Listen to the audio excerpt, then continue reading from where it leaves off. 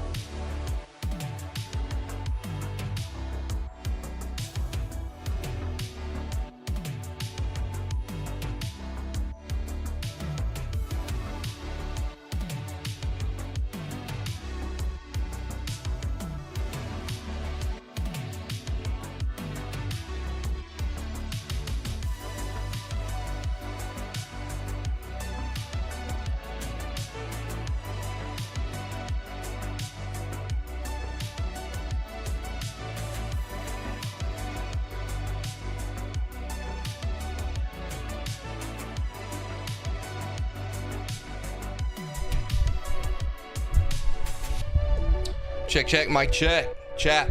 Hello. How's everybody doing? How are my 4 viewers doing today? Check, check. What's up, Ray? How are you doing? Good to see you, man.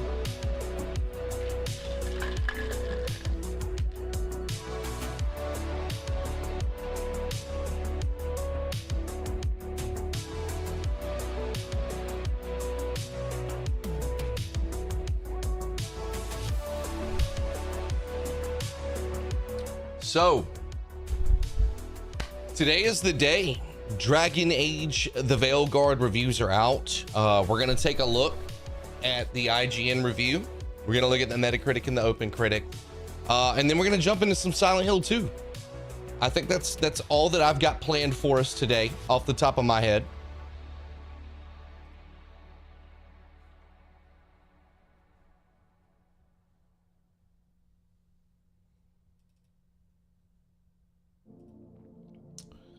Making sure that we're looking good. We're on Twitch at twitch.tv/RexSterling, youtube.com/RexSterling Live. I multi-stream on both, so you can watch where you'd like.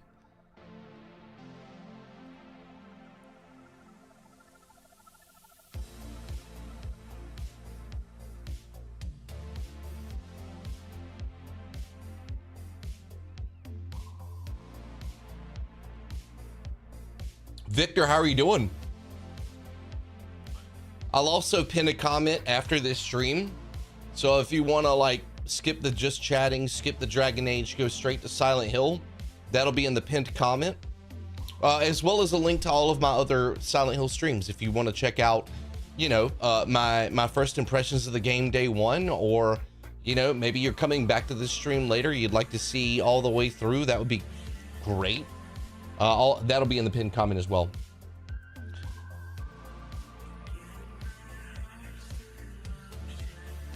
Rex, are you interested in Metaphor? I'm super interested in Metaphor. Now, I've never played Shin Megami Tensei, which I probably said that wrong. I'm sorry if I did.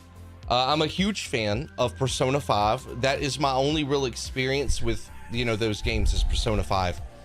But loved it. It's one of my favorite games of all time. I think I put like 140 hours into a playthrough of Persona 5. I was addicted. Metaphor, I originally wasn't that interested in. I'm just gonna say it, like originally with Metaphor, it didn't hook me for some reason. I just didn't feel any hype for it, you know, for whatever reason. But as I've heard more and more about the game, more and more people that I know have played it, and it's just glowing praise and reviews left and right from everybody. So I am interested in it. Obviously, like, you know, as a content creator and as a streamer, I can only play so many games. So I have to kind of, you know, I have to stick to what I'm doing, right? And I have to stick to the plan. So I got to finish Silent Hill 2. And then I want to start Dragon Age The Veilguard. And, you know, after that, who knows? Who knows? I don't think there's anything super crazy happening later in November or December. So maybe we'll let the community vote on a game. We'll see what happens. We'll see what happens. I'm not sure what I want to do after Veilguard just yet. But that's on my mind. I'm getting to that point. Playing some Black Ops 6. I've been playing a little bit too.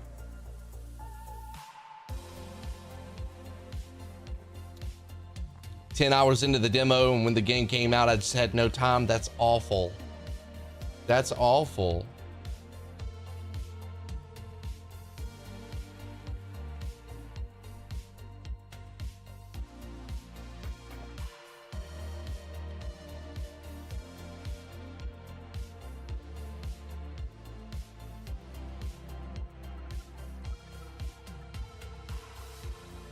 It's hard. October is just brutal, you know?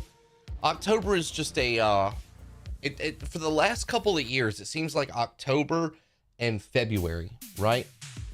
Like October and February have been crazy for the last couple of months. Last couple of years, I mean.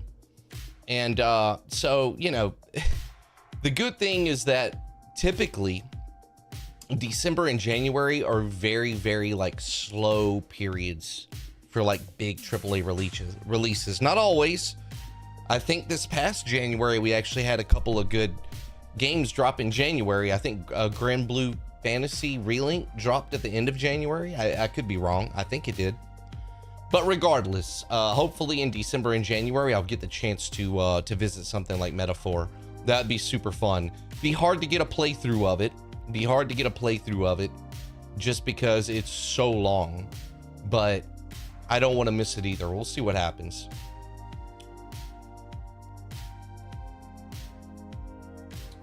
What up, Kate? How are you doing, man? Good to see you.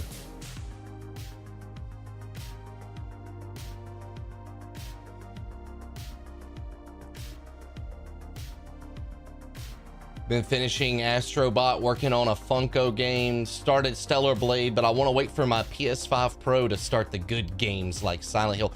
Bro, woo! Woo! I'm so glad I'm playing Silent Hill 2 on PC. Even though there's some stutter issues, it's not really that bad. You know, I just wanted to have the best experience of Silent Hill 2 I could. But, you know, I'll be getting my PS5 Pro day one.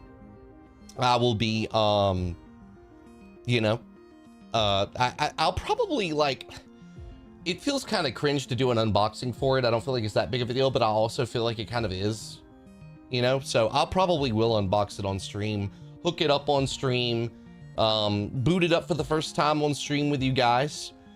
And then, you know, we'll probably see if we can install Dragon Age the Veilguard on it, because I'll probably play that on PS5. And I haven't looked at the performance mode or the quality mode or anything like that. And then we'll play it on PS5 Pro, assuming I'm still playing it by then. We'll play it on PS5 Pro, and then and we'll be able to talk about the upgrades and things like that. And I'm excited about that.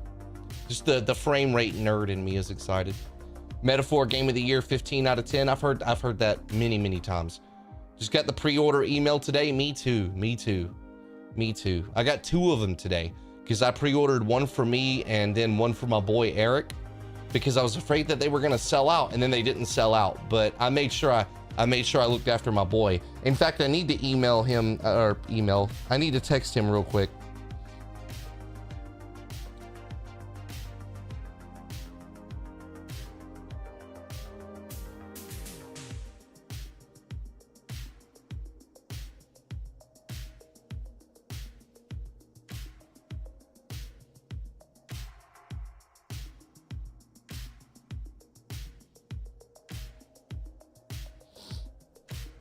Let me message Eric real quick, bro. Shoot me the address. I need to know what address he wants his shipped to.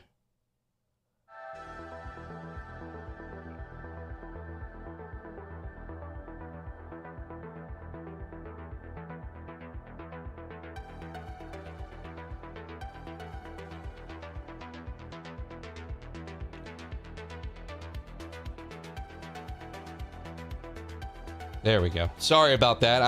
I meant to do that earlier before the stream, and I forgot. But yeah, I had to make sure I looked after my boy. I got to make sure, you know, he gets one too. I thought it was going to sell out, but it ended up not doing that. We'll see.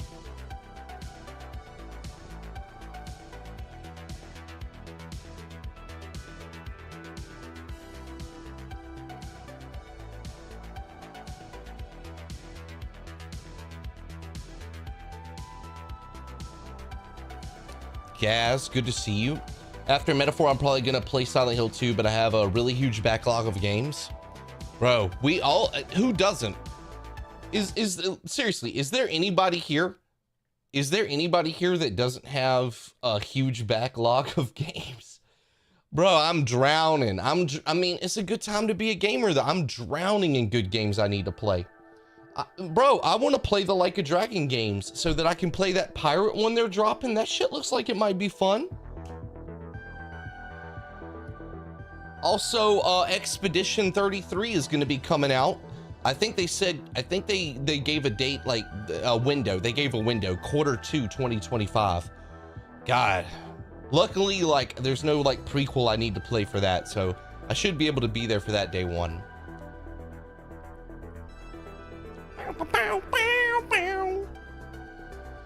Yeah. I'm excited to look at these Dragon Age reviews.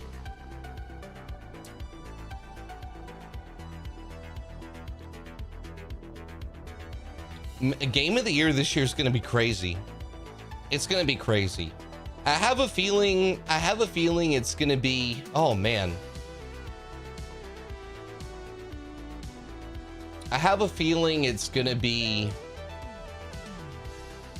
I have a feeling it's going to be between Final Fantasy VII Rebirth and Metaphor.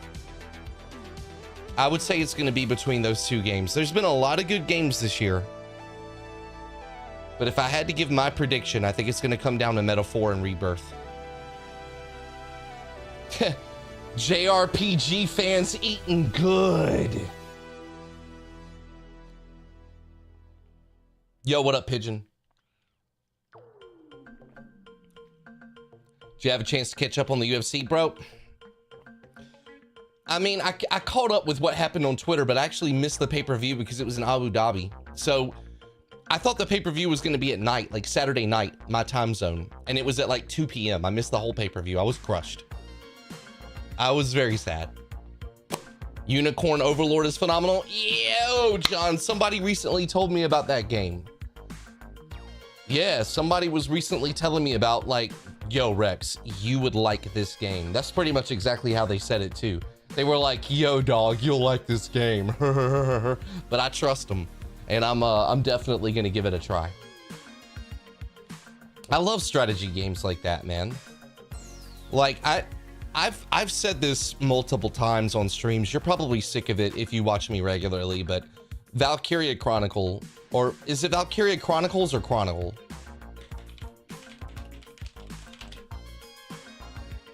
Valkyria Chronicles from Sega.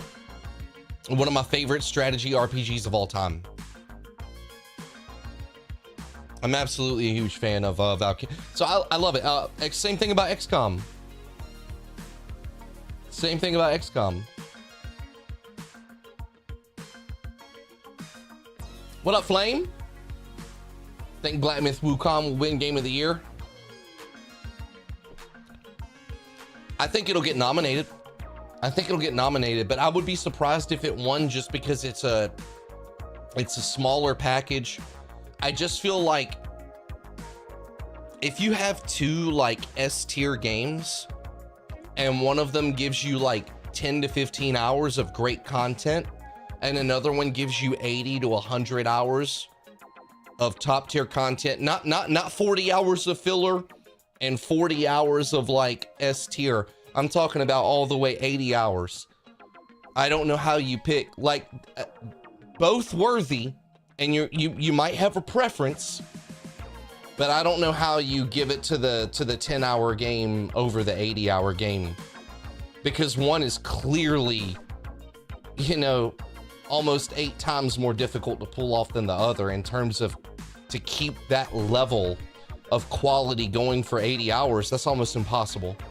I think they did that with Rebirth. I'm hearing they've done that with Metaphor. So I think I'm not trying to take anything away from Black Myth, but I would be shocked if it won. I would be floored.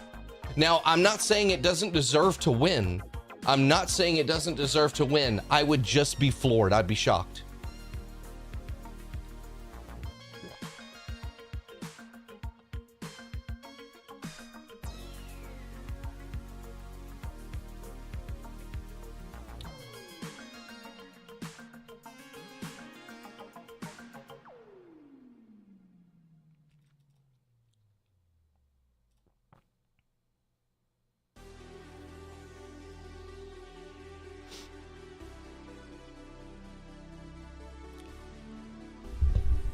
Rebirth isn't a Game of the Year candidate for me, but I'm happy for everyone who thinks it's such a great game. Yeah, I feel that. That's totally reasonable.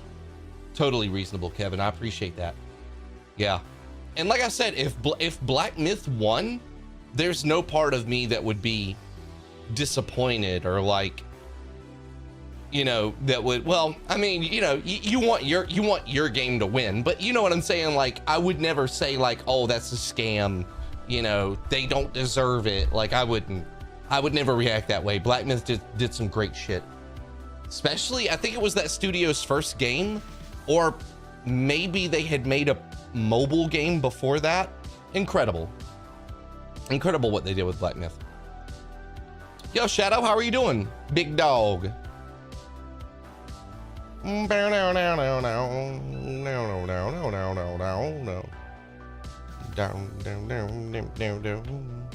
gonna get a little bit into the mud today with Dragon Age, and then we're gonna go into some Silent Hill. I've been enjoying Silent Hill, man. I know the conversation around the game has been rough. I know the conversation around the game has been like a lot of super toxic conversation around it. And I've definitely thrown my opinions out there, as I'm entitled to do. Tried to be an adult about it. Well, mostly an adult about it. But I'm just so happy that I'm enjoying this playthrough so much. I'm good, a little tired, been busy today, and still got a lot of stuff to do today. I feel that. I went to the gym. It was arms today. I did arms and shoulders. So, you know what I'm saying? I might be a little slow on the sticks today, boys. You know what I mean? Like, gotta get some protein in.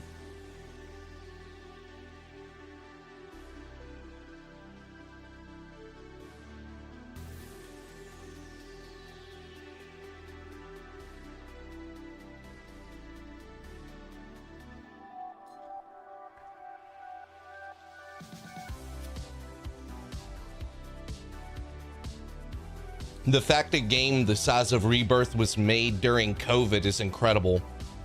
John, you're absolutely... I never thought of that.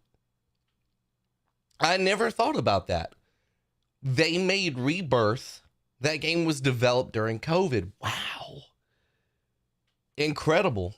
Yeah, that genuinely does make it more impressive, because I mean, there were a lot of studios that either had to cancel their games, or their game came out and performed poorly, and, you know, they used COVID, rightly or wrongly, as an excuse. You know, it was hard. It was way more difficult. You couldn't get people together. You know, we're having to do, you know, things over like calls, and people are having to work from home. Communication is disjointed.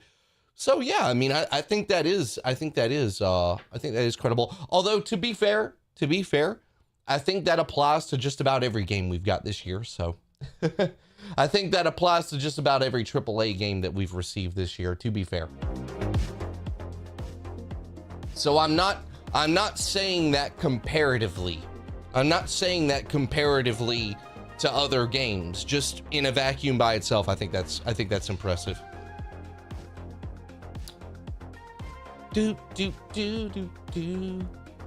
Man, I gotta be honest with you, this whole, you know, trying to be a positive YouTuber thing is,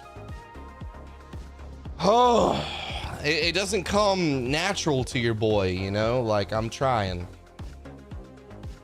to be more positive. It's a little bit of a struggle. A little bit of a struggle. I'm trying.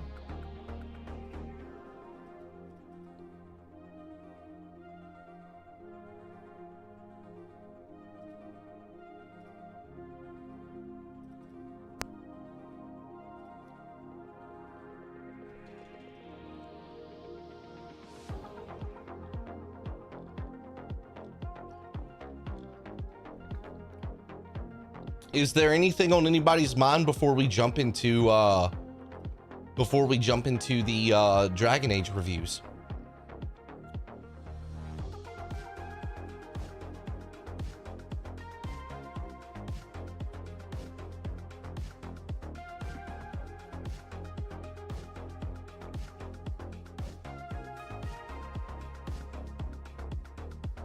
Yo, what up, Meme? Meme on the roof. That's funny. Good to see you. How are you doing? Sama says she's ready. John, I've been appreciating your comments on the videos, man. Again, if you guys don't know, you know, I have a second YouTube channel for my gaming videos, Rex Sterling TV. That's in the pinned comment on Twitch and YouTube. So if you know, want to see like, you know, some of the stream clips of us reacting and discussing topics, or maybe just videos of me talking about games that I want to play, that I'm going to play. I've started, I've got back now that I'm back into a really good rhythm with streaming. I've gotten back to posting videos there for you guys. I missed a couple of weeks due to the hurricane and being out of town. But yeah, we've got some videos posting over there. They're doing really well. I'm really happy to say that I just started that channel like 2 months ago, Rex Sterling TV, or just started posting there like 2 or 3 months ago. And we're about to hit 500 subscribers and get monetized for super chats and memberships there. Now, I don't stream there right now, but we're only like 20 subs away from getting that. And at 1,000 subs, I already meet all of the other requirements. Once we get to 1,000 subs, that channel will be fully partnered with YouTube. So you know, to launch 2 YouTube channels and get them both partnered as a small creator, as somebody who's not like popping off with a bunch of viral stuff, to still do that is incredible. And a big part of that is because of the support that I get from you guys. So I really just want you to know how thankful I am. I had no expectation that within 6 months of creating or posting to Rex Sterling TV, I'd be able to, you know, be partnered with YouTube on that channel as well. But I do think that there's a chance by the end of the year, and that definitely within 6 months that channel will be partnered. Man, just, yeah, I'm incredibly thankful.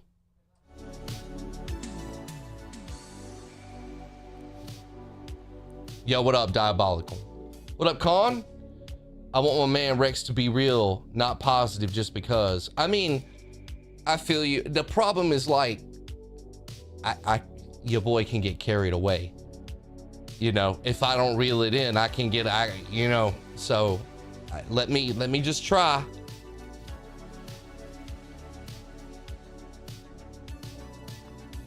Let me just try.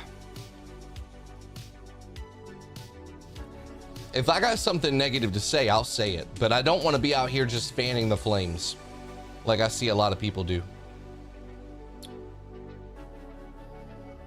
There's a channel called Resonant Arc if you want positive stuff. Oh no, I don't want to watch positive stuff.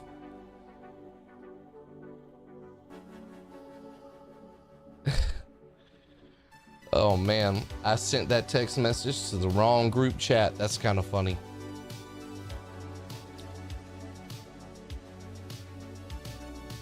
Now you get this a lot, but would love to see you play is it Berseria or Bersaria? Tales of Berseria. I think it's Berseria. Anyway, and Persona. Yeah, I mean, I want to play them too. I want to play Tales of Symphonia, but I do want to play Vesperia and Berseria as well, and Tales of Arise. Yeah, I do want to play those games. You know, it's just, you know, I have found that I do better when I play games one at a time. Like, I'm a variety gamer, but I have found that like constantly switching games on the stream is like it's way more difficult to finish games. So I'm just trying to do things one at a time. And I will fit games like that in when I can. It's definitely like on my mind. It's on my mind quite a bit.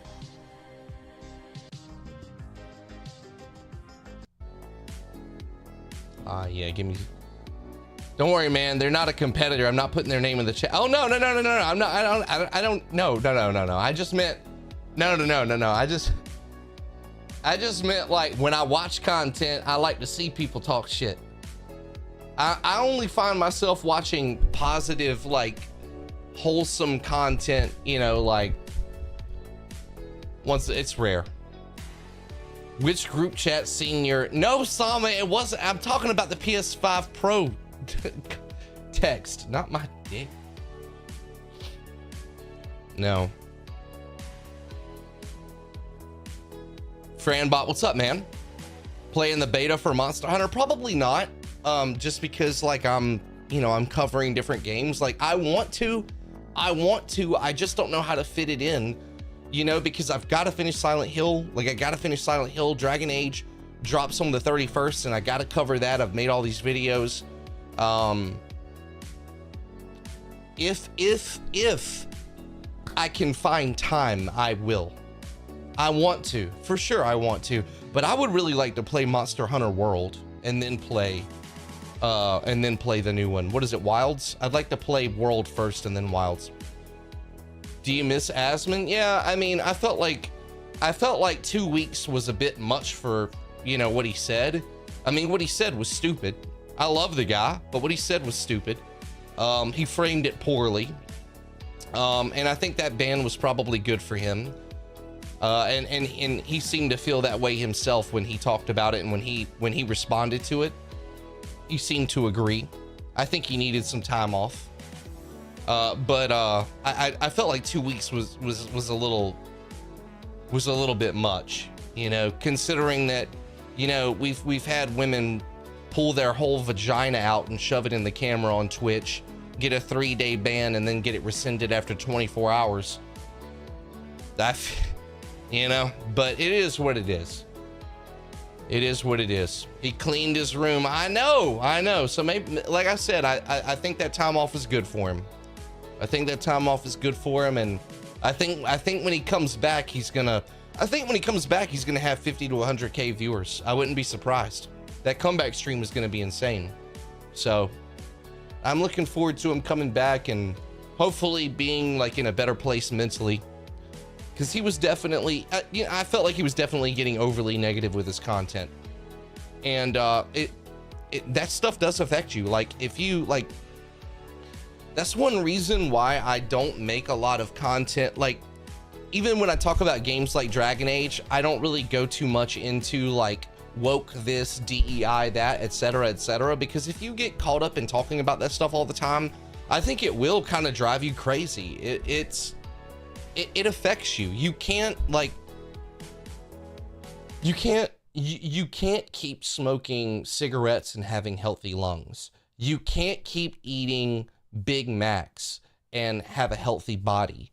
And you can't keep ingesting a bunch of toxic internet content and have a healthy mind. Does that make sense? So, you know, like I started getting worried about Asmon like months ago. So I think the time off is good for him. And honestly, like, I think a lot of content creators are going through that, and I think you can see it. I think if you watch them, you can see them going through it. You can see people that talk about it all the time becoming more aggressive, more negative. They start to become borderline hateful. You cannot watch that content all the time without it negatively affecting you. You just can't. You know, like you are, you know, they say you are what you eat. But I think that when it comes to like internet content and stuff like that, you start to become, you are what you ingest.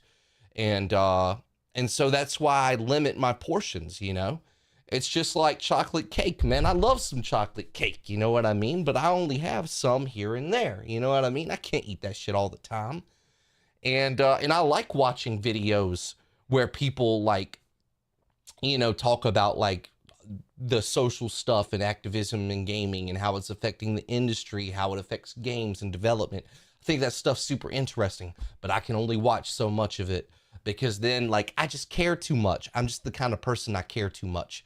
And I'll start to get mad. I'll start to get fucking mad at a screen. You know, I'm just watching moving pictures on my phone and it's emotionally affecting me. I can't be doing that shit, man. I'm too old for that shit.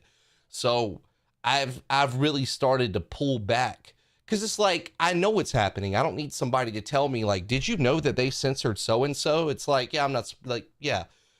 I think, you know, for people that don't know that stuff is going on, I think spreading the awareness is good because it's affecting your products that you're paying money for. So you need to know about this stuff and then you can decide how you feel about it. But I am overwhelmingly aware of it. So I'm good. I'm so good on it. I appreciate it. I'm good.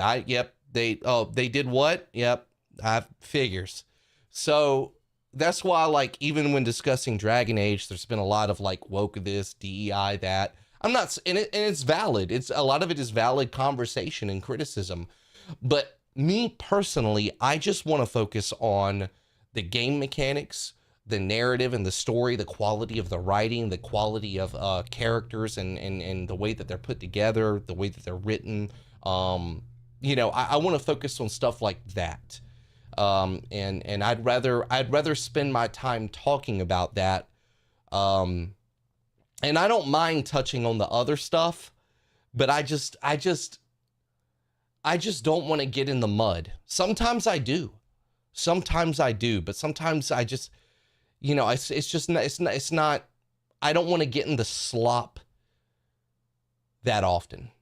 I get in there and dance around a little bit, but I say what I got to say and then I get back out, I wash off and then I get back to the quality of the writing, character design, game mechanics, combat, and stuff like that. You know, that's just how I do it. It's not a criticism of content creators that make those videos. I don't think there's anything wrong with making those videos. It's more about like me just being aware of like what I choose to ingest in terms of like information and stuff, in terms of content. Can't wait to see your playthrough of Dragon. Yeah, thank you, Scouter. Good to see you again, bro. Good to see you again. By the way, I did get a notification from you that I haven't looked at yet, and I will be responding today after the stream. Stare into the abyss too long, it stares back. That's true, Sean. You only see negativity, say negative things, your mind will only be negative thoughts. Exactly, I believe that, yeah. You are what you consume. We had that same talk about how negative shit, yeah, me and my boy, Diabolical, we had that conversation in person very recently. Good friend of mine, good to see you in chat, bro. Yeah, agree. Being controversial, unfortunately, is how streamers are doing well now. That's the thing. Like, I do feel like algorithms will reward anything that holds people's attention. So you get a lot of like inflammatory content and titties because that's what people like to look at. So, you know, if you're a person that produces that kind of content that people are drawn to, like at like a primal level, then you're usually like social media and algorithms, they're going to reward you. They're going to reward you for that. And that's not always a bad thing.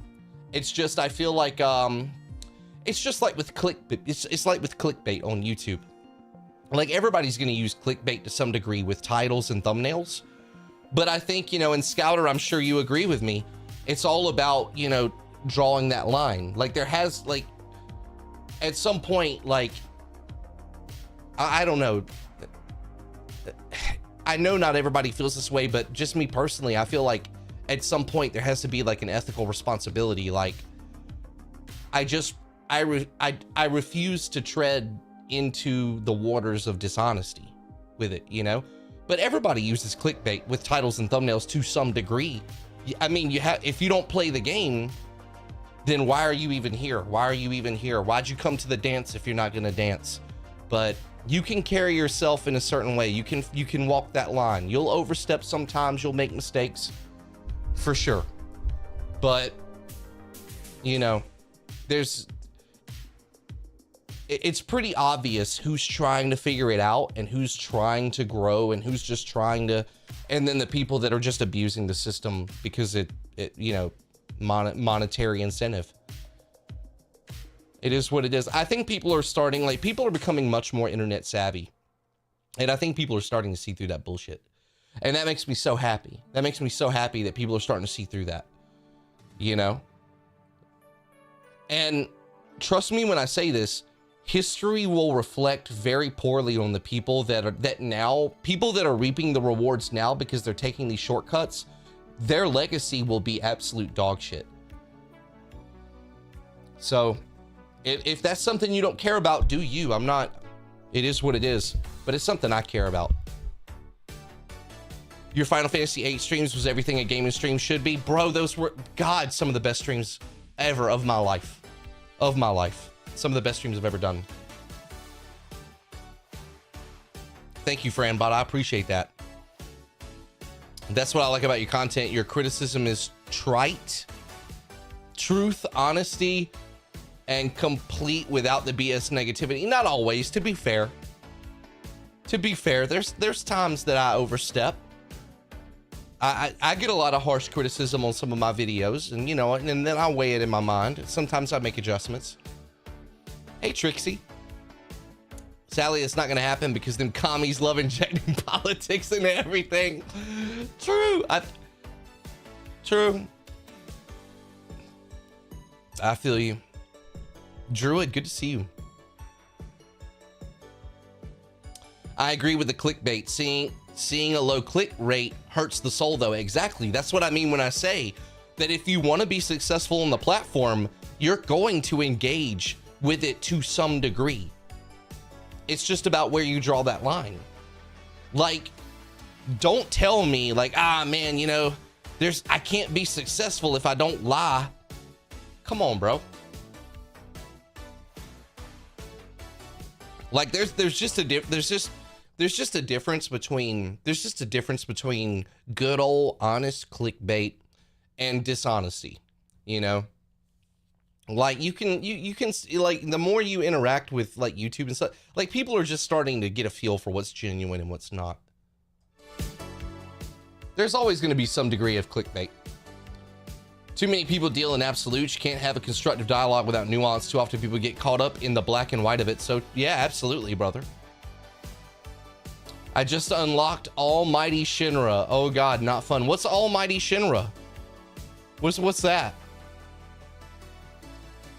Hey Rex, love to lurk since abandoned. Oh shit, Trixie.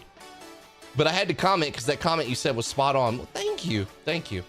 Yeah, like I'll be honest with you, I'm sometimes absolutely shocked. Sometimes I'm shocked at some of the people that watch me that lurk. Cause you know your chatters. You know your chatters, but you do not know, you don't know who the lurkers are at all. And I've been shocked, like Scouter. When Scouter said, yeah, I watched the Rebirth streams, I was like, what? It's a cool feeling, man. You never know who's watching you, man. He's a boss in the Creature Arena of 10-2, and he's a super boss. I wish you the best of your luck, brother. I watched your entire 7 playthrough. Yeah, thank you, man. It's crazy when I look back on that, because I look back on that playthrough and I'm like, God, I was such a trash streamer 8 months ago. Like I was really ass 8 months ago when I did those streams. I've gotten so much better this year. Like I don't, you know, like I hate, you know, I'm not trying to be arrogant, but like I've improved a lot this year. When I look at streams that like from January, February, March, April, I'm like, ooh, God, I wish I would have.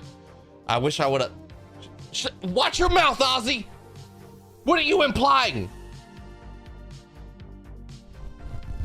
What's up, Bizarro? Professional Rex Lurker here. Good to see you, bro.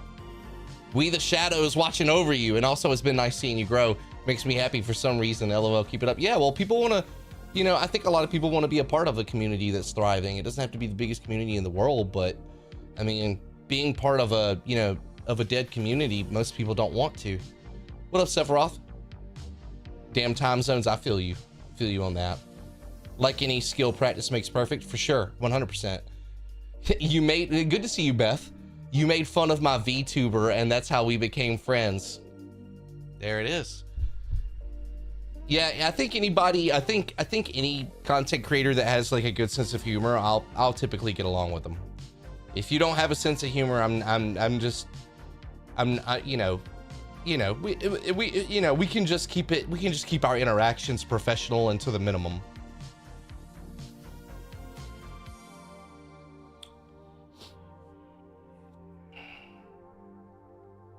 How have you been doing, Beth, and what have you been playing? You know, we're getting awfully close, guys, to we're getting awfully close to when they reveal Game of the Year nominations for the Game Awards. What do you guys think? Like, it'll be like 5 or 6 games that get nominated. Who do you think needs to be nominated? What game absolutely has to be in that list? I know a lot of you are going to say Rebirth. I'm sure I'm going to see 1 or 2 Wukong. Metaphor's got to be up there, right?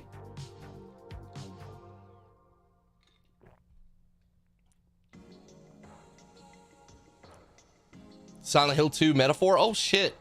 I'm playing 2. I'm playing 2 today. Metaphor is the shit. I've got to play Metaphor. I've got to play Metaphor. I've got to play it.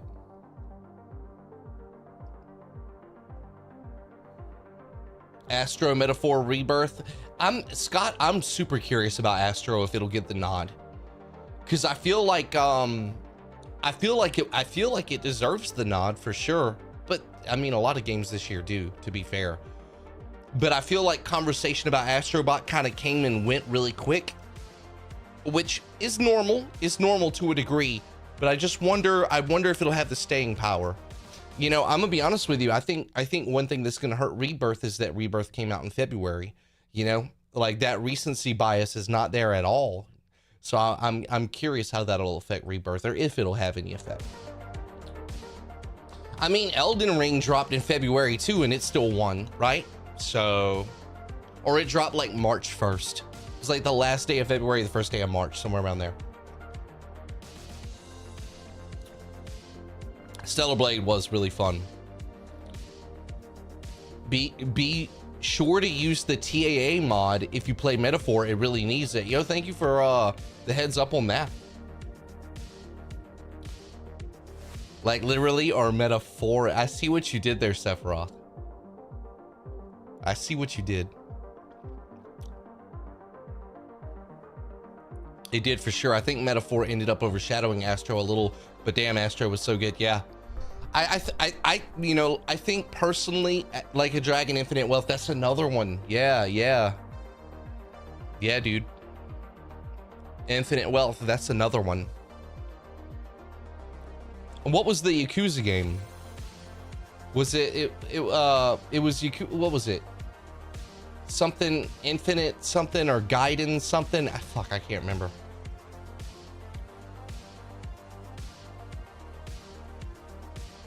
For what it's worth, I heard Donkey's that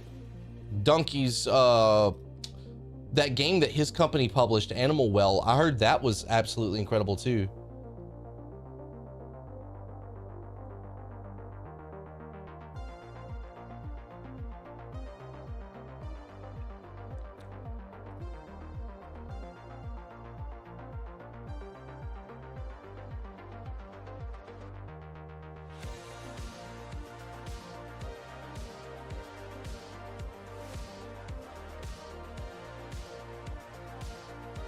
Think I'm gonna have to go try and finish the stuff I want to with Dragon Age Inquisition, but the part, yeah, Inquisition is tough to sit through.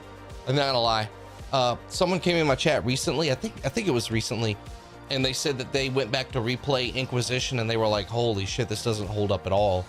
But you know, there were a lot of flaws with Inquisition. I think primarily with pacing. It'll be interesting to see if that's addressed in the new Dragon Age. Isn't there a pirate game in it? Yeah, Like a Dragon has a pirate game coming out. I still have, you know, Yakuza Like a Dragon to play, like the first one. Couldn't get along with Inquisition. Still love Dragon Age and will be buying the new one. Yeah, that's the next game I'm streaming after Silent Hill. I'm just really hoping that I'm hoping for the best. I'm hoping for the best. We're gonna go over the Metacritic, Open Critic. We're gonna look at that stuff, and then we'll take a look at we'll watch a review of it. Talk a little bit about it. I'll probably, just because I don't want to spend like too long today on Dragon Age, we're gonna react to one of the reviews, and I'll give that to my editor and have that on Rex Sterling TV, hopefully tonight or tomorrow, probably tomorrow. But I'm also gonna probably sit down in the next 24 hours and just record a candid video where I talk about, like, where I give my honest expectations for the launch of the game, and what I'm expecting, what I think I'll like, dislike, where I sit after the reviews and all that. And I'm going to put that out for you guys on Rex Sterling TV before the launch of the game as well. So, you know, if you don't just watch streams and you like the videos that I've put out on my YouTube channels or anything like that, check out Rex Sterling TV. And also, thank you to my Patreon supporters. I put up a 30-minute, if you're on my Patreon, yesterday, I think it was yesterday, I put up a 30-minute behind the scenes video just talking about my YouTube channel, Rex Sterling TV, you know, Rex Sterling Live, the games I'm playing. I talked about Final Fantasy X-2 and quitting that playthrough. I talked about the backlash to it and how people responded to it, and how, you know, videos, and like I just basically just like rambled into like a vlog, like video diary for 30 minutes. So and that is available for free members. It's not only for paid members. So even if you join my Patreon as a free member, you can watch that video if you want to see what's going on behind the scenes, stuff that I can't talk about when I'm live. That's on that video.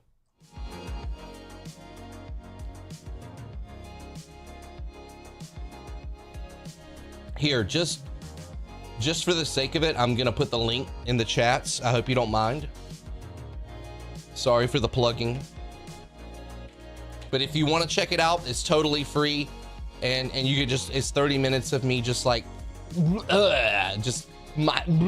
everything I'm feeling. It's just a raw VOD, unedited VOD for you, vlog for you. All right, if you guys don't mind, I think I'm just gonna go ahead and use the restroom real quick. And then I think if you want to, if you guys are ready, we're gonna take a look at the reviews for Dragon Age. And we're gonna have a little discussion about that. We're gonna have a lengthy little discussion about that for probably about an hour, and then we're gonna play Silent Hill 2 some more. I'll be right back.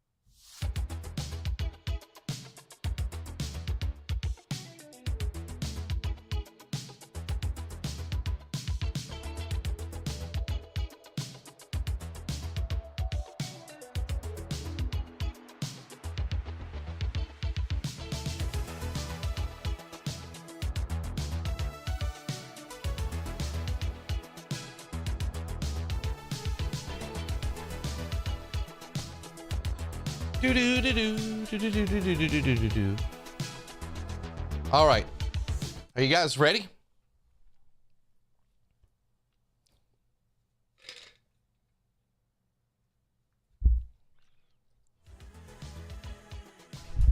I'll start setting up.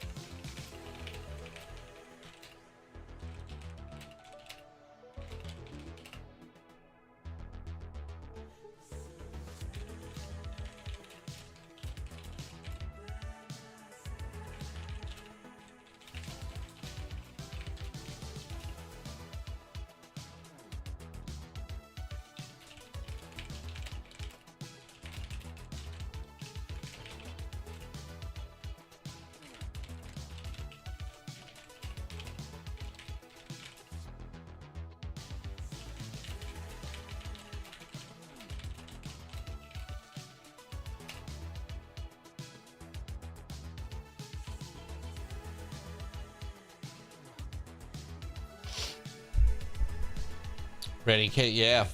Warhammer 40K. Yeah, Space Marine 2 was great. Probably a great game. Wouldn't get the nod for Game of the Year because of the non-woke community that gathered around it. They'd avoid. Nah, I don't think that would genuinely affect a nomination for it. Like, and I think plenty of other games had more like woke or not woke controversy around them than Warhammer. Not to say that Warhammer didn't have any, but I don't think it'll affect whether or not it gets a nod for Game of the Year. I don't.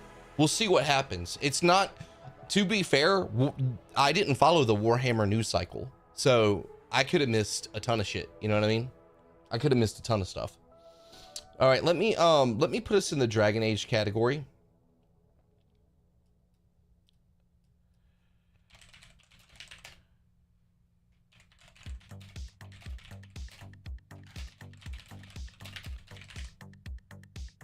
Let me see if I can go into Veilguard category.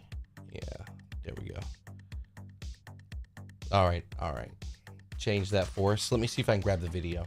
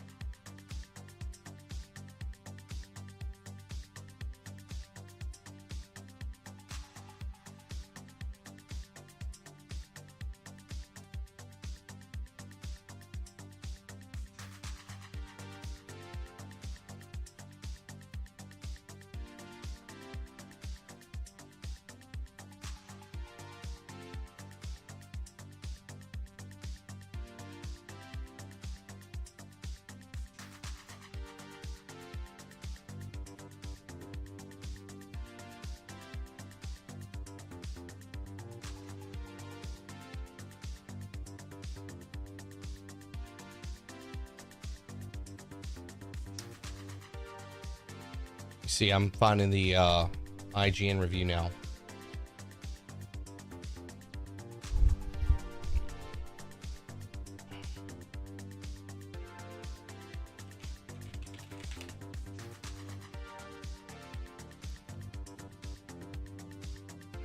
Okay, it's time. Watch the Skill Up review. I would. I've already seen Skill Up's review. I watched Skill Up and Maddie's reviews earlier this morning. But we're gonna watch the IGN review. Maddie and Skill Up's, both of their reviews go over 40 minutes. I don't want to do that to you guys. I know you guys would want to see some Silent Hill, right? So IGN has a review out. It's 14 minutes long, 15 minutes long. I figure we can just watch that. Obviously, I know how people feel about IGN. I don't care about that. I would rather watch IGN's review. I don't have to worry about a copyright strike, and I don't have to worry about people attacking. Like, if I watch Skill Up, you're just going to have a bunch of comments, people attacking Skill Up. If I watch Maddie, it's just going to be a bunch of comments attacking Maddie. Yeah, you know, whatever. I just, you know, I just think it's better to just watch the shorter video. Let's just get into it, you know what I mean?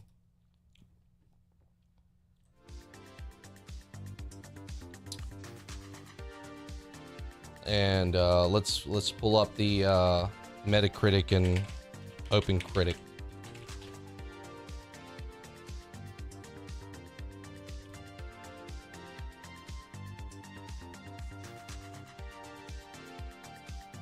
Apparently there's some controversy with Maddie over the NDA stuff. Yeah, dude, that situation. Yeah, that Maddie situation is bad, dude. It's bad. It doesn't look good. You know, he's gonna have to. I think he's gonna have to address it because it's just you know, I don't really want to get too far into it. I don't really want to get too far into it without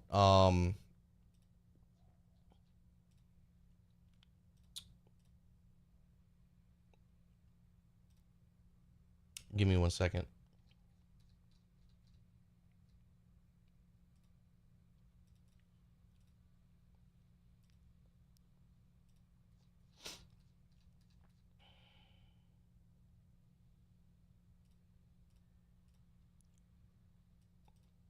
I don't really want to get too much into the Maddie stuff just because you know, we don't really know what's going on there, but yeah, that whole situation really sucks. It really sucks. And I've looked into it off stream, and what I've seen doesn't look good.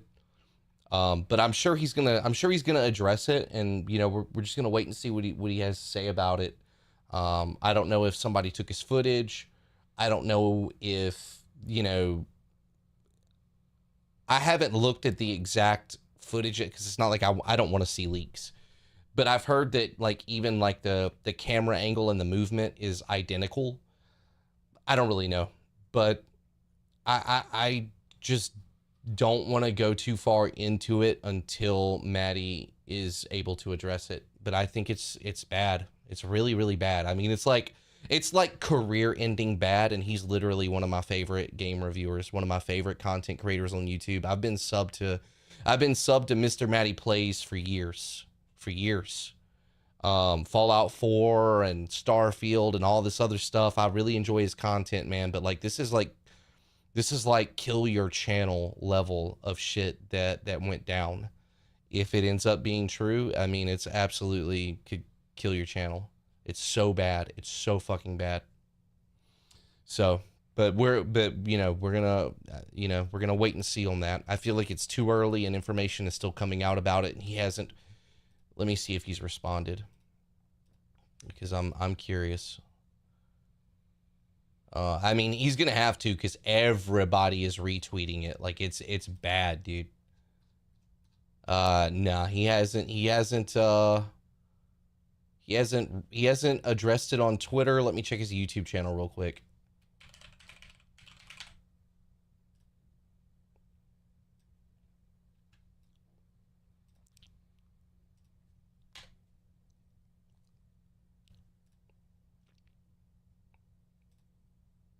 Nah, nothing there either. So a lot of the comments on his video are about it as well. So it's a whole thing. BioWare's confirmed. Yeah, BioWare's confirmed that they're aware of the situation. I'm sure that he's gonna have to. I'm sure he's gonna want to talk to his contacts at BioWare first, and then address everything on, you know, with his audience. Probably, you know, he's gonna have to find out. He's gonna have to handle some stuff behind the scenes first, and then you know, we'll hear from him. But boy, it's a rough situation. It's very bad. Hope the reviews mention the info I heard about decisions from previous DA, and if the info is correct. Yeah, Kate, I'm hoping they talk about it too. I know I like Maddie a lot. I'm so confused on have Phil is involved or isn't. I don't know who Phil I don't know who Phil is, but I mean, we're all kind of waiting for Maddie to say something. Everybody's kind of waiting. It sucks. All right.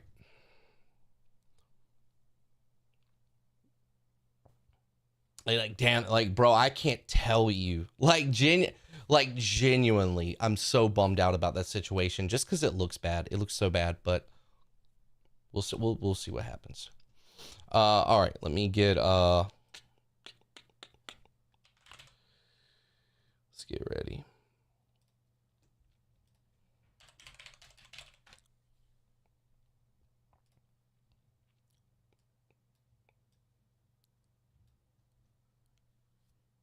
Who the hell is Maddie? I only follow Urex and Max. Shout out to Max, bro. I've been watching his YouTube streams and hearing him talk about like how he wants to stream and post his videos on the same YouTube channel, but it's hurting him in the algorithm. It's affecting the views on videos. He doesn't like the way YouTube handles VODs. He doesn't want to start a channel for VODs, but he doesn't know if he can keep streaming on his YouTube channel, if it's going to hurt it. And it's just, for me, it's just been so interesting. It's been so interesting to see a creator as large as Max Dude, who has like, millions of followers and subscribers and, streams, he's been on YouTube forever. He's been a creator forever, so much longer than me.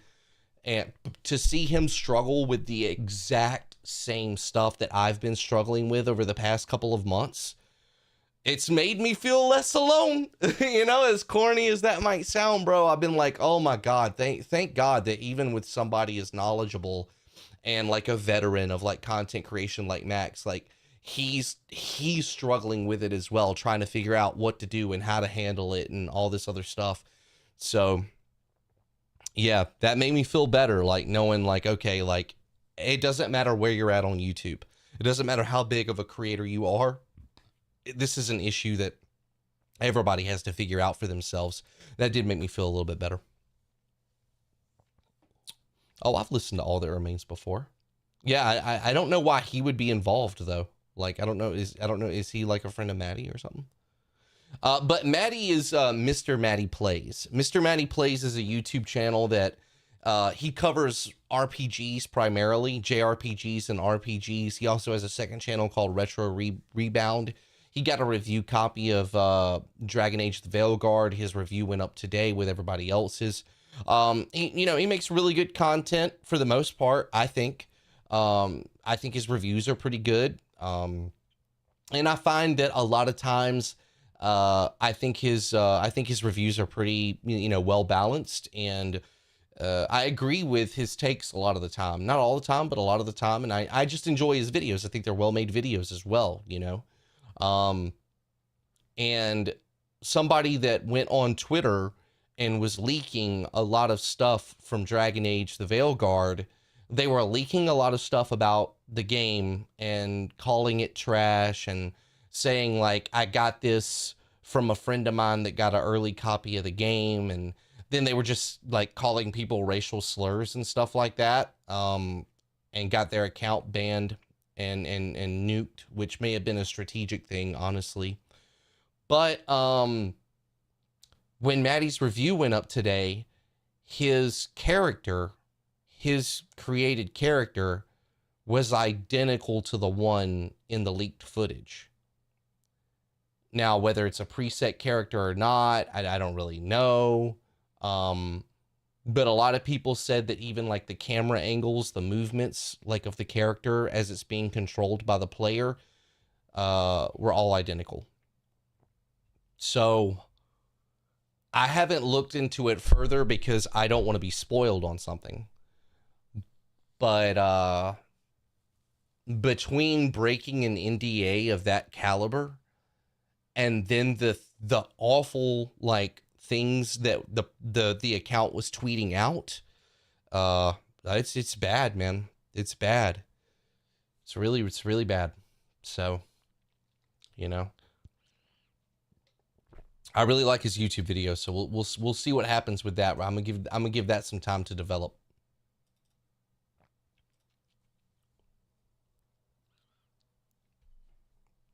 Okay, that's enough of that.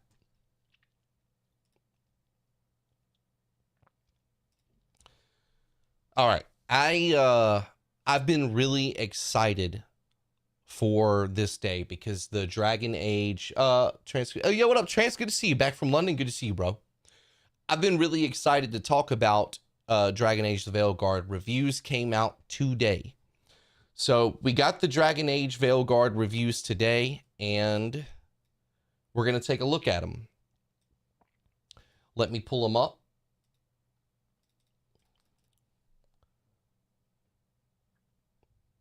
Boom, there's my chat. Make you guys a little bit bigger.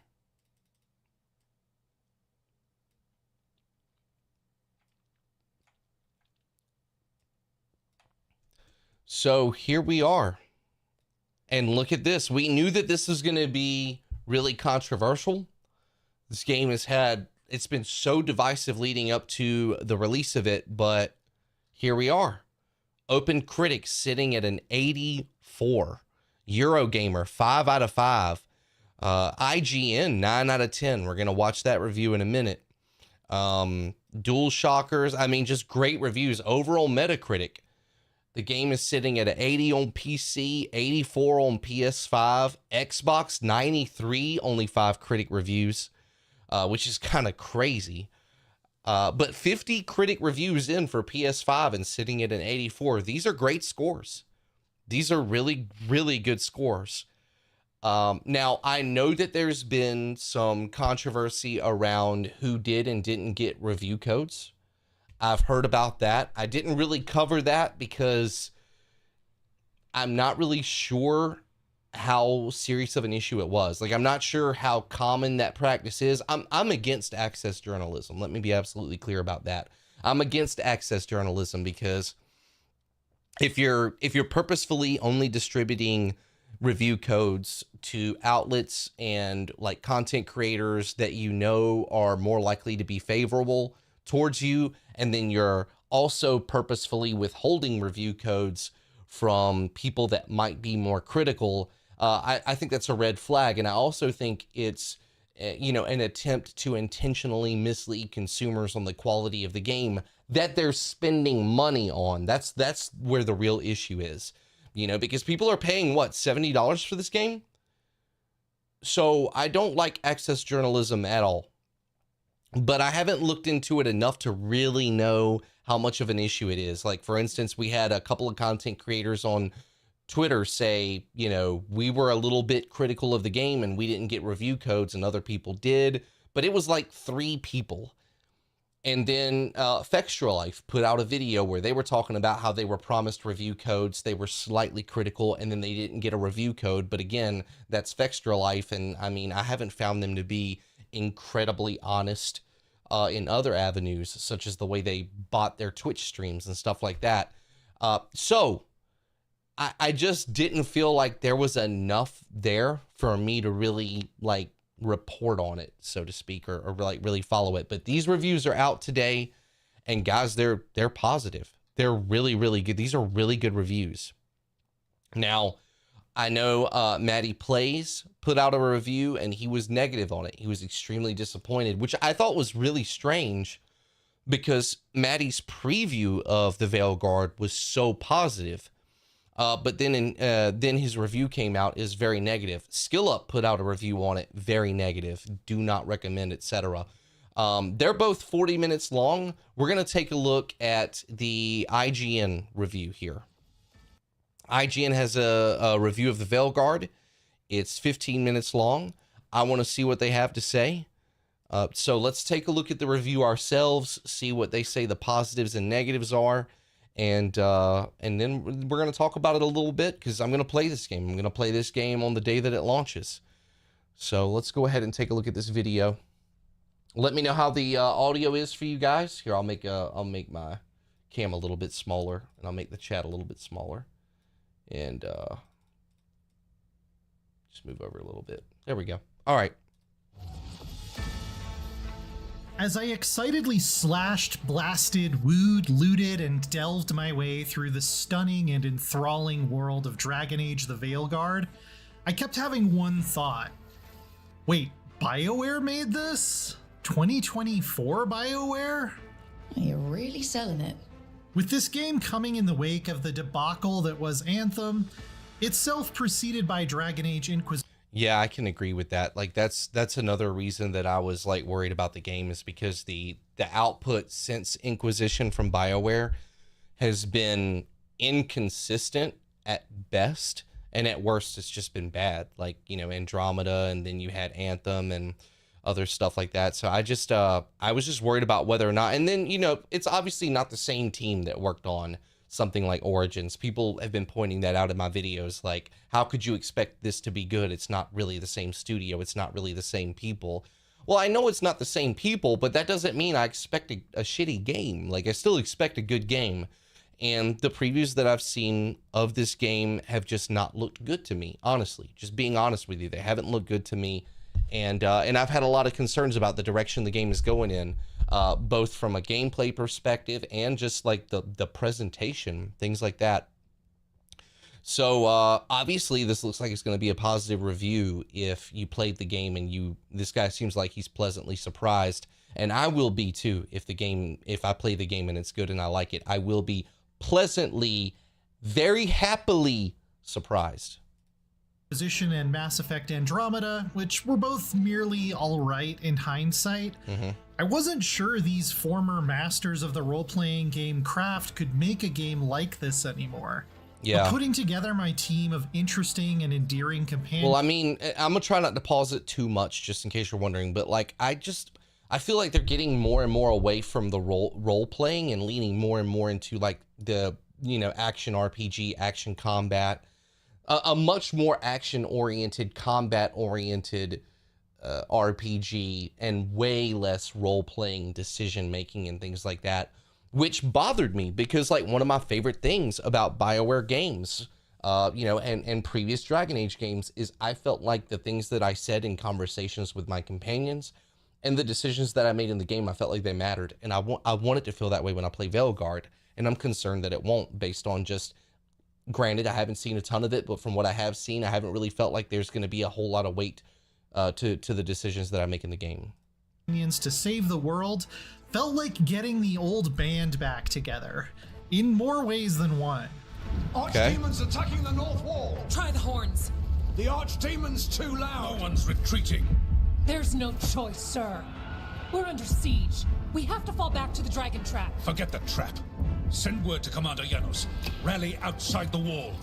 The scope of this adventure like the tone is of the that. whole north of Thetis, sending you from the coasts of Ravane to the blighted wilds of the Anderfels, as you attempt to prevent the rise of an ancient and menacing evil.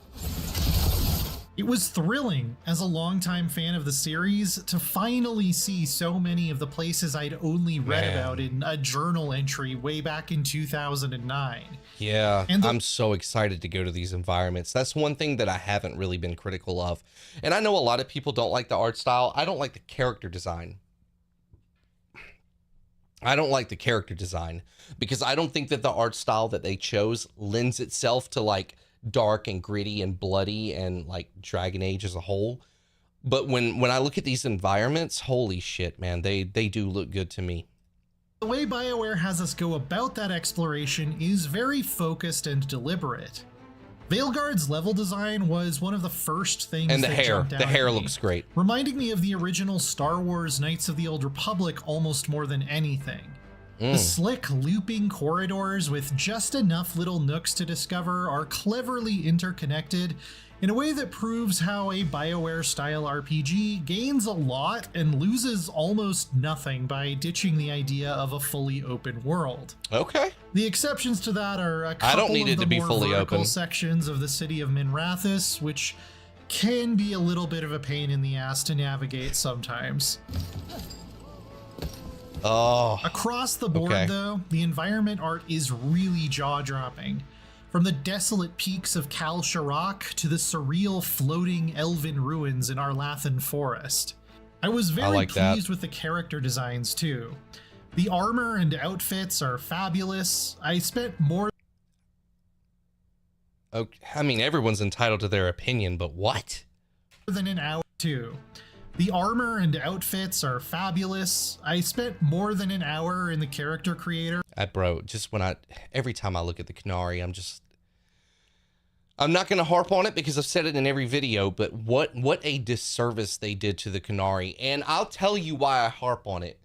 Because from my perspective, you're making a Dragon Age game. I don't care if it's for modern audiences or what. This is wrapping up a story that started way back in Origins.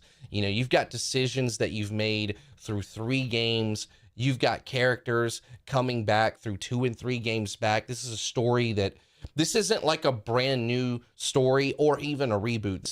This is supposed to be, from my understanding, a conclusion to a story that started years ago, multiple games ago, right? And so when I look at stuff like this, when I look at the art design, the character design, what they did to the Canary, even though it seems small, the reason why, from my perspective, the reason why it's become such a talking point isn't because like we're hyper focused on how fuckable characters are. People always like to throw that in your face. I'm sorry you can't jack off to the Canary.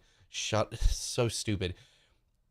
From my perspective, if you can't get the simple things right, if you have such a poor understanding of the legacy of this franchise that you can't even get the design of the Kunari right, then how am I supposed to have faith that you can do the harder things, the more complicated things, dealing with more complicated systems and things like that, especially when you're watering down the systems? Like when you look at the combat, to me, it's just red flags.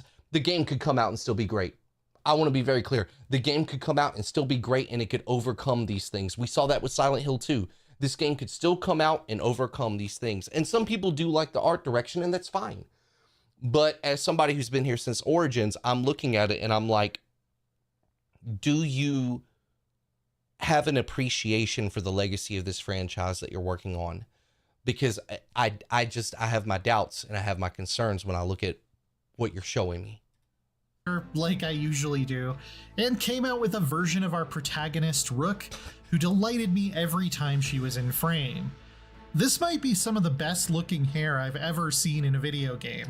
I'm not gonna lie, I am thinking, I know I'm pausing a lot. I am thinking about doing a female protagonist, a female Rook, and putting that I romanced Solus, because I would love to see how that plays out in the story. I don't know if I will or not.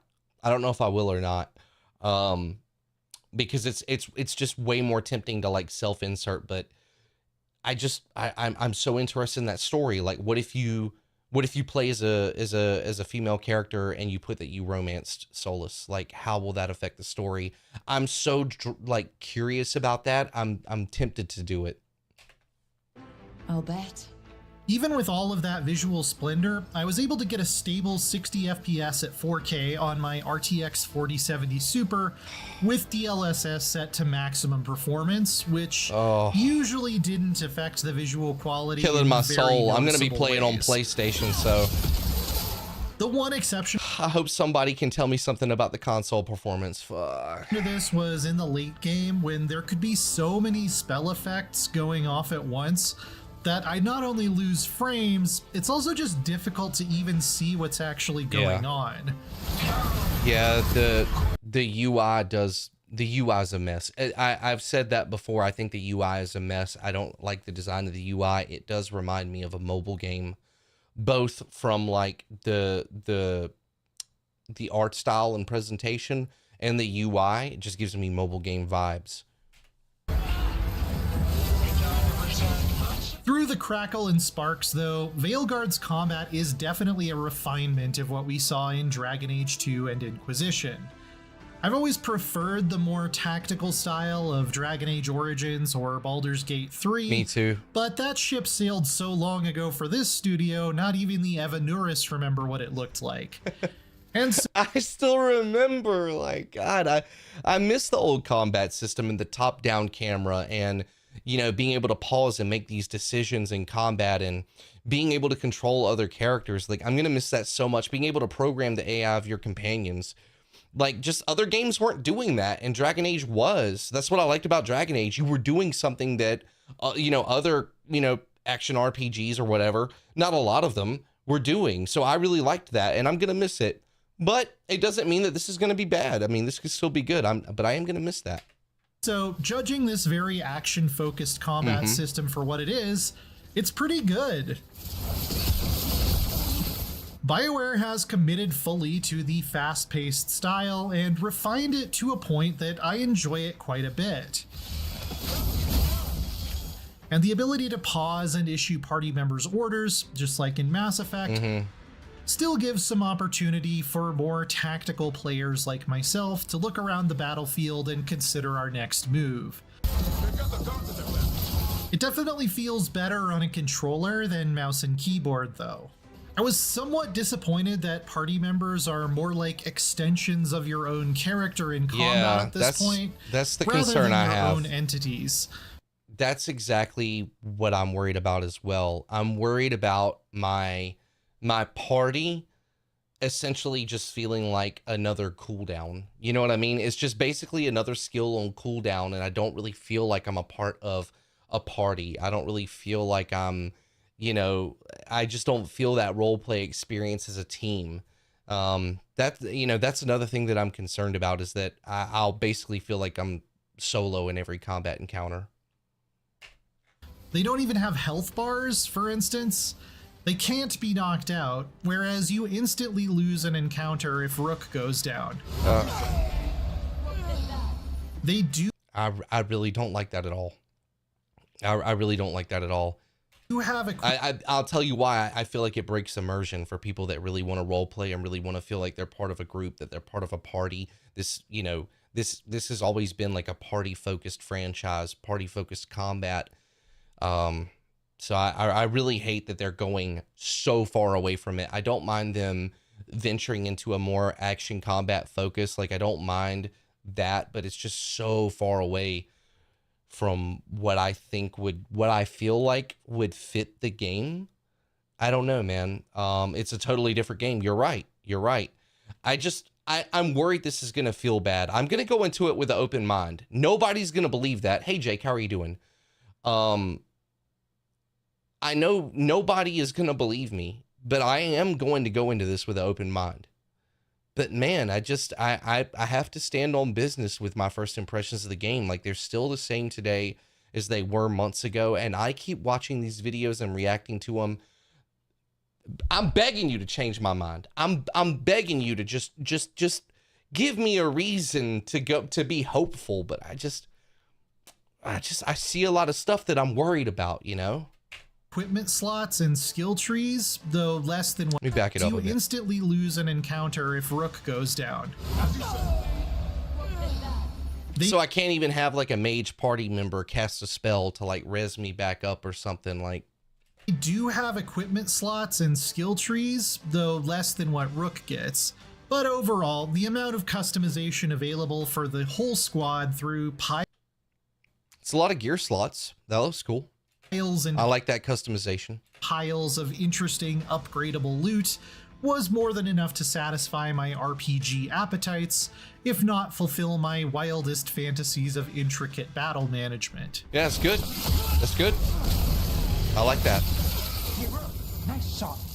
In my 100-hour, near 100%, almost obsessively completionist playthrough, I styled Rook as a Spellblade, a mid-ranged melee hybrid mage, and really enjoyed the playstyle once I'd unlocked all of my core tools.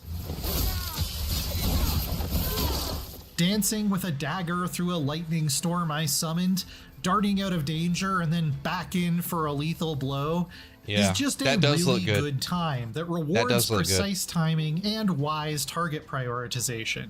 This isn't the tactical Dragon Age of my youth, but it is a Dragon Age I can vibe with. That's fine. And the That's fine. highlights of combat are definitely the boss fights, which offer a really satisfying challenge, even on the default difficulty. I wonder how many we're gonna have. While standard mob fights with Darkspawn or Venatori cultists eventually got a little repetitive after 90 plus hours, going up against a They also, I mean, just from what I'm watching, it looks like a lot of the basic enemies are maybe a little bit too tanky. Maybe not. But if there's not enough enemy variety and there's not enough variety in combat, if these enemies are like really tanky, that's going to get frustrating going into hours like 30, 40, 50, etc. High Dragon never failed to get my blood pumping, as I had to carefully study attack patterns and think on my feet. There's our chance. Get in there. In the sense that a BioWare RPG is really about your companions, also known as the friends we made along the way, this might be the most BioWare game of all time. Not only is the whole squad made up of complex, memorable, likable, distinct personalities from across Thetis, but they're all treated as the stars of their own story. Okay. Veilguard is light on that classic kind of side quest that's like, help Bingo Bongo find some nug grease. And I don't miss those much, because they've been replaced by full-length heroic arcs for each companion. That's really good to hear. Really glad to hear that. Like, I love what this dude is saying about the companions and companion questing and stuff like that, because that is something I always really enjoyed about the other Dragon Age games, is that as you're playing through the main story, you kind of get drip-fed these companion quests that, like, evolve your relationships with them. And I was, you know, wondering how deep that system would be in this game. Twists, turns, a personal nemesis, major character developments, and a moment of triumph fit for a protagonist rather than a sidekick. Nice. Our rogue necromancer has hidden something terrible behind this door. It's like the writers took the loyalty missions from Mass Effect 2 and blew them up into 7 miniature games of their own. Almost every side mission ties into one of these, which obliterates the sense that you're just doing busy work. Good. Nothing I'm seeing makes me want to look away. Picking a favorite of the 7 Veilguard members to talk about genuinely feels like an impossible task. I really want to just say all of them are my favorite, but I had a rewarding romance with the stoic Grey Warden Davrin and became mother to his fledgling Griffin pal Asan, so he's got to be my pick for this playthrough. Asan, that is. Seriously, if anything ever happens to this little guy, I will wash Thetis away in a tide of fire. Bro, if it was Origins... And that's another thing, like, there's just, like, this thing is cute. Like, I'm not mad this thing is in the game. Like, that thing is adorable. But also, like, you can't help but kind of get Disney and Pixar vibes about a game where, like, people are getting murdered and betrayed and, like, beheaded and, you know, like, entire towns, like, burnt to the ground with people, like, dismembered. Like, I mean, it just, like, again, like, I'm just like, man, I don't know how to take, like, the established over 10 years identity of Dragon Age. I don't know how to take that and then take what you're showing me and like, how do these things fit together? I can't, like, it's just too, I don't know, like, I don't know, man. It's just the thing that's like, it makes it hard for me to look at this and think that this is like, this feels like a Dragon Age that's not for me. But you're wrapping up a story that I've been here for so many years waiting on this conclusion, and it's like, then you make a new Dragon Age game and you're like, oh, but it's not for you, it's for a new audience. It's like, yeah, but you're finishing the story that it's for. What do you mean it's not for me? I was the one that bought the last one. What are you talking about? So it just feels like a real conflict of interest, but I'm not saying that they can't pull it off. I'm rooting for them. The Vincent Price-inspired gentleman necromancer Emmerich is also a delightful twist on the usual edgy goth death mage tropes. Yeah, We'll be okay. fighting weirder I agree. stuff than necromancy. And while we've been asked by the devs not to spoil specifically who I'm talking about here, as a non-binary person myself, Veilguard includes some of the most authentic representation of coming to terms with general gender stuff, and having to navigate your family's reaction to it, I've yet to see in a game. It doesn't feel... I'll be real interested to see if that's true, because I just don't know if I have faith in the current people that are at BioWare, especially based on like some of the stuff that I've seen that they tweet out on their personal accounts. It takes a lot of maturity, and it takes a lot of talent to put that stuff in a game and do it well. And I'll give you an example. Parvati in the Outer Worlds. I can't remember. I can't remember. I don't want to spoil it if you haven't played that game, but she was, not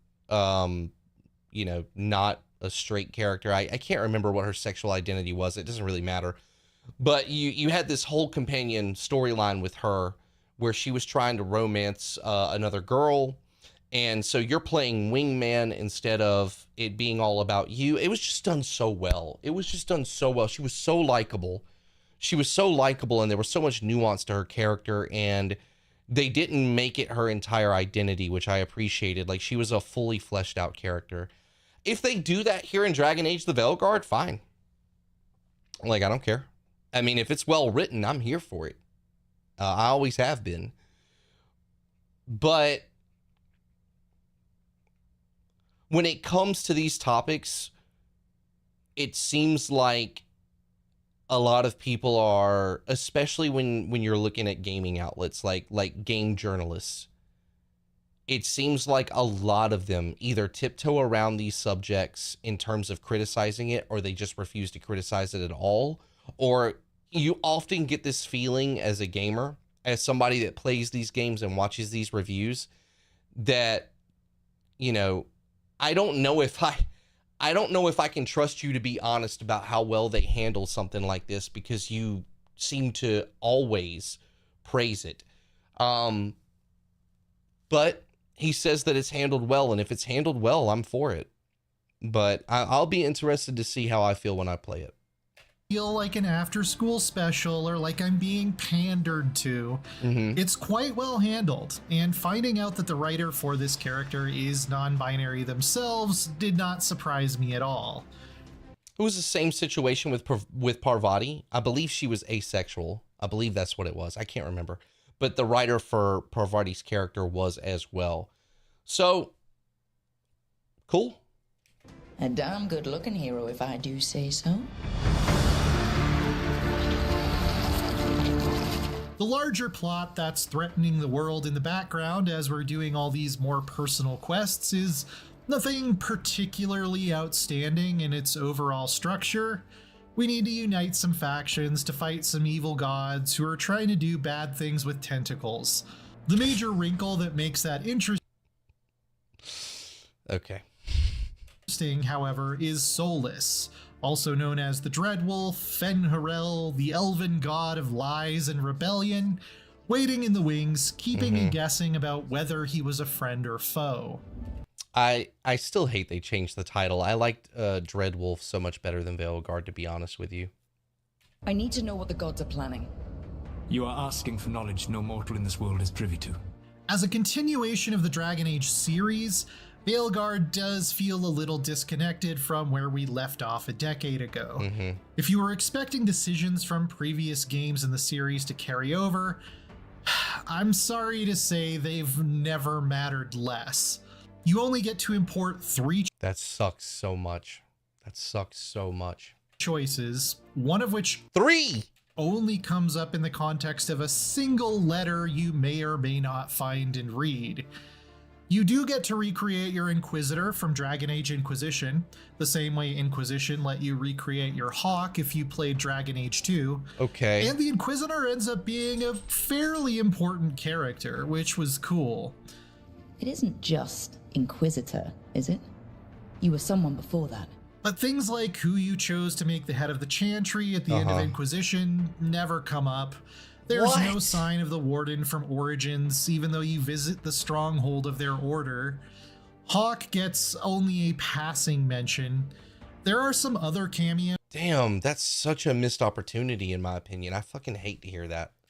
From both Origins and Dragon Age 2, but those characters conspicuously don't reference any important choices you may have made. What did they do? Those characters conspicuously don't reference any important. We're talking about the Kunari. This is the other big downgrade. Like, I hate this design. Like, I don't know who decided to put this stupid thing on Morgan's forehead.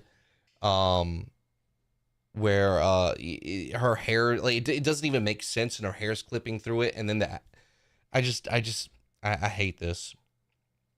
I hate this redesign of her. Choices you may have made in their presence. This story feels like both a send-off and a soft reboot in a way, which was a bit paradoxically refreshing and disappointing at the same time.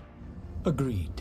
The pacing early on is kind of weird too, and I felt like I could practically smell the rewrites. For example, it's hilarious that no one ever says the word Veilguard out loud across the 100 hours I played of this dialogue-packed campaign, exposing a last-minute marketing pivot for what it is. You're making us sound like Solus. So, it makes me wonder, like, why they changed the name of the game. If they don't even talk about the Veilguard like that, it makes me think that maybe Solus isn't even in this game that much. That's what I'm worried about. I'm worried that he's not really in the game that much. That's uncomfortable. But it doesn't take too long for things to get on a good track story-wise, and when they do, they stay on it. Aside from one huge choice you'll make early on, the most interesting bits of narrative design don't come up until the very end of Veilguard's story. Bro, there's like 40 or 50 hours between those two. What are you And again, it's hard to dig into this too much without spoiling something, but the finale is also very much in the spirit of Mass Effect 2, which has an ending that, up until now, may have been the best series of complex, consequential choices ever featured in an RPG. I mean, I'm glad to hear that the game has a great ending,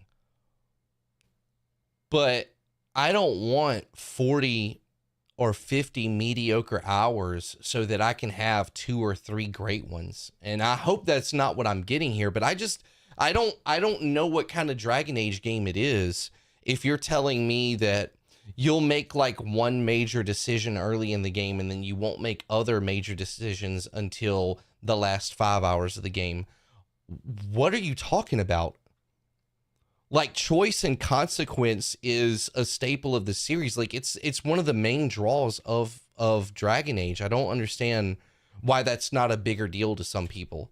I mean, I guess the only reason that I could think of is that the narrative direction that they seem to harshly push you into is a good one, is a narrative direction that people like. But still, like, I mean, removing so much choice, or it seems like it removes so much choice from the player, I don't see how that could be good. The sacrifices I had to make in the closing hours hurt. The wise decisions I made paid off, and I even got the chance to dramatically flick an ace out of my sleeve at the very last moment, specifically because I took a very thorough and careful approach to everything leading up to that. It really felt like the ultimate reward. That's good. Throughout it all, the cinematic flair is off the charts, proving that BioWare is unmatched in the RPG world in that particular discipline. So much of the best stuff I can't even show you here, but parts of it felt like watching a big budget fantasy movie in the best ways. A triumphant and effective, if not quite iconic, score elevates these moments further. Okay. I mean, that's good. Dragon Age: The Veilguard refreshes and reinvigorates a storied series that stumbled through its middle years, and leaves no doubt in my mind that it deserves its place in the RPG pantheon. The next Mass Effect is going to have a very tough act to follow, which is not something I ever imagined I'd be saying before I got swept away on this adventure. It's good to have goals in life. Enjoyable action combat, a fantastic cast of allies with sweeping story arcs all their own, top-notch cinematics, and moving, nuanced character writing are the wings on which this triumphant dragon soars. Pulling out all the stops in a whirlwind tour of Northern Thedas, and capping it with a terrific finale that's built on memorably tough choices and consequences. If we never get another Dragon Age, at least it got to go out on a high note. Even if that means our world has to burn. For more amazing RPGs from... All right, okay. So, let me talk about this review a little bit.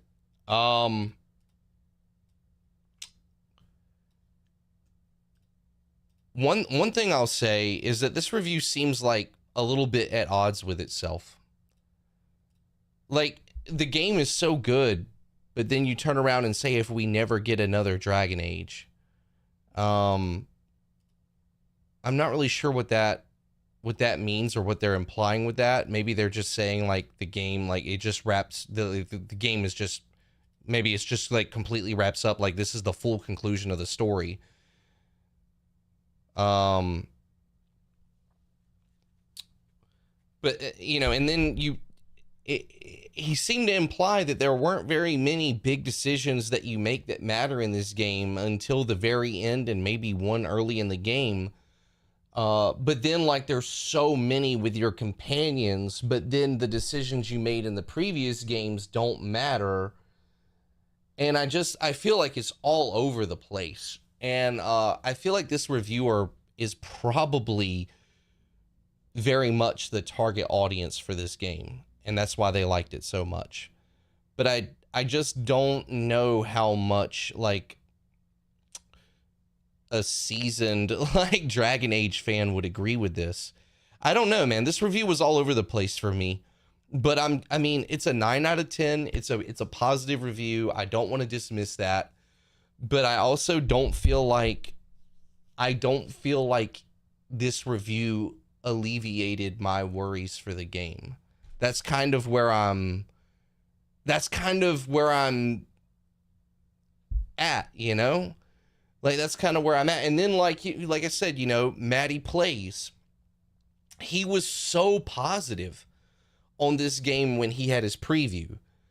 And then his review came out and he's just so disappointed. You know, Skill Up dropped his review and it was a do not recommend. And I'm going to tell you, when it comes to like these independent YouTubers, in a lot of cases, I will put more weight on their opinions than what, you know, Kotaku or Eurogamer or IGN have to say, for obvious reasons that I hope are obvious to people. I'm happy to see that this game got a 9. I'm happy to see that this game got such a positive review, but I'm still concerned. You know, he said he was a non-binary person. That should tell you enough. I don't think that his sexuality or anything like that, like it doesn't add or remove any value to his review. You know, he said he felt I don't even know what pronouns I guess I'd have to say they feel represented. He feels obviously like very represented, and liked the writing around it. Like, I'm glad that the reviewer said like that they explored some mature themes. They explored some like themes with sexuality and stuff. That's fine. I think that like, let's just take the bullshit and put it to the side. The only reason that this is a talking point is because 9 out of 10 times that games try to like handle these matters, they fuck it up. And most of the time when they're trying to deal with like a trans issue or like, you know, civil rights or social activism or whatever, they do that at the expense of the quality of the actual game as a whole. That's the only reason this is a talking point.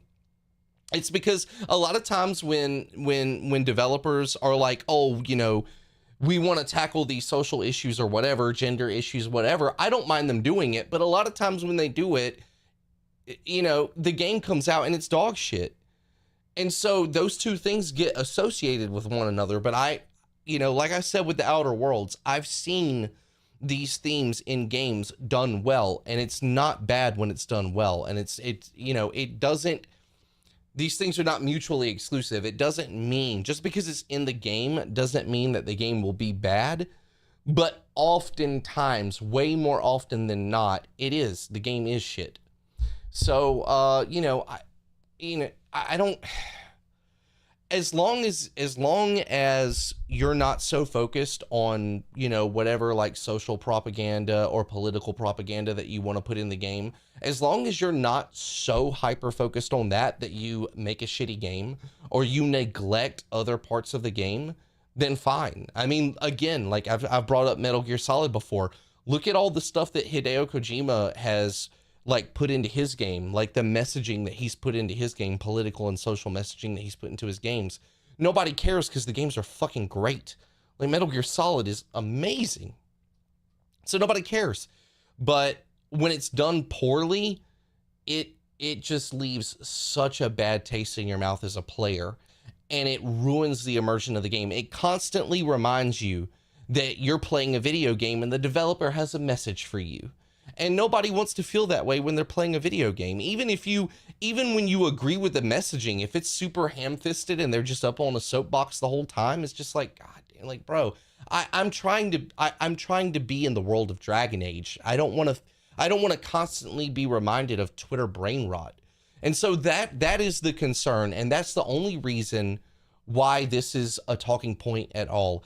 I am not going to condemn the game because they have top surgery scars or they have a non-binary character, they explore LGBTQ, whatever. They have pronouns in the game. I don't care about any of that shit. I just want to be very upfront. I don't give a shit that it's in the game. In fact, it's fine. Like in the character creator, the fact that you can have top surgery scars on your character, why would I give a fuck about that? Why would I even see that as a negative? Like, don't get me wrong. When people say it's a fantasy game, it doesn't like why would it be in a fantasy game? Like, okay. I feel like you're trying to have a real discussion when you say that. Like, this is a fantasy game. I don't know why this would be in a fantasy in this game. Like, why would, like, you mean to tell me that we can transform into like birds and shit, but we can't get rid of top surgery scars? I feel like that's a valid point. But I also feel like it's in a character creator, you want to be able to make as many different types of characters and decisions about your character's appearance as possible. So having it in the game, I don't see it as a negative. I just don't. I don't see it as a negative. I don't see the problem. Like, if you want to have top surgery scars and shit like that, fine. Like, if I decide that I want that on my character, now it's an option. And if I don't, I can just ignore it. I don't have a problem with any of that shit.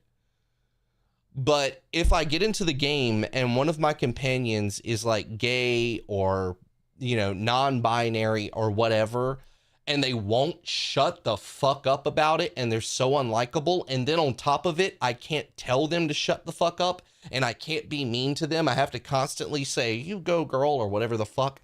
And you know what I'm saying? Like, if the game is designed in such a way that it's like really pushed on me and I have no control over how I interact with it, well, now I start to have a problem with it.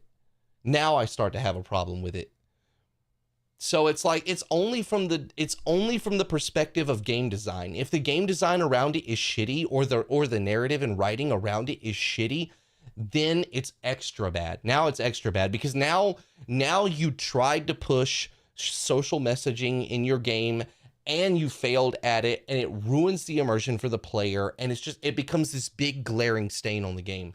So it's one of those things where it's like, if you want to tread this water, then do it, but you had better do it well. It takes talent and maturity to put these themes in your game and put them in there and do them well and do them respectfully. Did BioWare do that or not? This person says that they did. Okay, cool. I haven't played the fucking game, so I can't say, that I agree or disagree. I'm glad to hear that this person was happy with it and that they felt the way that they felt. That's awesome. But I am still a little bit worried about how I'll feel when I get there, because I don't have some sort of like bias for or against LGBT, whatever, alternate this, whatever, like alternative lifestyles and, trans, or I don't have any bias one way or the other. I'm just going to be looking at, are you telling me a good story or not? Do I have the freedom as a player to interact with this story in compelling ways? That's all that I'm looking at. And when I look at the way that the rest of this game is constructed, I'm going to be honest with you. It looks to me like this game does not offer a lot of choice and consequence until the very end. It looks like this is a 50 or 60 hour game, and there's not very many moments at all where you get to make meaningful decisions. So when I look at that as a whole, and then I get down to like the micro level, and I'm looking at like whatever character this is that you have that they explore these themes with, I'm like, okay, so are you gonna push me in very specific directions and interactions with this character as well, where like I don't have the option to have some sort of conflict with them? Are you gonna remove that from the game? Are you gonna take that out of the game because you want to be politically correct and you want a virtue signal? Like, that's what I'm wondering. That's what I don't have any criticism to offer because I haven't played the game. All I can say is this person liked it and I'm glad. This person liked it and I'm glad, and I hope that I feel the same way. That's all that I can say. That's all that I can say. I'm not going to prejudge it, but like I said, like my worry comes from the perspective of, it takes talent. It has to be done really well for it not to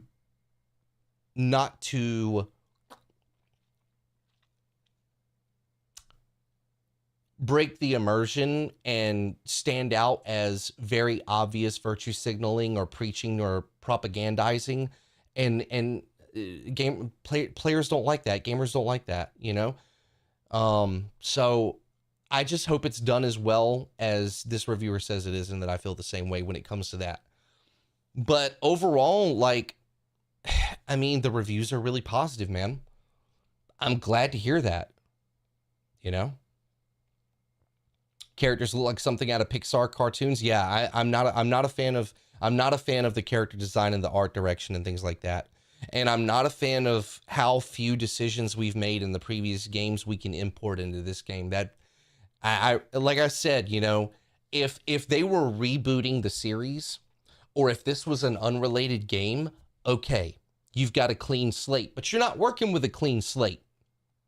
A lot of this has been set up over multiple games, over decades, over 10, 15 years. So I'm here for this. Like you've already set it up, and now you're building something completely different on the foundation that you set up previously, and that's got a lot of Dragon Age fans concerned and worried, for sure. But I'm still gonna play it. I've already bought my copy pre-ordered. I'm going to be there day one. I'm going to play it. I'm going to go into it open-minded. I'm going to see, how you handle these mature themes. Do you handle it maturely? You know what I'm saying? Is it written well? Can I interact with it properly? I'm going to see how you handle Solus and how much he's in the game, how much I get to interact with him. How many decisions do I get to make? Are these side stories and side quests with my party members, are they this well written? Because the way that this, review paints all of that content in a very positive light, that's what I want to feel. That's what I want to feel when I play Dragon Age. You know what I'm saying? Nobody wants to listen to the same song over and over for hours, days. Yeah, true.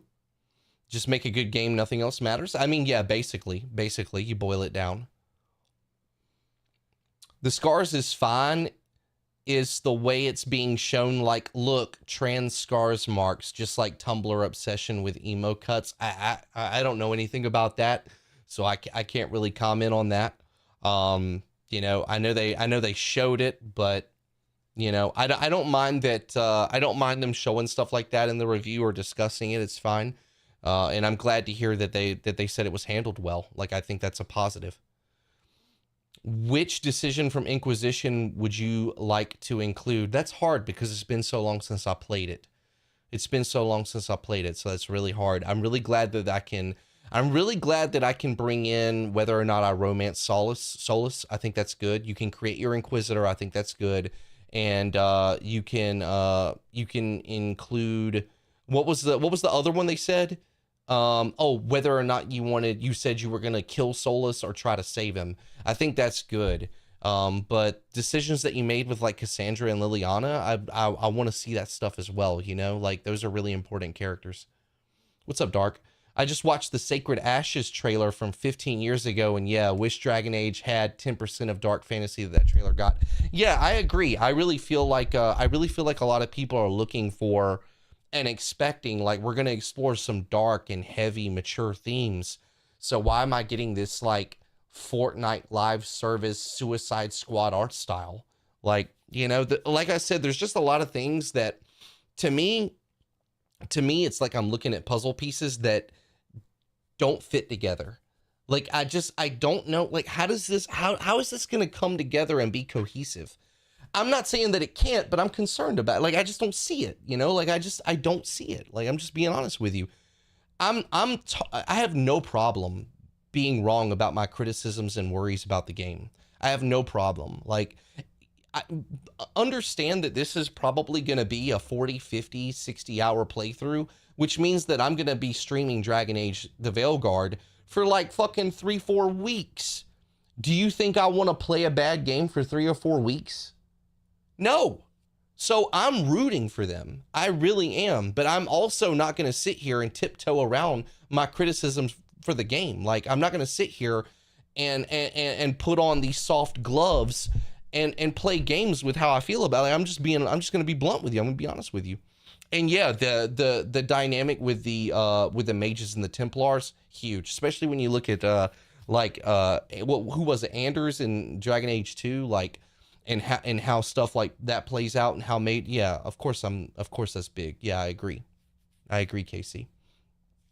I haven't completed Inquisition playing it now. I really wish that I could have replayed Inquisition before playing this.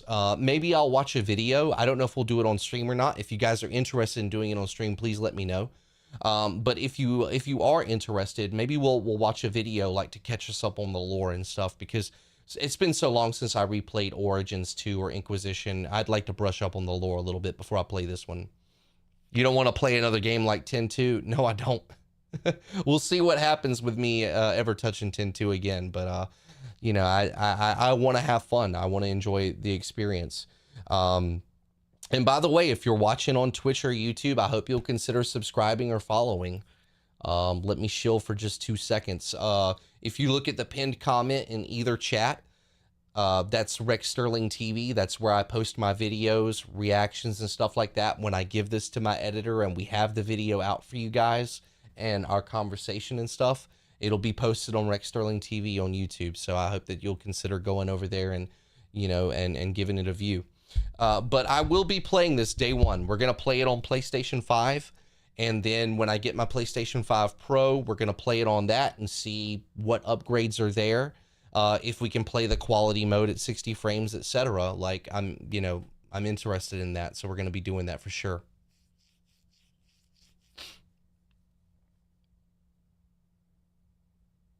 Wish I could. Sure, I've said before, but Exolot blocks my card. Oh, well, I don't... Are you talking about, like, subbing? Like, no, I meant subscribing on YouTube for free or following on Twitch for free. Like, no, don't worry. Don't worry about none of that. Worry about none of that. I'm just happy to hang out with you guys and talk about the game, man. But this is great. I appreciate Tristan's review. I'm super happy. Let's take a look and see if there's been any update on the scores. I mean, yeah, 80, 84. We can ignore the 93 because that's only 5 reviews, but 80 for PC. I hope that doesn't mean that there's issues with the PC port, but 80 on PC, 84 on PlayStation 5 with 51 critics. That's good. Open Critic has gone down to an 83, but still a great score. Still a great score. So Again, you know, I talked about this a little bit earlier. I've heard that, you know, EA might have done some fucky things with who got codes and who didn't, but so far the reviews have pretty much been mostly positive. These are really good review scores. And even though I still have my criticisms and my concerns, I'm glad that they got Kevin Hart into the game. That's pretty cool. Even though I have like my criticisms and my concerns, I'm glad to see that the reviews are so good. And I know a lot of content creators, even some that were negative on their previews, have been positive in their reviews. So there's hope that maybe when I play this shit, you know, I'll like it. So, and I hope I do, man. But if it's dog water, if it's ass, I'm gonna tell you it's ass. Yo, Ozzy Wild. Oh my God, I'll never buy this game. It's so grotesque. I mean, I don't want to get into hyperbole. I don't like the art style. I don't know if I'd call it grotesque, but I'm not a fan of the art style either. I don't think it fits the tone very well, but it doesn't mean that it can't be overcome. Like a lot of these criticisms that I have, a good game can overcome it. We saw that with Silent Hill 2. You know, we saw that with Silent Hill 2. I had a lot of criticisms of Silent Hill 2. I didn't like Angela's design, still don't. Didn't like Maria's design, still don't. You know, I don't like some of the scenes that they changed, some of the dialogue that they changed, but they were few and far between. And honestly, it's such a good game that I just feel like, you know, I might disagree with a couple of design decisions, but I give you your flowers. It's a good game. I'm hoping that when I play Veilguard, I'll feel that way as well. I hope so. I don't know if it's just me, but the camera makes all the people look like dwarves. I'll tell you what the problem is. Their heads are too big. That's why everybody looks so small. Like, their heads are too big. Like, this was covered in another video, but if you look at it, their heads are oversized. Like, their heads are oversized, and it makes their bodies look tiny. That's why everybody looks like they're 5'5". You know? That's what it is.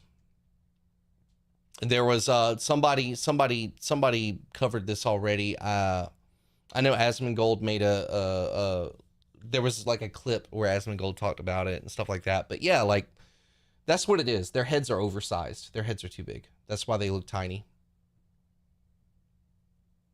I played Silent Hill, false advertisement, game loud as fuck, radio stays static, 0 out of 10. Silent Hill not silent enough, 0 out of 10. I feel you. Rook, I mean, yeah. That's what it is. That's what it is. Head too big for the body. And again, like, you know, people will say like, oh, you're grifting. You're just trying to find something small to bitch about. If you can't get the small details right, how am I supposed to have faith that you got the large ones? Shan, thank you so much. I appreciate that follow. If you don't get the small stuff right, like, I gotta move that. Like, why is that over my face, bro? Like, just put you over here, please. If they don't get the small details right, how am I supposed to have faith that they get the large ones right? You know, that's where my concern comes from. That's where my concern comes from. And I know that some of it will come down to just subjective, you know, what you prefer with art style. Some people like the new art style. That's cool. You have a right to bitch. Games ain't cheap nowadays. You know, it's not even bitching, you know, it's not even really bitching. I'm just sharing my opinion. That's really all it is. There's plenty of people that disagree with me, and that's fine. They let me know in the comments of every video, and they will let me know in the comments of this one, but that's fine. Like, that's fine. I'm still going to play it. It would be one thing if I said all of this and then refused to play the game and then just shit on it on Twitter, but I'm not doing all that bullshit. Like, I'm going to play it. I'm going to try to finish it. You know, like, I'm still going to give it a chance to win me over. I'm not going to sit here and, like, I want to like Dragon Age. You know what I'm saying? I want to like Dragon Age. So, you know, I don't have any incentive to dislike the game. Like, I don't care about views and clicks more than I care about enjoying my playthrough of the game. I want to like the game. I played Inquisition 407 hours with all trophies. I feel competent to talk about this game. Most people with an opinion haven't even played Inquisition. Have you played the Veilguard already? I saw a few minutes of streamers playing it. It does look impressively pretty. Yeah, I mean, like, that's one thing. Like, when you get your hands on it and you're actually playing it, sometimes you feel different than you did when you watched a trailer. I'm open to that. I'm completely open to that, for sure. I'm completely open for that. I'm completely open to that. The cost of them wanting our money for the game is scrutiny. Yeah, I mean, of course. Like, I mean, you can only buy so many games, so of course you're going to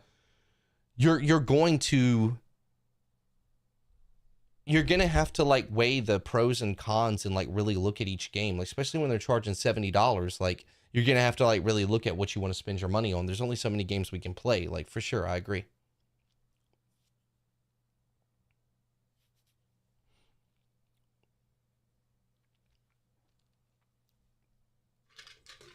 So I hope I like it.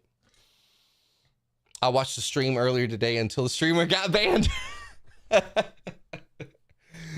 Well, then, you know, you've watched gameplay and trailers like the rest of us. So, I do think that if you've played the older games, there is an extra value. I think there is an extra value to your opinion and your thoughts on this game, particularly because it is a sequel and particularly because it is a conclusion to a long-running story. So I think there is value in that. But this is also clearly not aimed at the same audience either.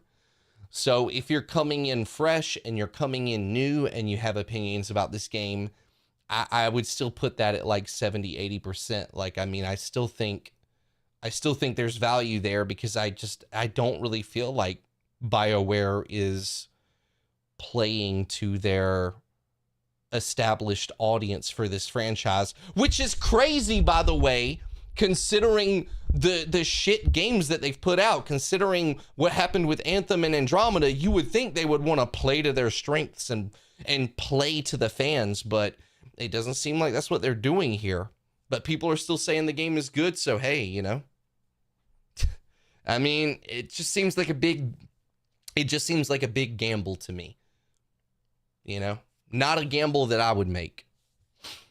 Was never a huge Dragon Age fan to begin with. I played Origins back on 360 and liked it enough. I have no opinion really on this new one, and we'll probably try it if it comes to PC Game Pass or goes on sale for a good price. Yeah, I wouldn't be surprised if it came to Game Pass at some point. I don't know if it's going to be on Game Pass when it drops, or, you know, I'm not sure what the Game Pass status is, but if it comes to PC Game Pass or something like that within a reasonable amount of time, for sure that's how I would play it. But, you know, I just feel like I got to be, I'm just too invested. I feel like I got to be there. I feel like I got to be there, like, you know, day one for this.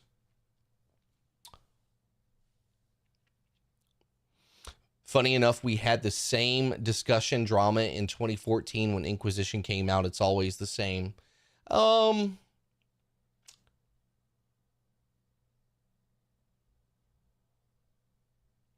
See, the thing is, in 2014, I wasn't really paying attention to internet drama and what people were saying on YouTube about video games. Like, I didn't even have a smartphone in 2014. I didn't, you know, I think I still had like a flip phone, or like I had like a $30 or $40 phone from Walmart. You know, I had one of those phones where you still had to press the buttons, like, you still had to press 1 3 times to get to C if you're texting, A, B, C, then you had to wait, then 1 for A, then, like, you had to do all that shit. So I wasn't really keeping up, so I'm not familiar with the discussion. Rex's drug dealer face. Hey, man, chill, bro. Like, I was just broke, okay? I just broke. I was struggling. So I can't talk too much about what the discussion was like around Inquisition. I can't really comment on it. A lot of people in charge of creative decisions left the company, like Casey Hudson, so it seems like they have kind of lost the vision that started. Yeah, and you know, like I said this when I first started my reaction. I understand that it's not the same BioWare. I get that. But that doesn't change my expectations for this game, and that doesn't change like the quality expectations for this game. I still want a good game. I still want a good Dragon Age game. This is still a conclusion to other Dragon Age games, and I expect you to continue the story respectfully. If you weren't on the original writing team, I don't care. That doesn't change my expectations.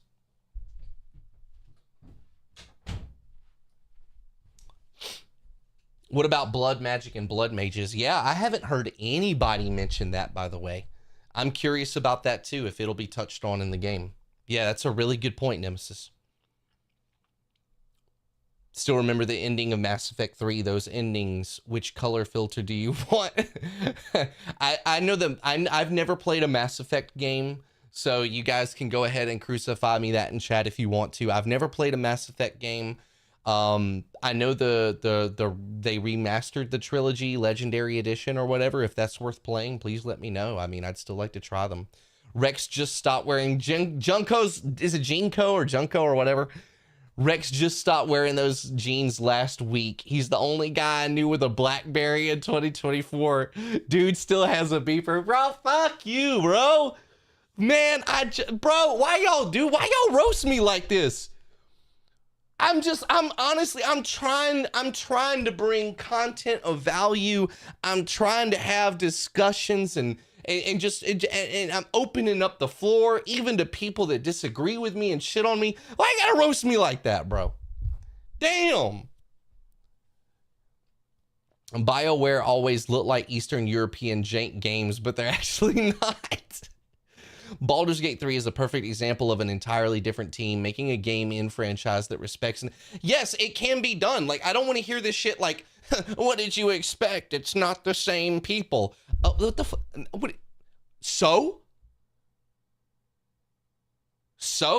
if you fire the cook at McDonald's and then you hire a new cook at McDonald's, I still expect the same McChicken, brother. Like, what the fuck are you talking about? I still expect the same Big Mac that I've been ordering forever because you have the same fucking job. What are you talking about, brother? Can't get with that. Can't get with it. More generalized, but do feel like covering games or watching the covering games has gotten less fun or soured in some ways regarding the grifting sides that get. Yeah, like I will say, like the grifting around games absolutely ruins the discourse around games. And it sucks if you share an opinion with a grifter because then you just get labeled a grifter. But, you know, I keep it real and you can like it or not like it. But like, you know, like there's so many things that I would do different if I really just wanted views and I don't. So there, you know, there it is. The numbers speak for themselves. Like it is what it is. You know, I could lean a lot more into the toxic side of it if all I cared about was trying to get more views, but I care about the game. I voice my criticisms because I care about the game, because I worry about the franchise. I worry about the IP. I worry about BioWare. I want BioWare to stay around. I want Dragon Age to stay around. With these reviews, and if the game sells well, it will stay around. So that's a good thing. But yeah, I mean, it would be a disservice. It would be a disservice to you for me to tiptoe around my opinions, period. So I just don't do that.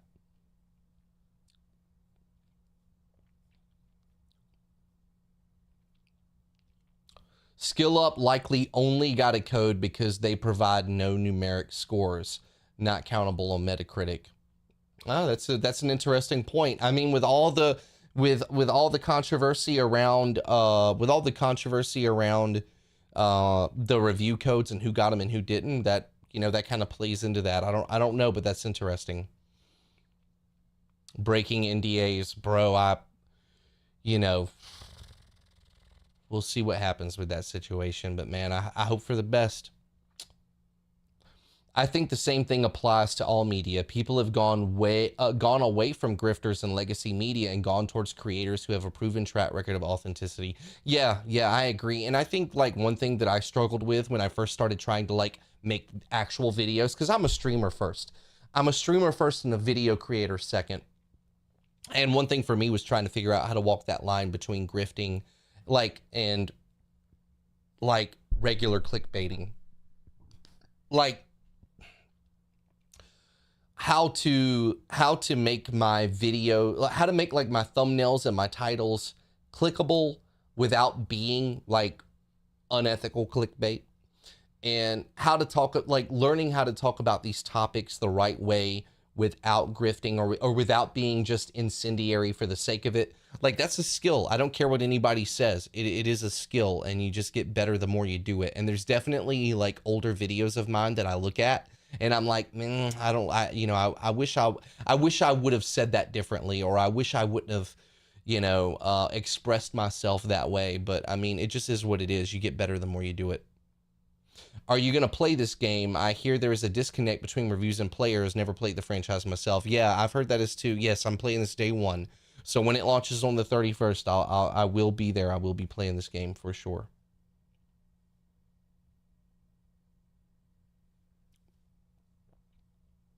Having a hook that isn't total BS. Yeah, I mean, you have to, yeah. I mean, like, you have to do something. You have to, for lack of a better term, you do have to bait people into clicking on your content, but then you have to reward their click with good content. Like that's the game, and that's the what's the word? That's the equation. You know what I mean? That's the formula that works. You bait them a little bit with the thumbnail and the title, make them a little bit curious, they click, and then they get rewarded with good content. That's what you're supposed to do. I'll still give the game a chance at some point. I feel you. Last Jedi created a cottage industry of YouTubers. GDP went up.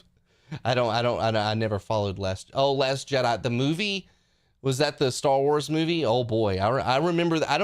I'm not even a Star Wars fan, and I was like, good God, people are really upset about this shit. But anyway, like I'm pretty much done talking about this. My editor is probably gonna have a nightmare trying to edit this. I might have to edit it myself. Who knows? If there's any other comments about this, me too, Casey. If there's any other, comments that you guys want to make about Dragon Age: The Veiled Guard, or anything else that you want to say about your expectations, you know what? Let's actually do that. What are, like, on a scale of 1 to 10, like if you play this game, what are your expectations for this game for you personally? What are your personal expectations for this game? Given the controversy leading up to the release, but now we have the glowing reviews, where do you sit in terms of like just looking at it, still having not played it? Where do you sit at right now? Are you expecting yourself to feel to have a 6 out of 10 experience, 8 out of 10? Like, where do you personally sit? I'd love to know what chat thinks. 6 to 7 out of 10, hoping for the best, wishing for the worst because chaotic evil. At least you're honest. I respect the honesty. 7 out of 10. To everybody lurking, I know I have a lot of lurkers here, and I know that I have a lot of probably first-time viewers on Twitch. I just want you to know that I see the numbers, and I appreciate you. When I started this stream over on Twitch, I think I only had 4 or 5 viewers, and we have 40 now. I just want to say thank you for, giving my little stream a chance. I'm going to play Silent Hill 2 after we're done with this discussion, but thank you very much. I hope you'll consider giving a follow, because I'd like to see you guys again. What's up, Datalon? It's buy on sale, and let's see if I play with downtime. Fair enough. Hey, Cass. Thank you, Casey. I appreciate your follow. I appreciate that a lot. Thank you. I appreciate you adding to the conversation in chat as well. And Delonius, hope I said it right. Thank you so much. Man, the drama around Mr. Maddie and that fucking NDA, dude. Like, it's honestly, like, got me fucked up. Got me fucked up. Sparky, take any comments about that out of the video, but man, it's got me fucked up. Feel like The Witcher 3 broke my enjoyment of immersive. Okay. I feel like The Witcher 3 broke my enjoyment of unimmersive RPGs, so my expectations for other RPGs are low. Okay, I got you. I've never played The Witcher 3. Again, that's another one I get roasted for. Definitely one that I need to play. To become the god of blood magic, but no one has even mentioned blood at all in the reviews. So but I'm not exactly hunting for reviews. Okay, fair. I respect that. Thank you, Druid. This dragon be aging. 7 out of 10. All right, John. All right. If there's anything else that you guys have got, let me know. I'm gonna go ahead and get Silent Hill 2 set up here in a second. After I take this well-deserved bathroom break. I will be streaming this game on release October 31st, and I would love to see you guys here. If you want to see my thoughts of the game, but you don't want to watch it on day one because you want to experience it for yourself, please consider subscribing to Rex Sterling Live on YouTube. I multi-stream to YouTube and Twitch. I know you guys have figured that out.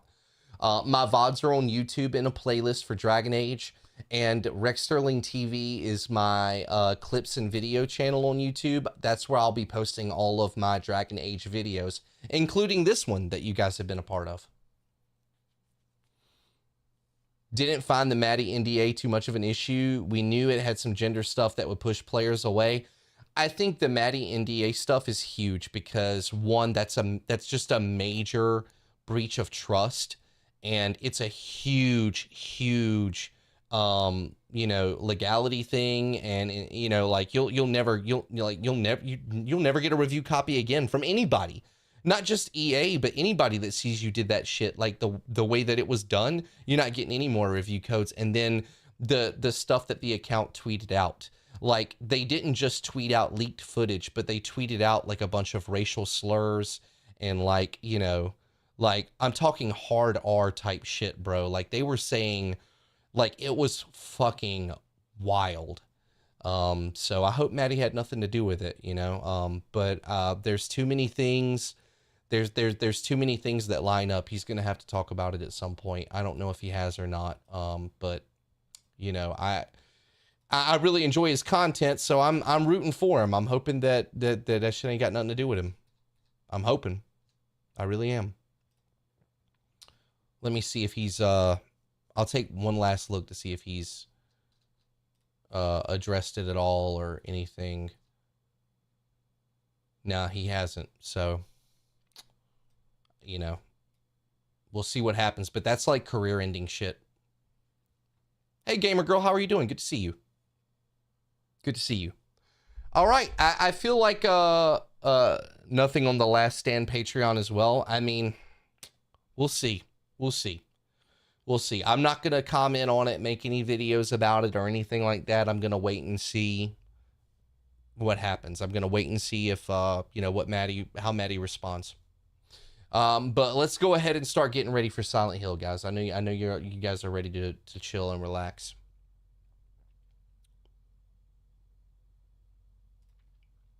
Let's get some music. I'll always unmute the music.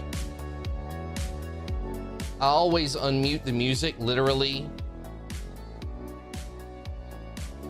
I always unmute the music literally on the last second of the song. I don't know why. That's like a special ability that I have. By the way, how many of you guys that are watching are actually going to play this game day one? Anybody?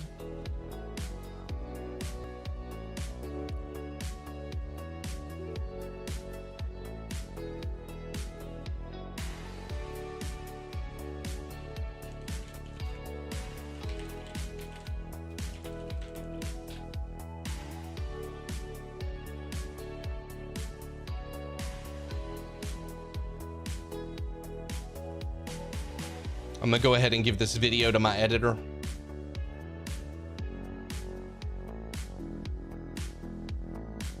we go.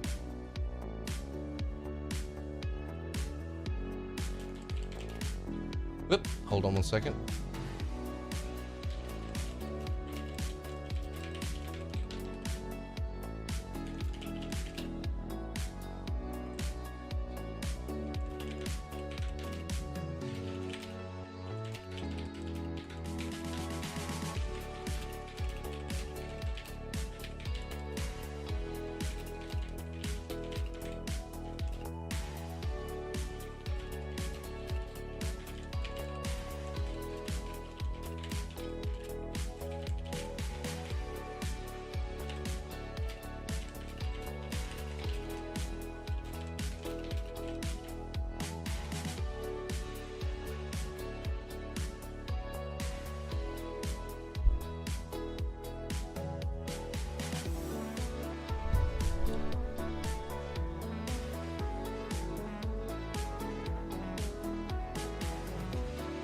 Give me 1 second.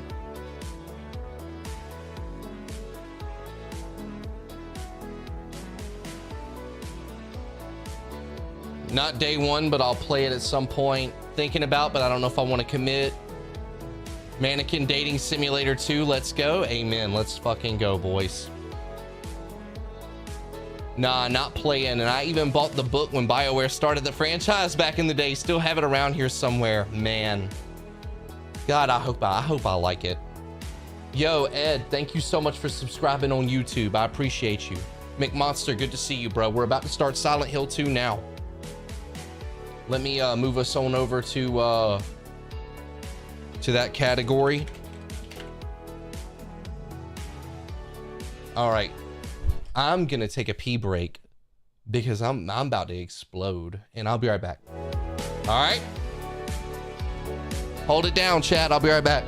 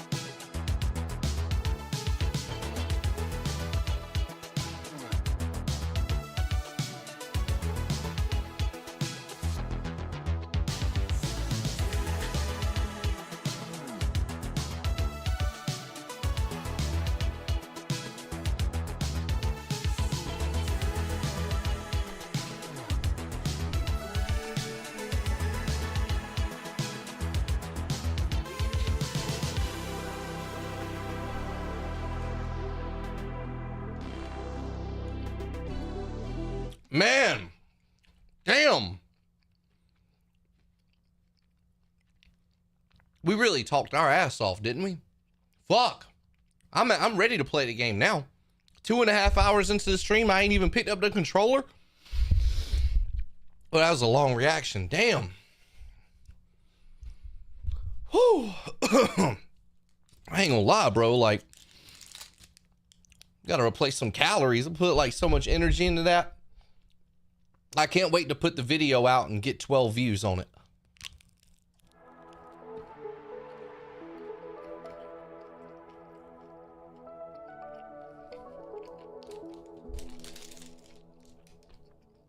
Sorry, I know some people can't stand eating, but I gotta just have this trail mix bar. Just give me a second.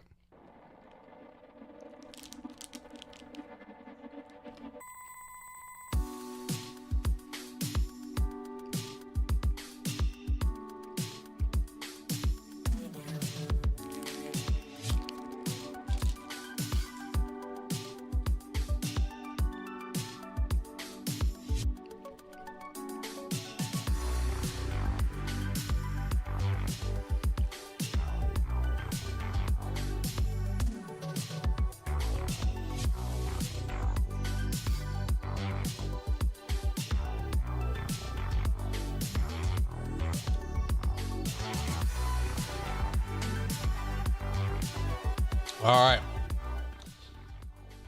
Don't forget Slitterhead comes out today. Yeah. I mean, yeah, of course I'm interested in Slitterhead. You know, it's coming from the guy that directed the original Silent Hill, so fuck yeah, I'm interested in it, but I'm probably not gonna play it. I'm gonna be playing Velguard unless the game is so bad that I drop it.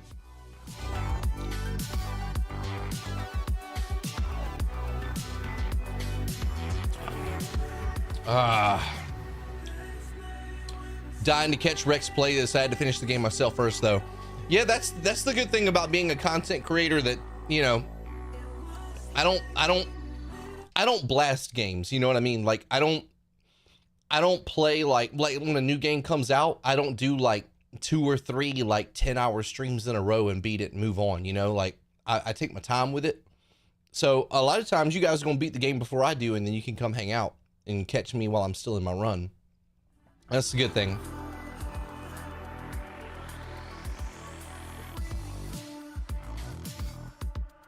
Yeah, Shab, that video was amazing.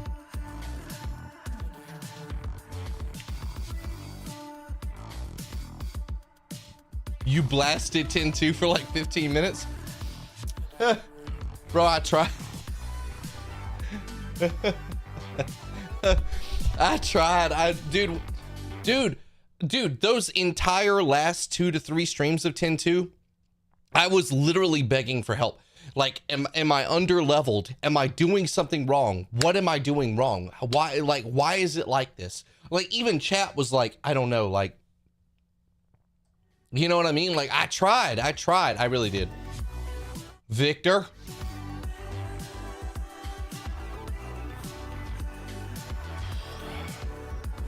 The stream is gonna stutter when I start Silent Hill 2. The stream is gonna stutter for a while until I get started with the game, so don't let that throw you off. We should be good.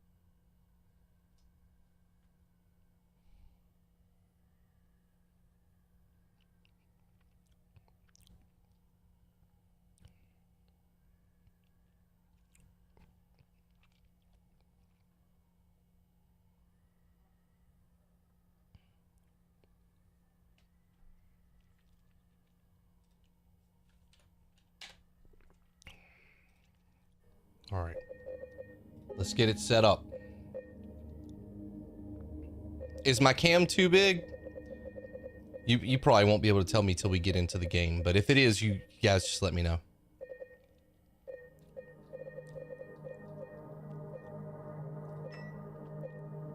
Frame gen on, of course.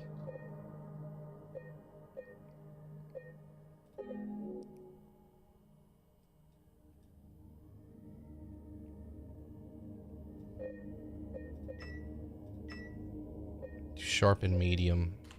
I don't think it needs to be overly sharp. We're playing it at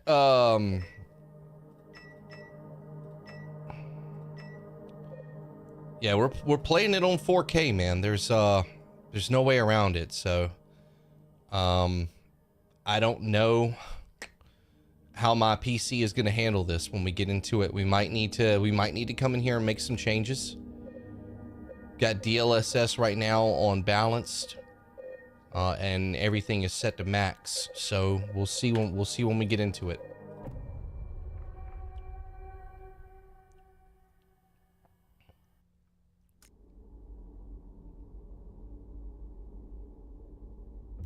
John, that's hilarious. Okay, we are in the hospital, I believe, if you're wondering.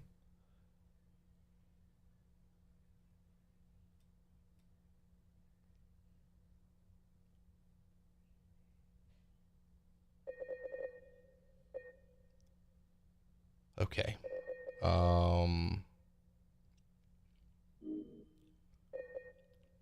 Sorry, this game, every time, if you're wondering, when you have multiple monitors and you're streaming, every time I click in or out of the game, like click off to another monitor, come in, click on this. Anytime you click in and out, it throws everything.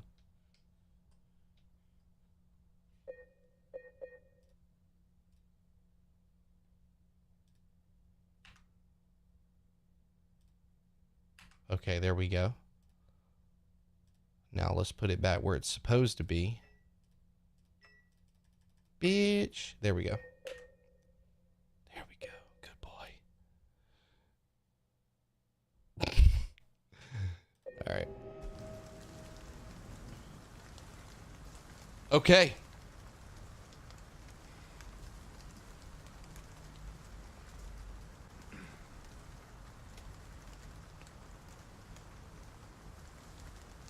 Oh, shit. Oh!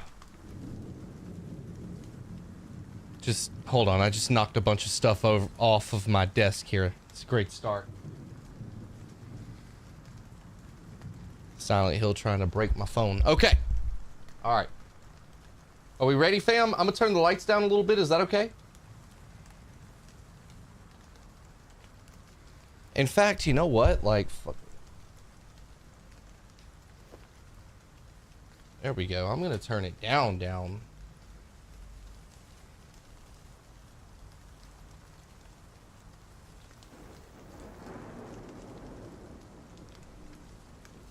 Here we go. Down. All right. Okay, so we are here in the hospital. Now, this is... Oh, shit. Jesus Christ, like, everything is scaring me. I'm knocking everything over. Fuck! Like, start this game and all of a sudden all this horrifying shit starts happening. Okay, guys. We got the padlock. And then we got a key. That door is circled. Let's go check that door.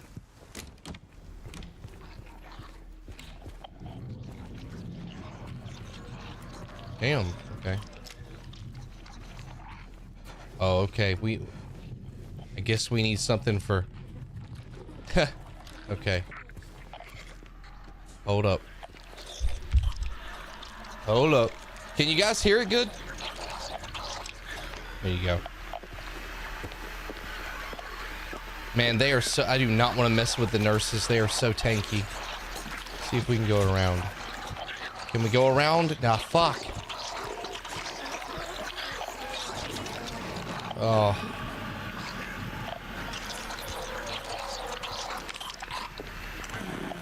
Where is it? Oh, okay. Okay, alright. Whoa, 2 of them, bro.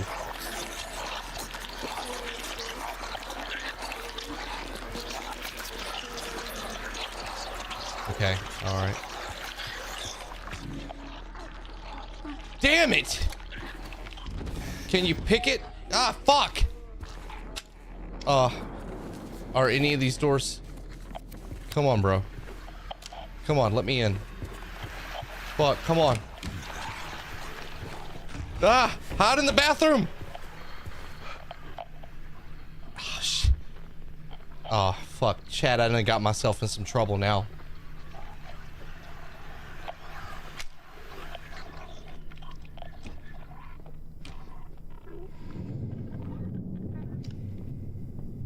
Was that thunder outside you can hear? This game is genuinely spooky, bro.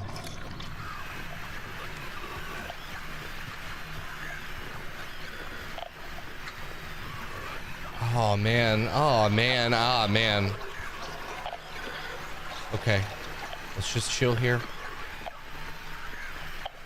No, don't you come in here. Okay. Oh shit, okay. Both of them, okay. All right, we can get around them.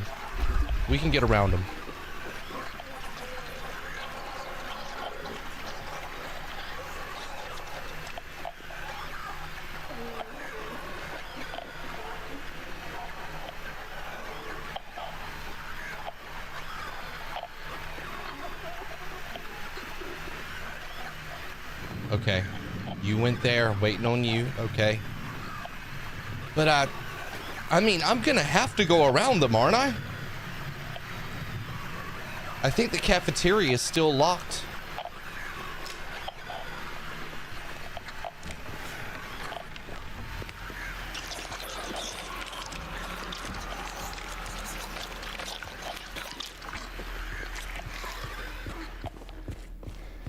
Woo! Oh my god. Yeah, we are gonna have to get through them. How are we on the shotgun? Okay. I mean, we may just have to use the shotgun. I don't know.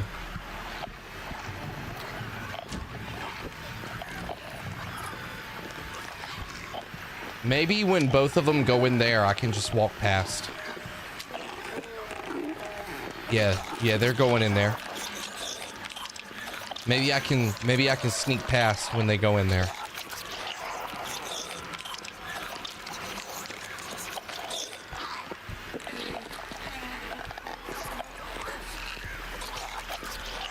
Okay.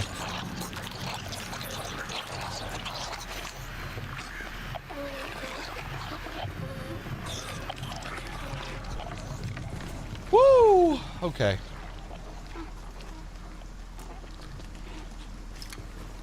Okay. All right, nurses, doctors, trees. Let me go check this, double check this other door. We have an elevator there we can use as well. Okay. All right. So we are on first floor. Okay, there's nowhere else that we can go right now. Let's look at the second floor.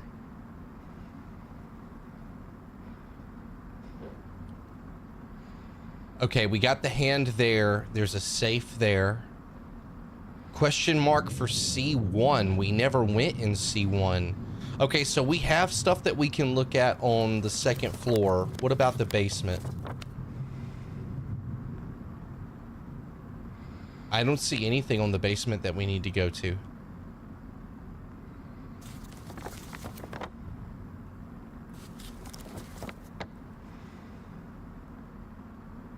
Okay, let's go up to the second floor. I think that's what we need to do.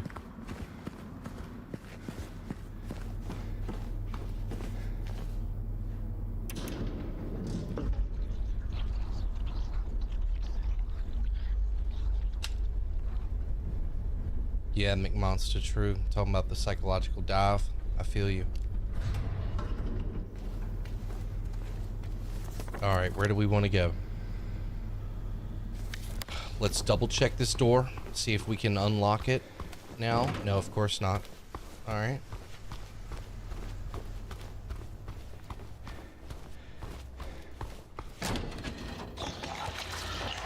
No. Okay. We're good.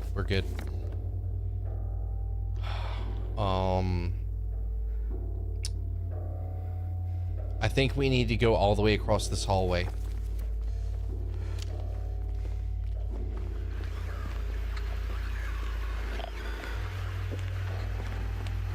As long as there's only one, we're good. Come on. Come on, James. Come on, just go.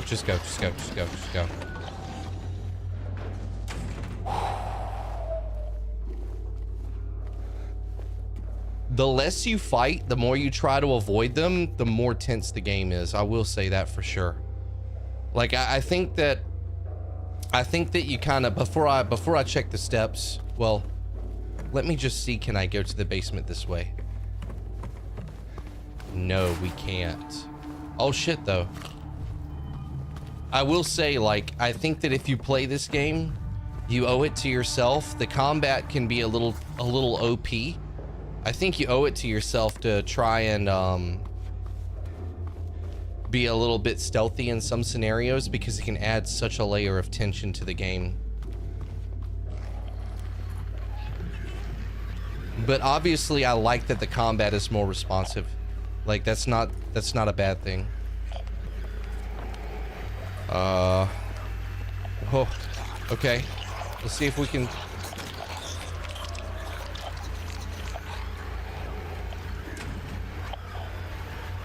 All right. Okay. Oh, fuck. I can't even... Can you see through their chat? Chat, do you see the nurse? Am I good to go? Don't lie to me, chat.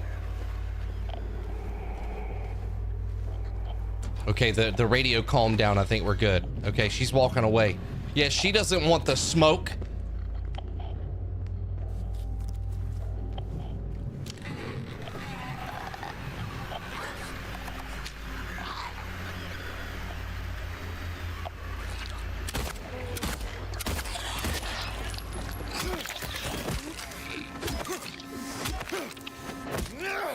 Yeah! All right.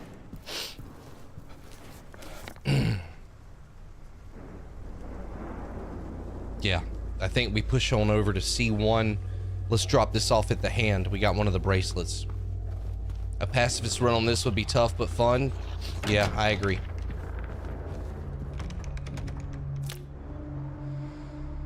There we go. There's, I think that's Laura's bracelet right there. Cute. It's funny, too. It's got all the little drawings on it, like, you know, Laura loves to draw. Oh, you can rotate this.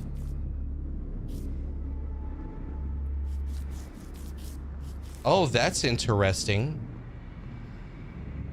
Okay.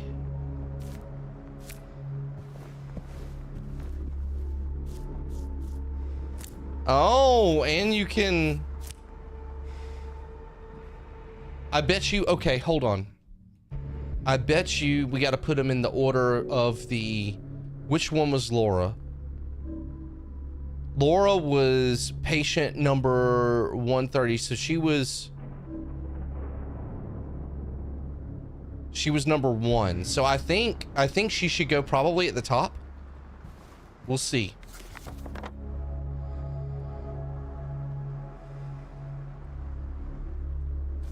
We can go over here and save real quick.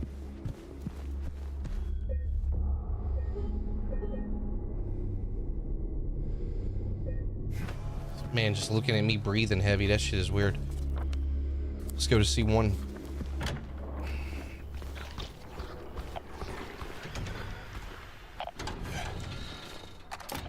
Ain't nobody surprising me, bro. All right. Now, I think C1 belonged to somebody. One of the patients, wasn't it? Am I wrong?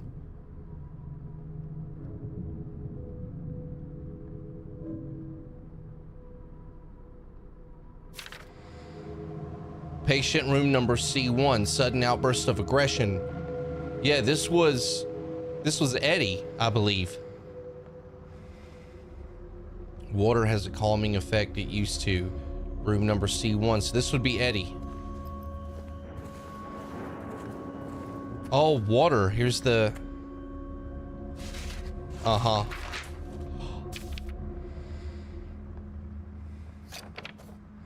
Nothing on the back. Patient interview transcript. Annotation. The following interview was conducted with blank in response to incident 71. I remember lying in water, empty, and then I felt him stare. He was close, very close. Lying in water, empty. I felt him stare. I had to get out, had to get away, but he followed. He kept staring, so I made him stop. Now I'm empty again. Can we go back to the pool? Lying in water, empty. I had to get away, but he followed. He kept staring, so I made him stop.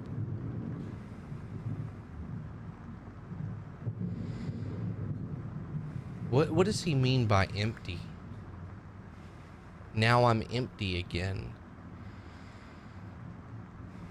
Empty of what? Full of what? It's like just vague enough to where I can't really understand it, but still like I can understand it just enough for it to like really pique my curiosity. Okay. can we? That's weird.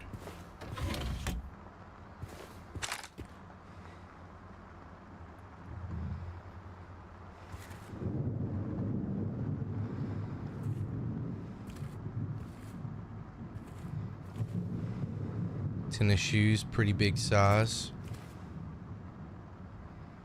Maybe Eddie?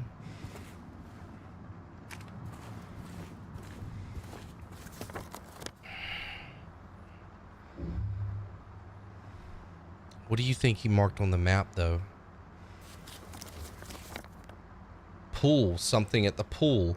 But how do we get there? Okay, we got to go in that direction, so we got to go back down to first floor. Yeah, McMonster. A lot of it flies over your head, and then you study it a bit, and it's crazy.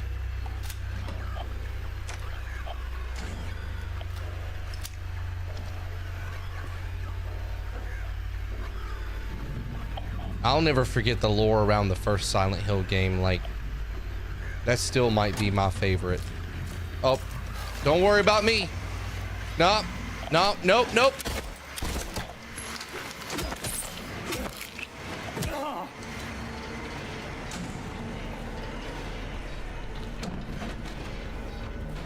Okay.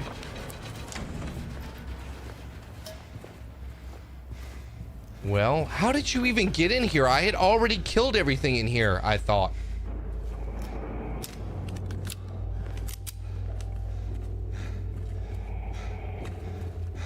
Oh my god, is stuff respawning? I mean, I ain't mad if so. Look at this. Is that a puzzle? Okay.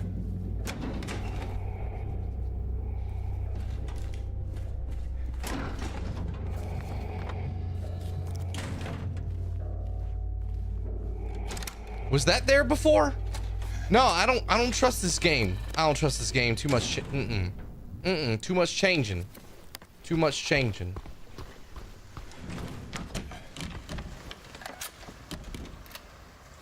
I just have it on the regular difficulties. I've said this before, but I always just play on the regular difficulty because my goal,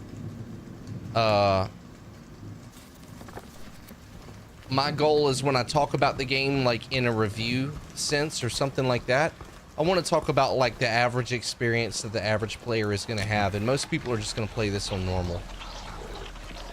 I definitely think that this would be good for a hard mode run though, because it has been pretty easy. Granted, I'm not upset about that. I'm not complaining, but it has been very easy. All right, let's see if we can get to the pool.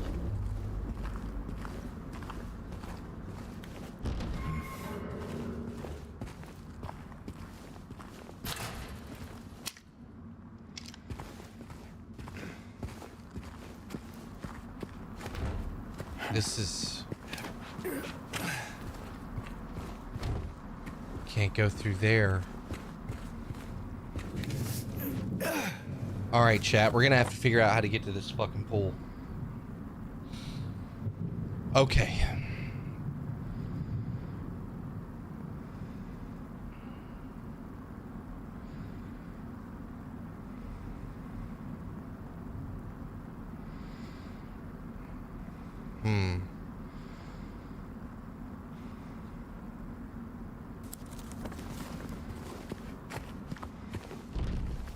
Love the puzzles. Yeah, the puzzles on hard, I bet it would be fun.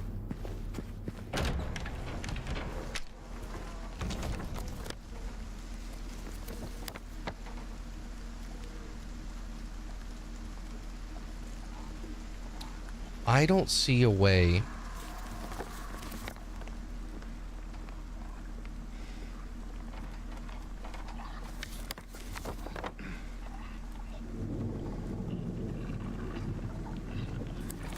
I don't see a way that I could...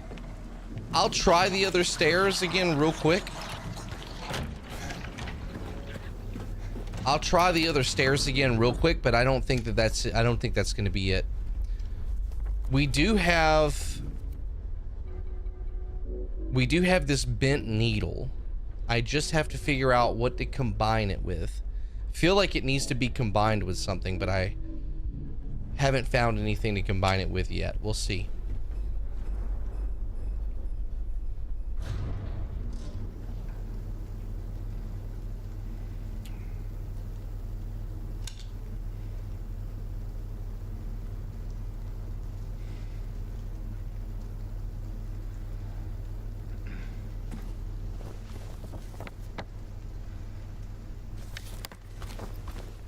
Go check on Maria real quick just for the hell of it. Oh, Hey. glad I did this. Any luck finding Laura? Not yet. How are you holding up?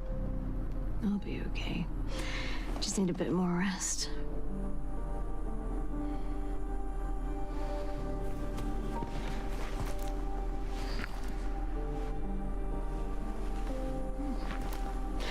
James.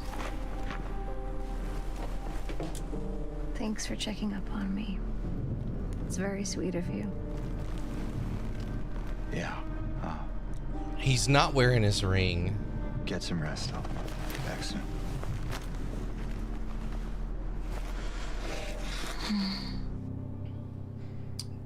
Wow.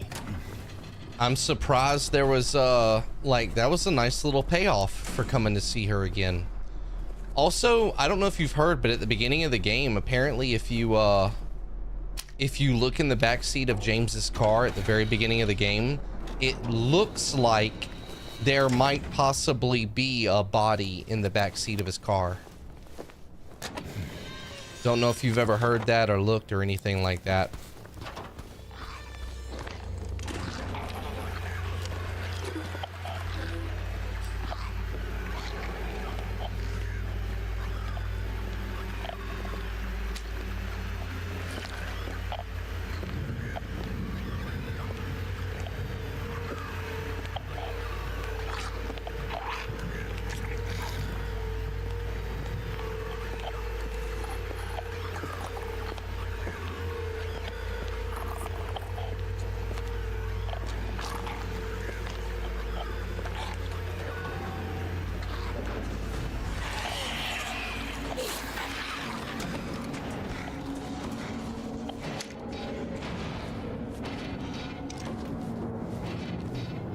And the music too. Okay, I think we're good. I think we're good. Yeah, Trance, that was hilarious.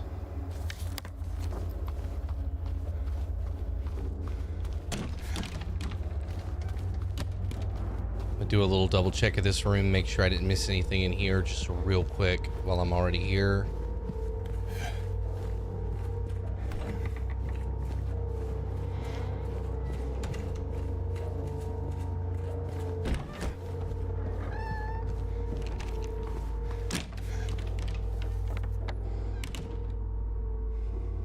Well, I guess, you know, we could try.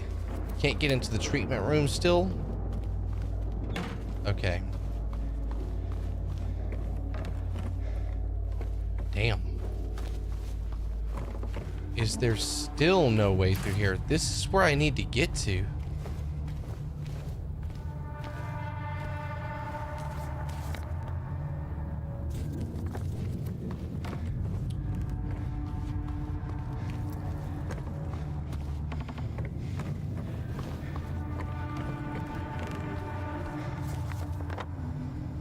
Oh, look.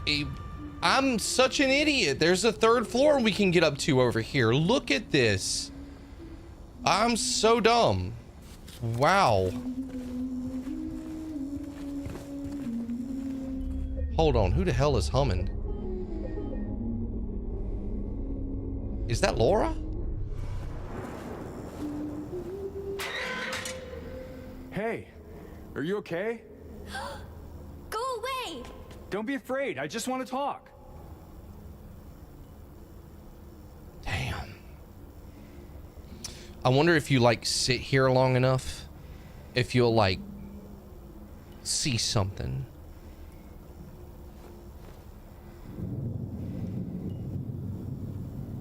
like,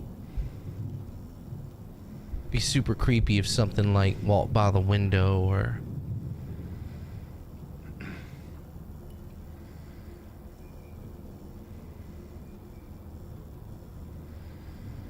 Okay, I think I'm just imagining shit. Okay.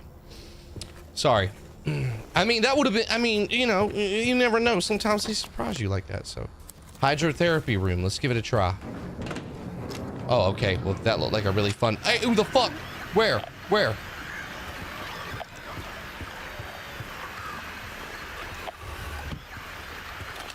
We got... I need shotgun ammo. 1 bullet? You're fucking kidding me.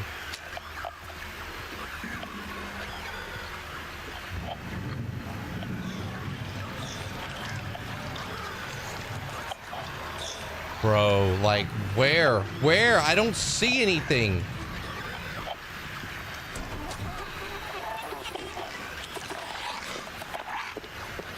Oh no, no. Excuse me, I'm sorry. I'm sorry, my bad. My bad.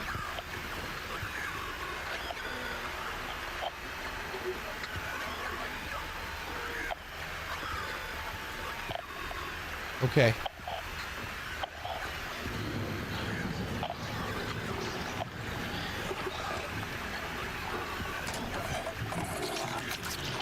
Okay. Just move slow.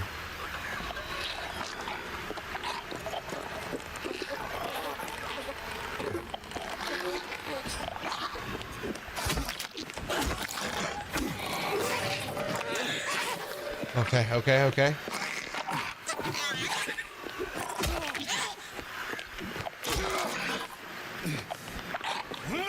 There you go. Oh, oh, oh! Shit, come on, James. Having a showdown with this crazy bitch.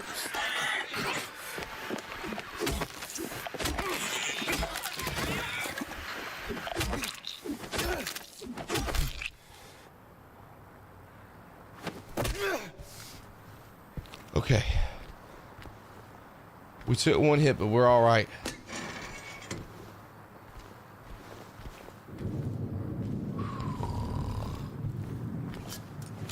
Nasty ass. You ever notice the red square on the nurse's mouth? The mouth? Oh yeah, it does look like the save square. I wonder why a save square would be on their mouth like that. That is strange.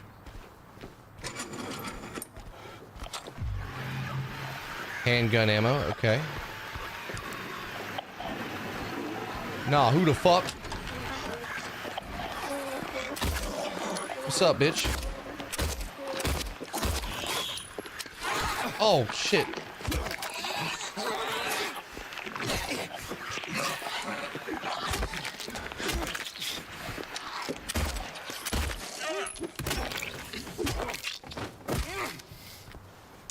Why are you so tanky? Okay.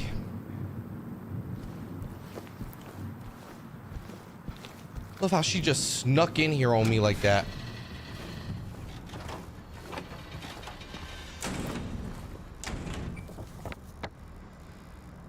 Let's try D2 and D1, okay.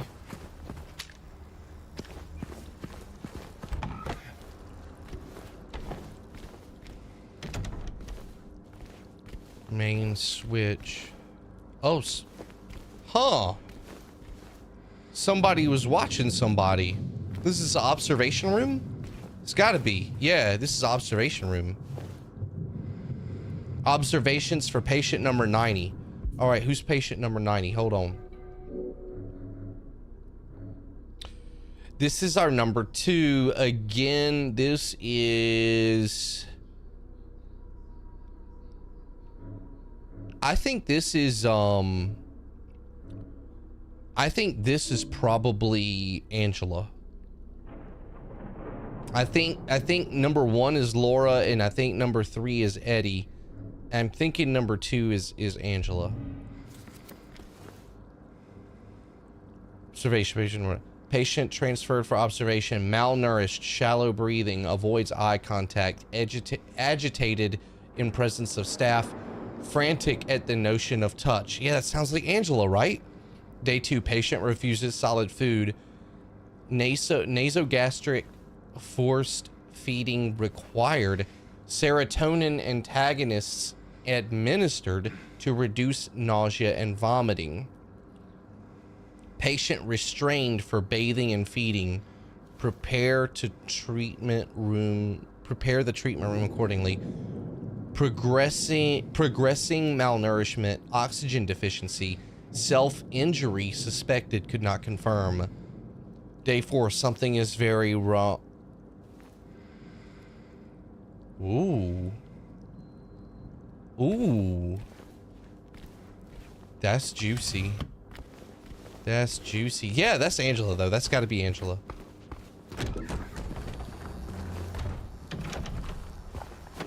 Oh. Exam room 5. Let's take a look here real quick. First floor, inner ward A. There we go. W, bro. We needed that. Thank you. Thank you, thank you, thank you. It's here. What room is this? It's the x-ray room, okay. Oh, I'm an idiot. I should have just looked around. Okay, whatever. I'm sorry. I'm obsessed with knowing where I'm at on the map. Please tell me that somebody in the chat is like that as well. Are any of you, like, OCD about always looking at the map to see exactly where you are? Huh, what the f...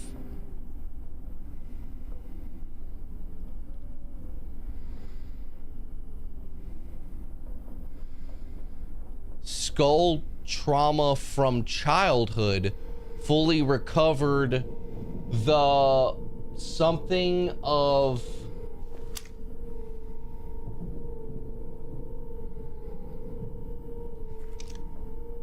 the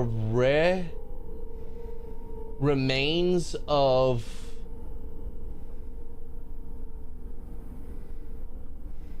oh man, what does it mean?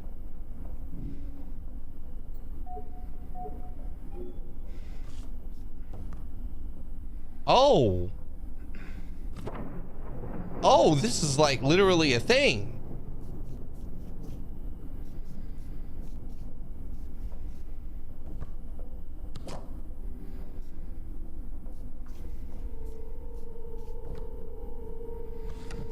Can I rotate this? Oh, I can. Okay.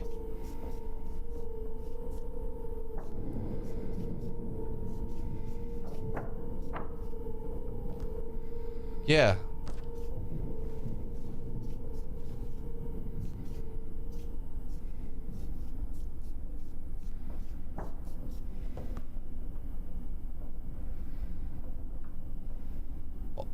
Okay. I mean, is that not right?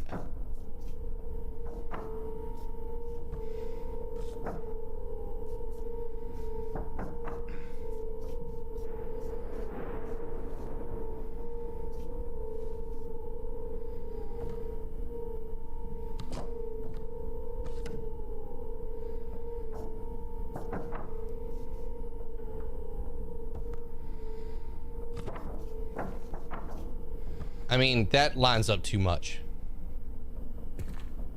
Something's missing, maybe. I think there's something missing. I gotta find another. Dr. Andrews, we delivered the radiographs you requested. However, it looks like the file was incomplete as one of the pictures was nowhere to be found. Okay, there it is. We will send somebody as soon as we locate it. Let me know if you need anything else. This is it, right? Radiograph of the pelvis. Okay.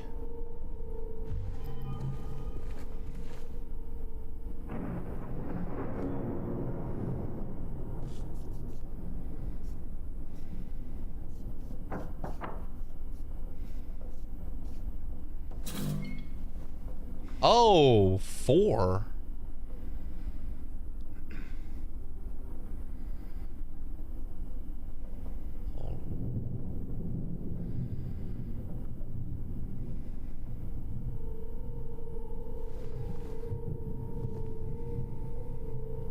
Man, I wish I could read that. It looks like the remains or the rim.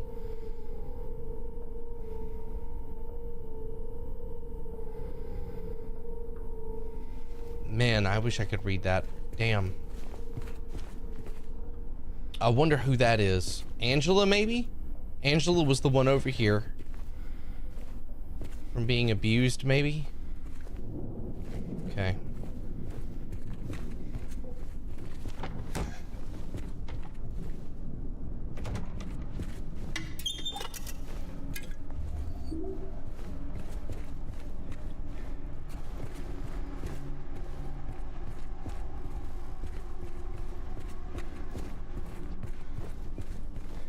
All right, we'll unlock this door.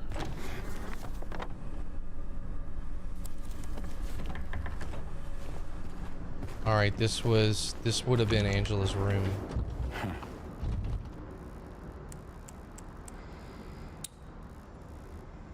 Well, we got a 4 and that's it. Oh, son of a bitch. Okay, well.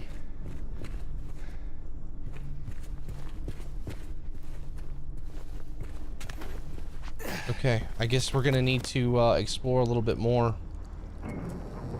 We can't.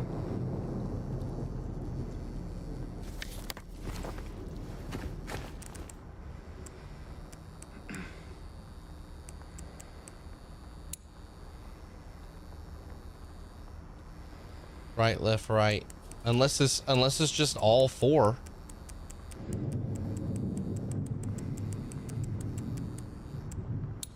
Which, I mean, that's so dumb, but I mean, it's all I've got, so I'll try it.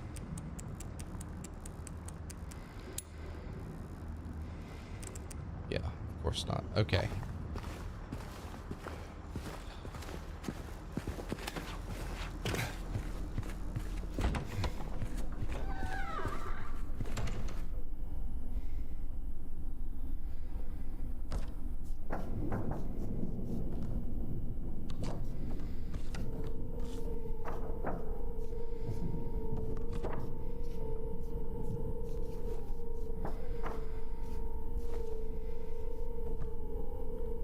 I mean, that looks... Those two are clearly right. I mean, this is in the right spot.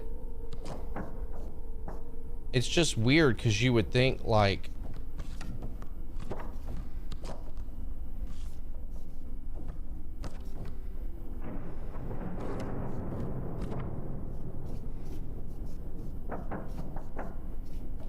I don't know.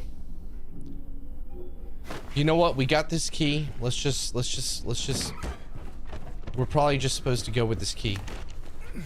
Yeah. Sorry, I like to, like, really look at everything. I don't know. Alright, here we go.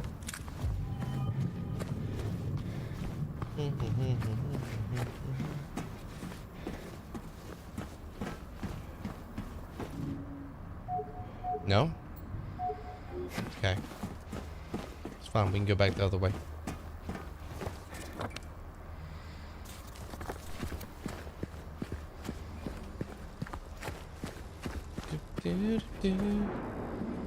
Wait, did I go the wrong way? At least I haven't seen any more of those tanky nurses.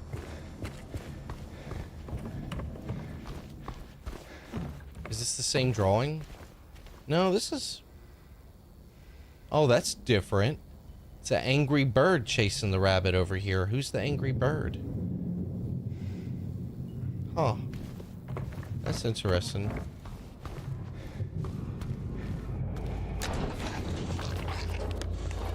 Oh, shit.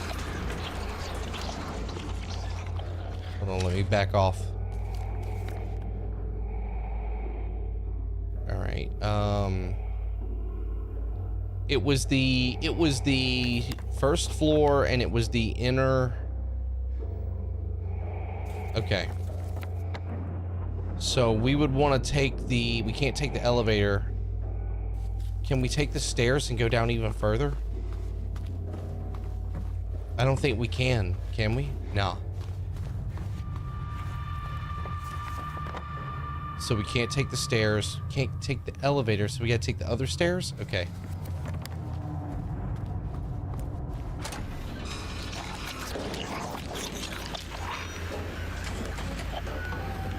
I think I can get past her.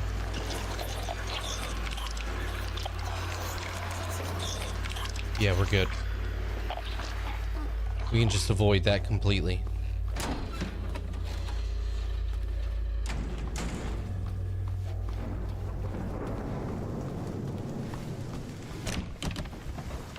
Here we go. Here's the stairs.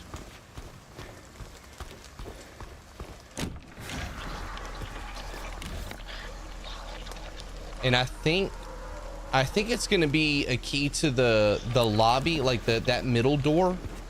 But let's check this one first, because we can check this door without having to do any combat at all. Yeah, okay.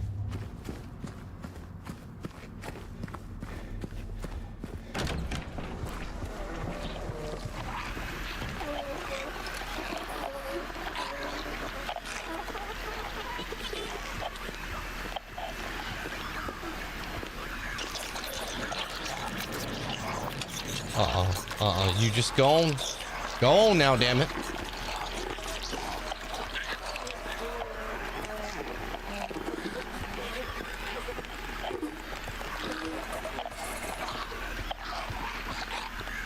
All right, now we let him come out, and then we can sneak right past him.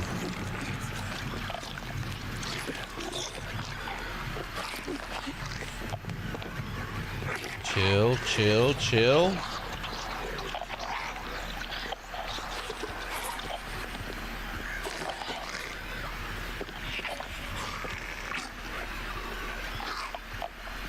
Wait, which way are you going? Okay.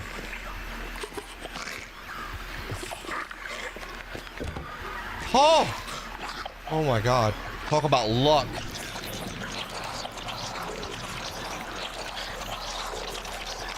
Oh my god, this audio is fucking disgusting.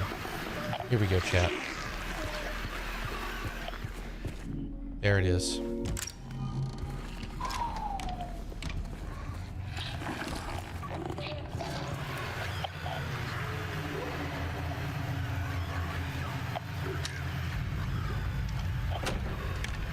Oh, fuck you.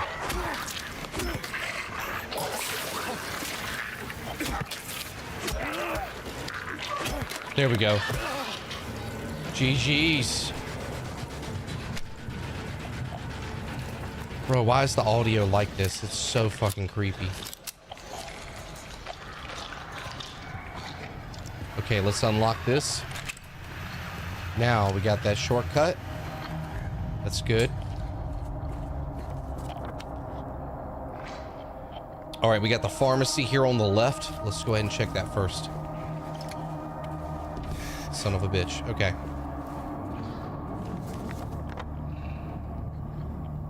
I think it makes sense to wrap around to the cafeteria first. And then we can start going towards the pool and stuff. Let's do that. Yeah, Ozzy, it's just the audio design in this game. I hope it wins the game award for it. I hope when it comes to best audio design, I really hope this game wins.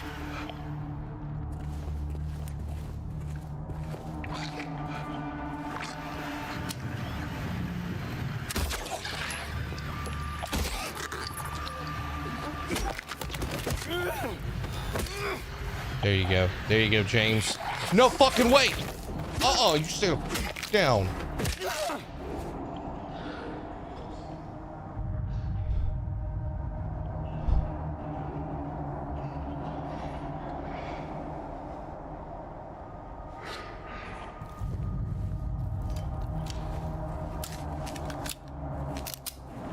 .49 bullets, oh boy.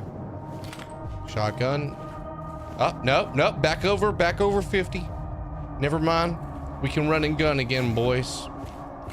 With no worries.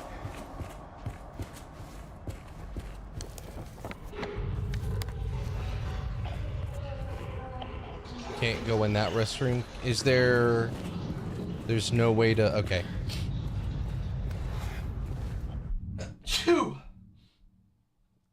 Oh, excuse me.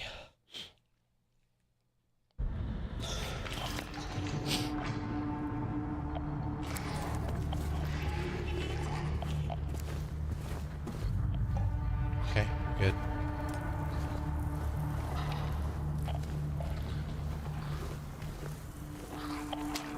Oh! No. I don't like all that. I don't like all of that. What is that? Is that a turkey? Is that a bird? It's a bird, right?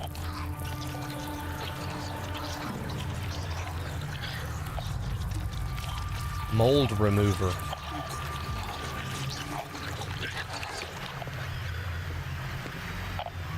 Somebody have a pet here?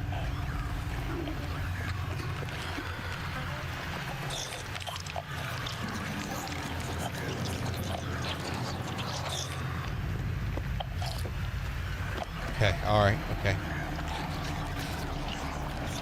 It's in the walls, deep inside. The mold remover gets rid of it for a while, but then the thing reappears in the exact same spots. We need to get in there, break it all down if we have to, and root it out.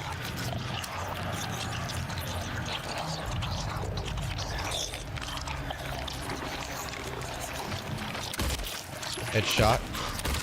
Headshot. Oh, whoop. Not a... Shit. Those unnatural movements, bro.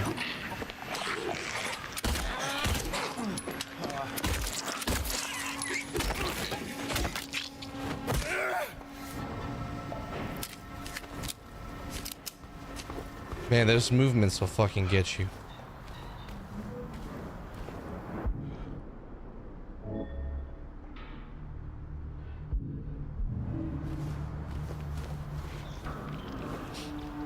Thank you, Cooch. I appreciate that.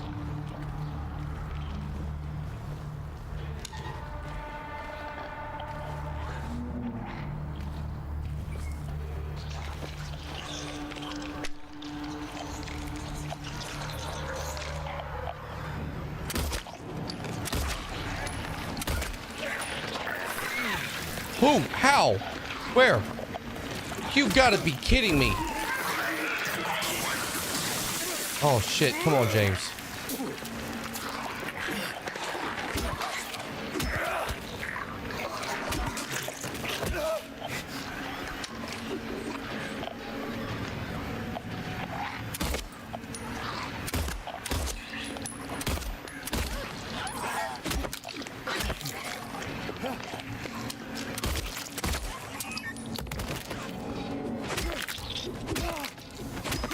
Damn, I wasted so much ammo, chat. Let's get that syringe. All right. We're fine. We're all right. There we go. Got a little bit of ammo. You love to see it. You love to see it. Thank you.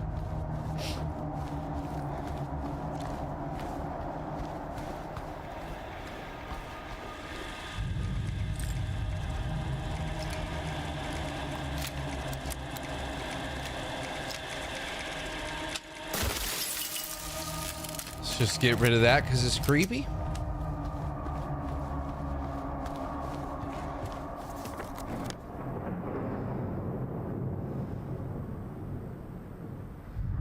Was there nothing else in the cafeteria?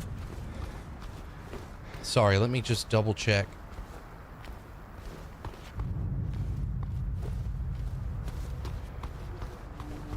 No, I don't see anything else here. Guests are allowed to use the canteen, $3 for breakfast.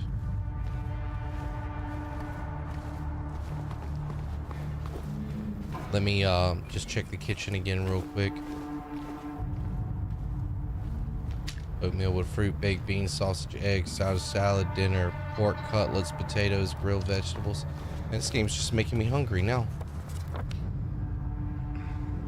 Alright, let's check the storage in the restroom.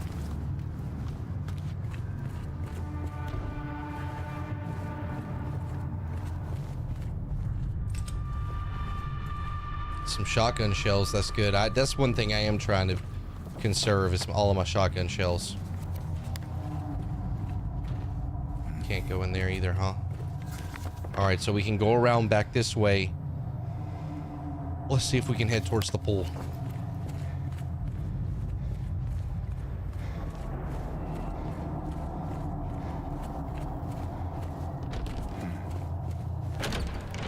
Alright.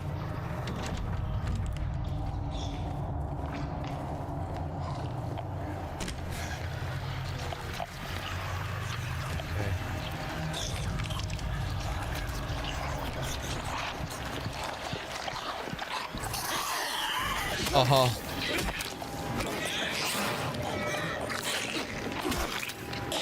Come on, James.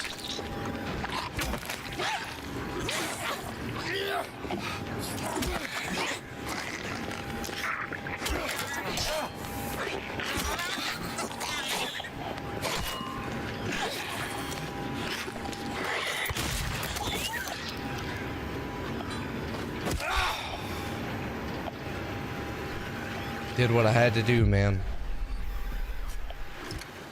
God, they just take so much fucking damage. Yeah, the follow-ups, yeah, they will get you.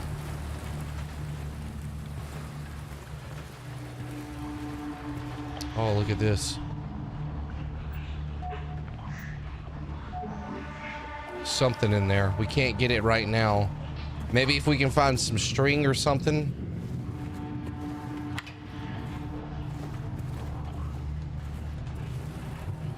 Another incident with 50. Wait. 50. 50. Who's 50? This is the one that I think is Eddie. He got out of the pool. Hey, that's him. That's the only he got out of the pool and made a break for the garden, cutting himself wide open in the process. Thank God I was still here. He was completely manic, screaming, had the orderlies holding him down. Barely managed to stitch him up. He's back in his room for now, sedated. Like, when he says cutting himself wide open in the process, do they mean like intentionally?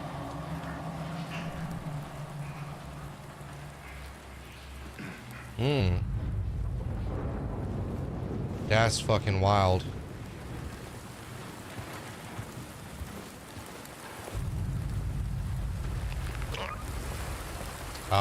That's the pool area.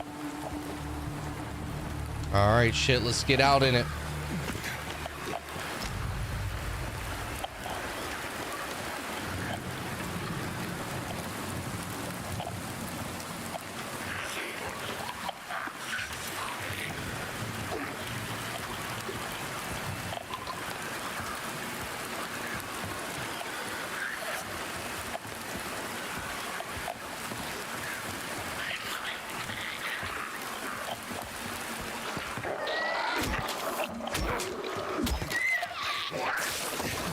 Damn, I can't believe he got me at that fucking...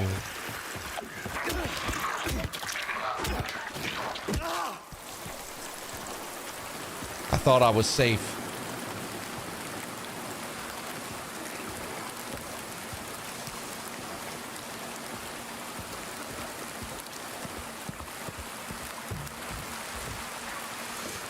Oh, look at this. Oh, shit! Fucking game.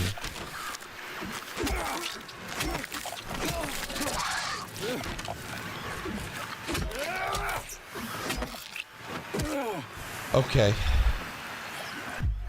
Sneaky ass. Syringe, though, that's good.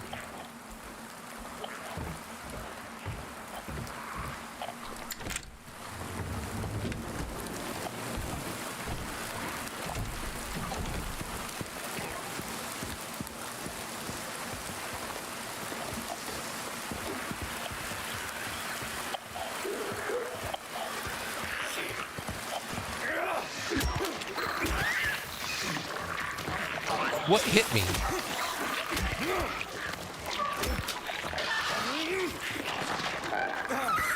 What?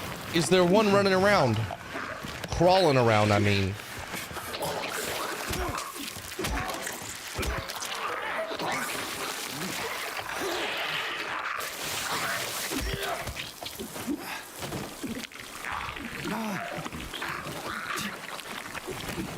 Can you hit it again, please? Just to be sure. Okay, I guess James is sure because I can't hit it again.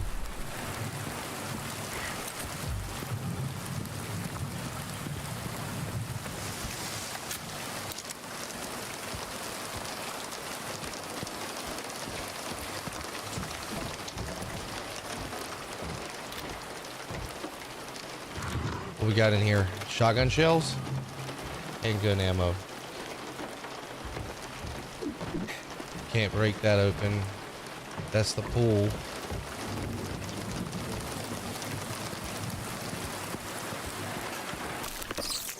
Fuck! Fucking fuck.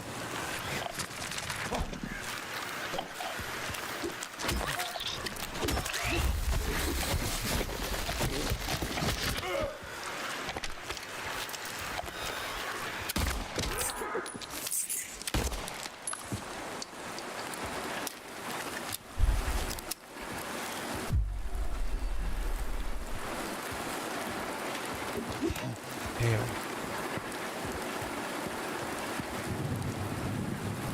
They really have... Where the fuck did you come from?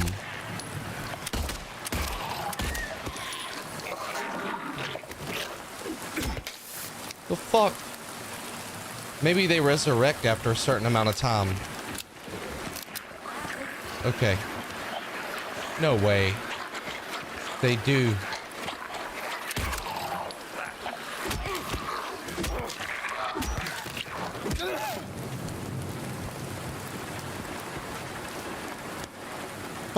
Okay.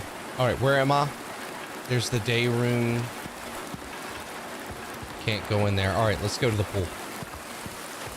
I don't think it's conjecture. I do think it's, I do think they make it obvious that it is the characters. They do things to make it obvious, but I don't know if it's like 100% confirmed.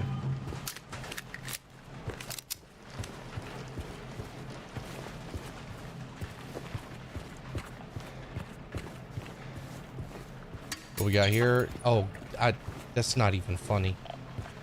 Okay. What goes out here? The shower room? Okay. Let's finish. What do we got here? Damn. Bro, I feel like there's so many puzzles here. Can we go in the water? Oh, it's some nasty water. Please say we don't have to go in the water.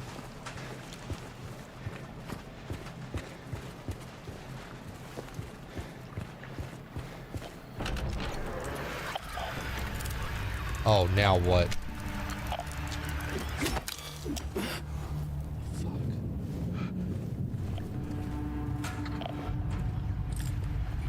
There you go. Now what?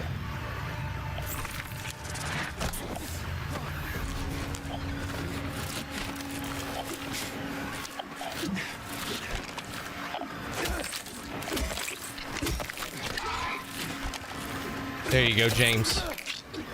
Shit on him.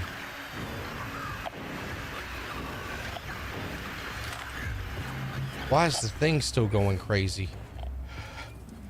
There's got to be something else. There's got to be more.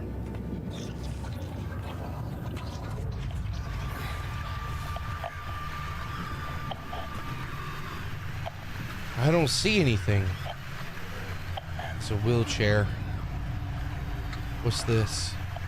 Some tubing? Okay.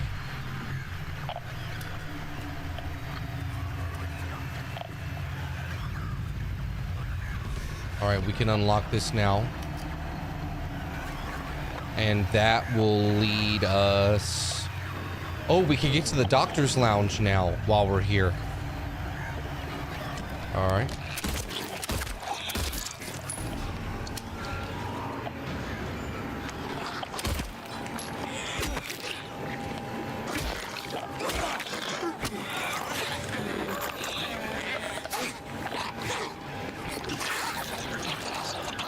What are you doing?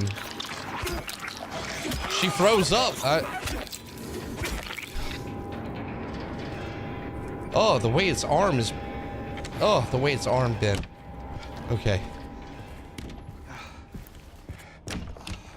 Here we go. Doctor's Lounge. There better be some healing items in the Doctor's Lounge.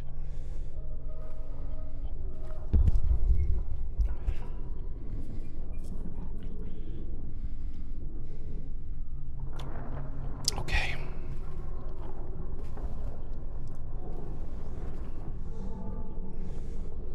This case bears a disturbing similarity to a situation that took place in the facility a few years back. The patient was admitted on a court order, but with the consent of his remaining family. His condition appeared to be improving for the first few weeks. The administered medications paired with individual sessions with a psychologist and art therapy alleviated his avolition and anhedonia and hedonia. Fuck, dude. Somebody help me. Twin Peaks reference. What was? I know there's apparently a lot in Silent Hill. Or wait, did Silent Hill come first or Twin Peaks? I can't remember. Anyway, and social withdrawal.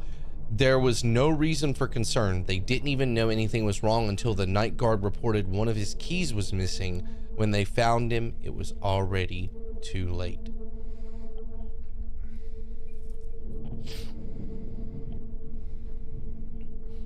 Patient admitted on a court order with the consent of his remaining family was improving.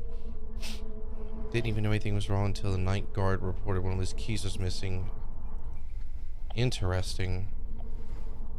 What you're reading, Fire Walk with Me? Really? Okay.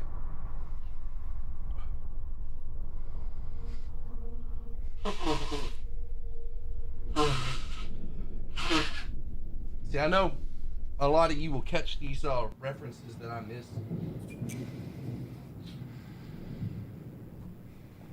I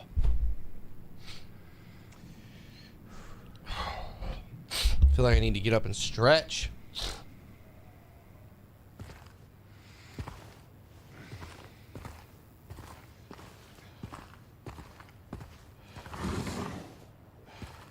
Wait. Handgun ammo. Good.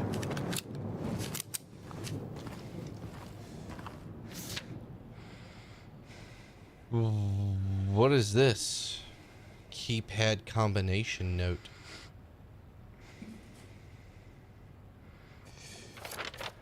Keypad combination note. That'd be 3578.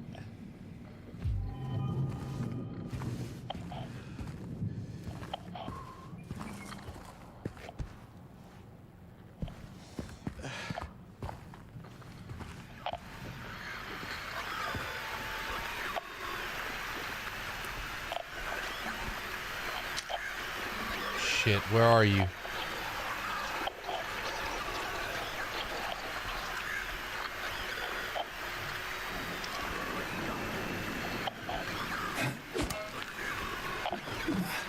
Okay.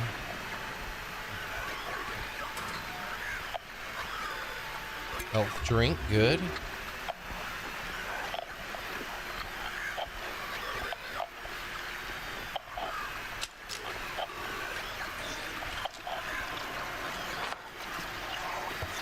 Where are we? Oh, okay. That's where the other two nurses are. Yeah, we're not even messing with that. We're good.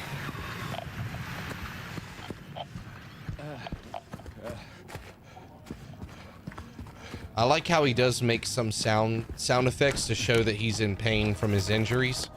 I think that's pretty cool. Let's see if we can... There you go. Shortcut unlocked. Sexy. Now, I think we can combine these we can go to the drain. About to drain something.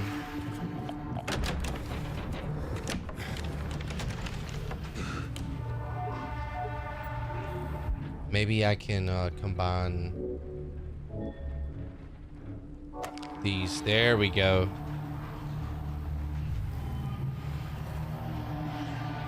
I wonder why that. I wonder what that green stain is. Come on, James.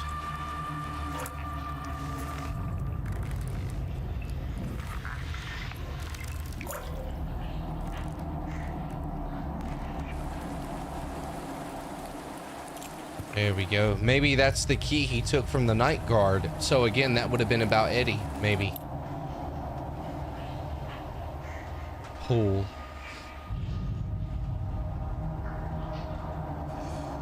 Okay. Maintenance key. Yeah. There's some maintenance key. Okay. But where? To the pool pump? All right, let's try it.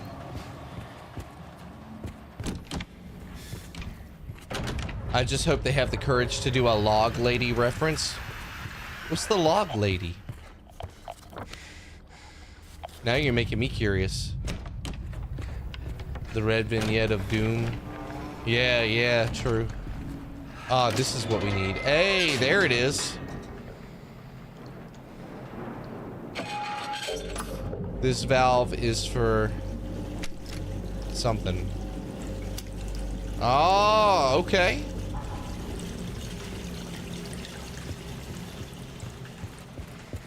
All right. Look at us just solving problems. Sexy. Let's see what's down here.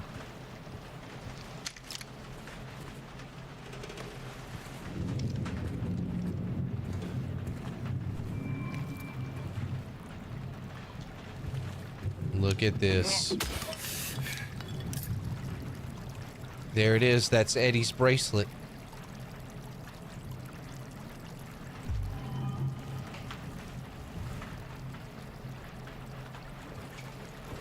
Fucking disgusting, by the way.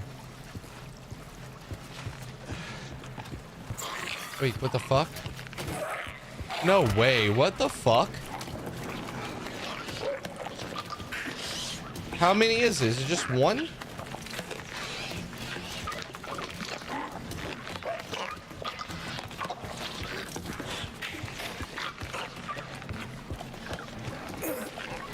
There we go. Don't have to worry about that problem.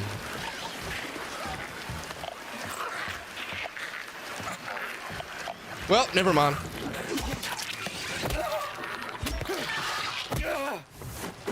Get wrecked. All right.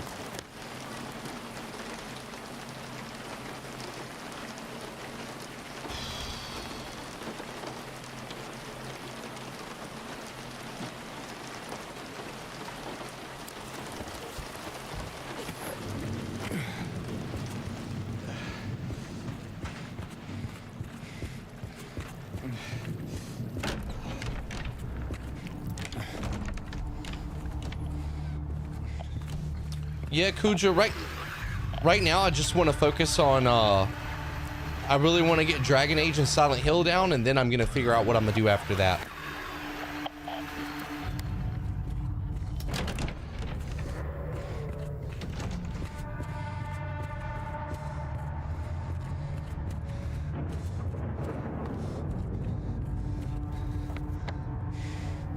Oh, I didn't even realize I was missing the steps. Here we go.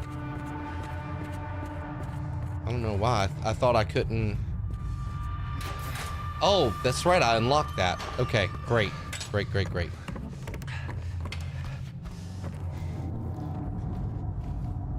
Hey, man, thank you, bro. I appreciate that. Let's see if we can go in the treatment room. No? Okay. Where is we got a number for the padlock. We can go to the hand real quick. Let's do that. Let's drop this off at the hand.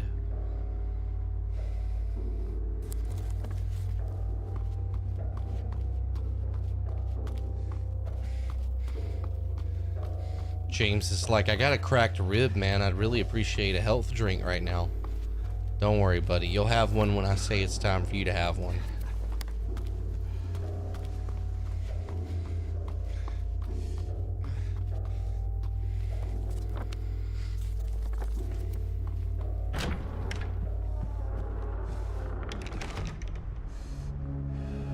I think Eddie is number 3.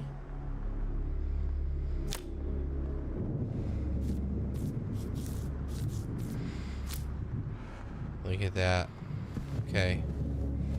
Is that correct? Eddie would be number 3? File number 3, yes.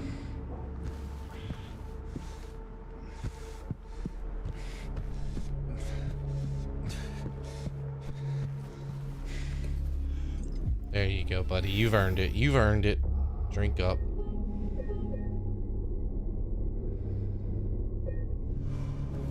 Okay. Oh, by the way, what the fuck is this? Storage. Okay. Keep that in mind.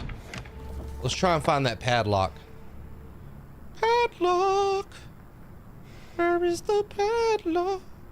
I think is that on the 3rd floor?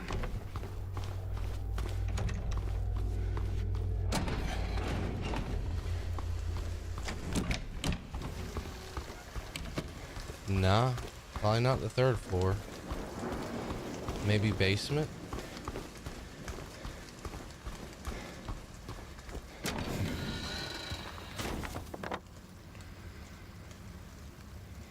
Nah, it's on the 3rd floor.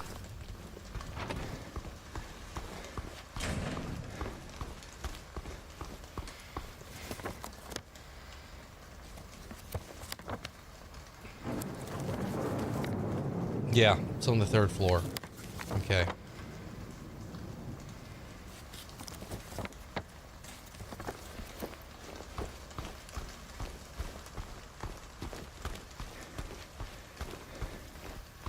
Can I keep just going up? No, I can't keep going up here.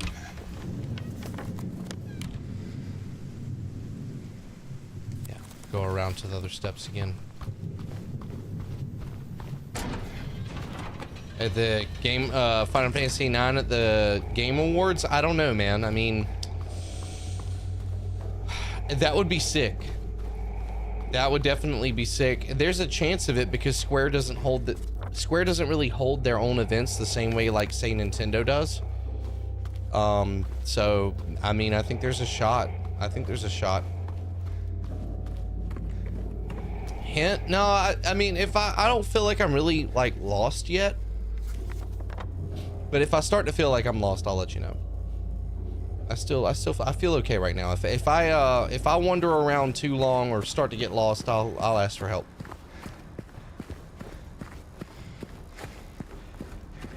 Okay.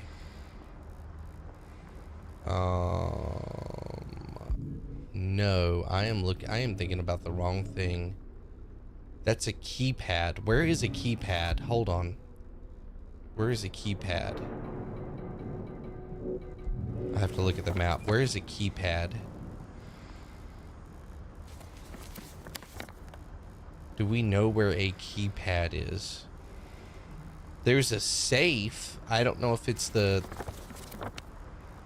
Maybe there's a keypad on the safe? Holy shit, maybe that's what it is. Let's go check. Rooftop? Can I go up there?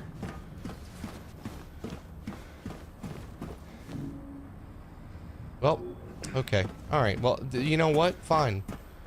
I didn't want to go up there. How about that? How do you like that?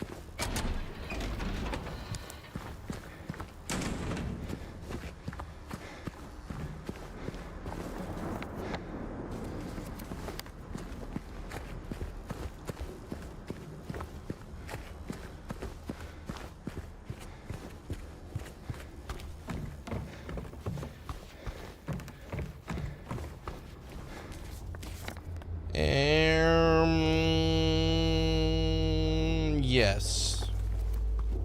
Wrap around this wall. Dragon Age is actually good. The reviews are fantastic, Brick Boy. We were talking about that earlier. We talked about Dragon Age for like the first 2.5 hours of the stream. And I reacted to the reviews and everything. Just I'm very happy to see so many positive reviews. I think that's a really good sign. No, this is not it. Okay.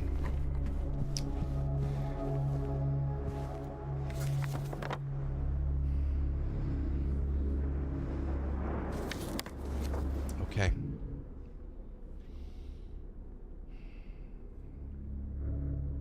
Hold on.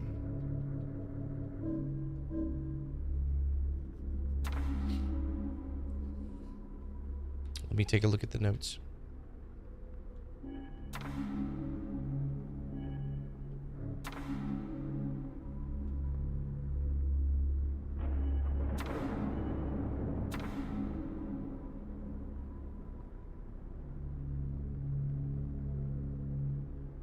Code has been reset to staff memo recent code change. So it would be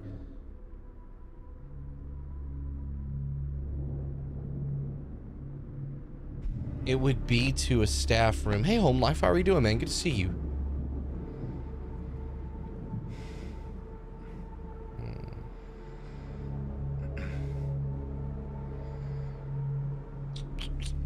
Okay, we'll save and then we will take a look around.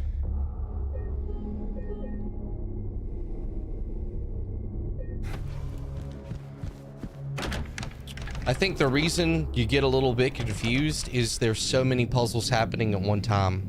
Let's go talk to Maria again real quick, see if anything has changed there.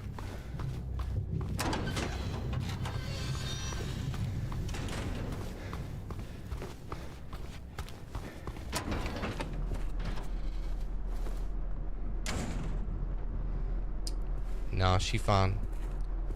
She straight chillin' chat. We good.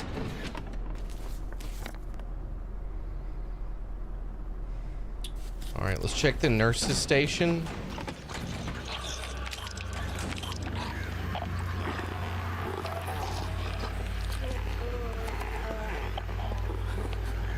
Maybe this is the padlock. Gotcha. What's good? What's good? Come on. What you got? Uh-oh. Uh-oh. Oh! The timing.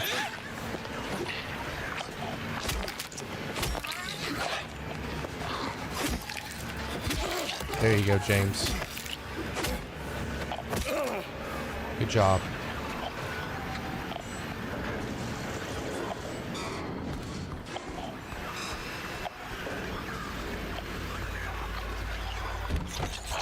Oh!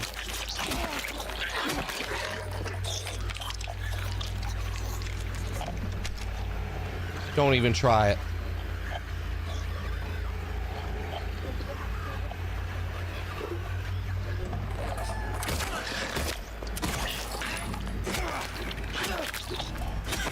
There we go. Good job. Beautifully handled, James. Handgun ammo. Okay. What you got? What you got? What you got? What you got? What you got on my 6? Shotgun shells. We need to reload. Okay. I think we're looking okay. I think that nurse was in here crying. You know how people be at jobs like this at hospitals. There's always somebody in a storage closet crying. Or having sex with a doctor. What room is this? That goes to L3, but we've been in L3 plenty. Hey, Jarvie, good to see you. Okay. There it is. There it is. Okay.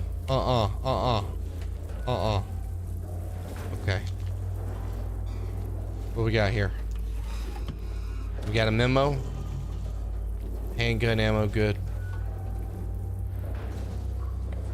Cookies. I want some cookies, bro.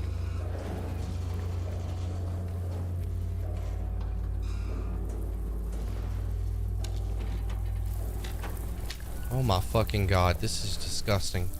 Chat, what the fuck?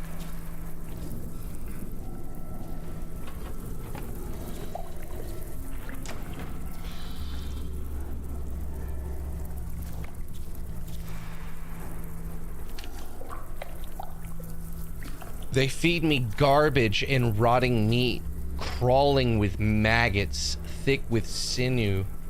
They make me bite down. The juices, red and yellow, hit the back of my throat.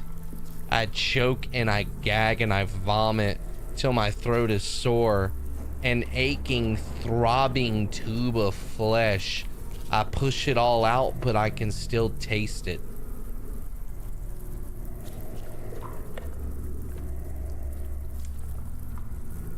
Is that's got to be from Angela.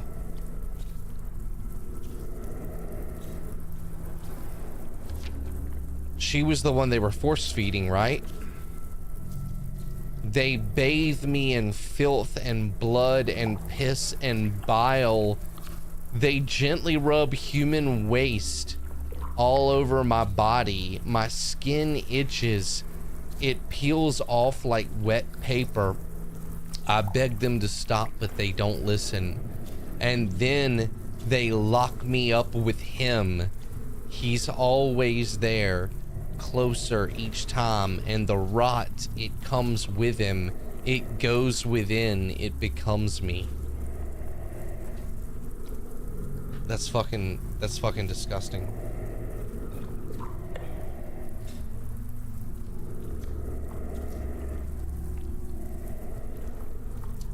And that's how I met your mother? Jesus! Ozzy, what the fuck? That joke would have been taken the wrong way, yeah. Woo! Alright. Anyway.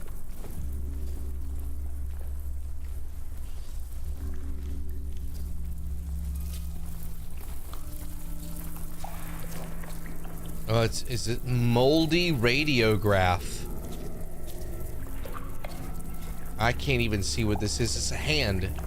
Somebody's hand.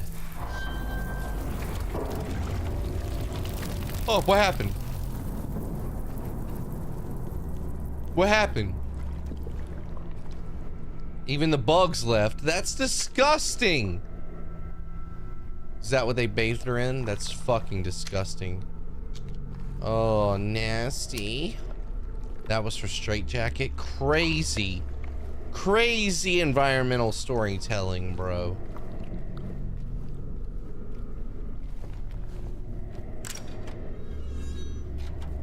Open up my map. I gotta open up my map. Alright, where's the X-rays?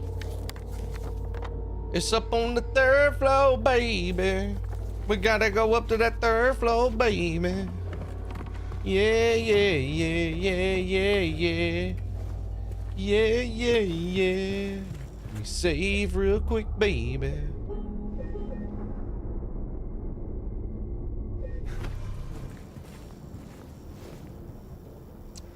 Just looking. Just looking.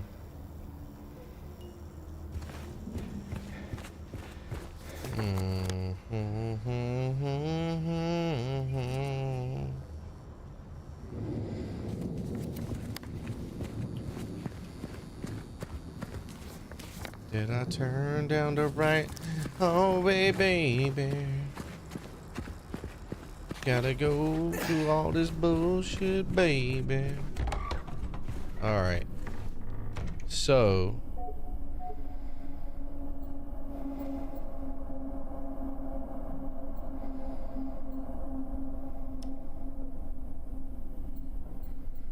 Okay.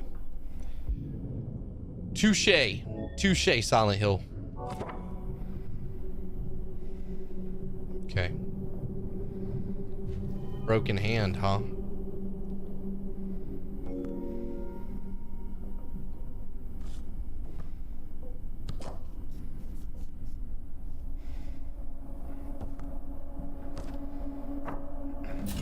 There it is. Ooh. There it is. 4, what is that? 4, 11, 12.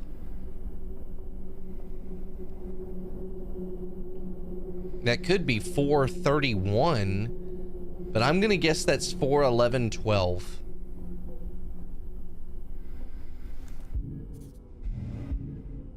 $437.12. Yeah, it could be that too. Yeah, that makes sense. Yeah. Okay, let's take a look at the strange photos again, because I swear there was one. There was one that looked like it had...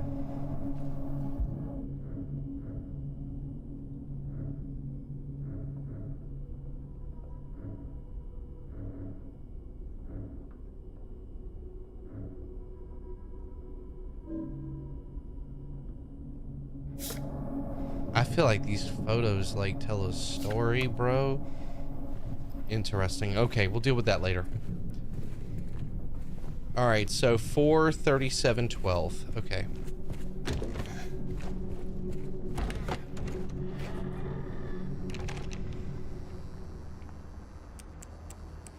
Four 37 12. GG's chat.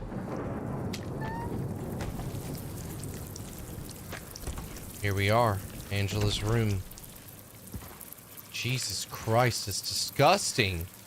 Why is Angela's room like this?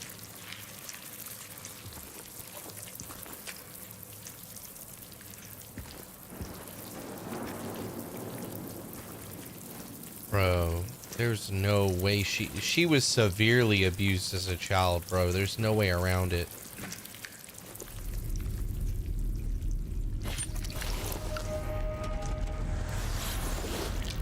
Oh.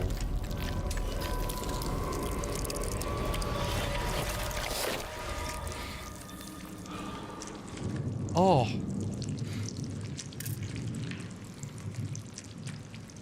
Filthy.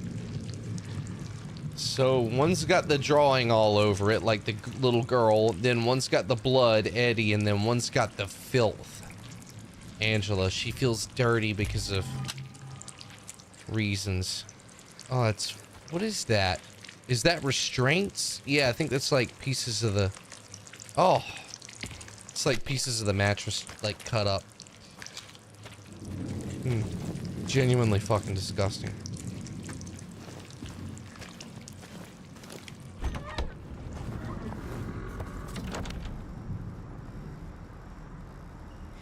Damn, chat. Damn, thank you so much for helping me with this. I appreciate you.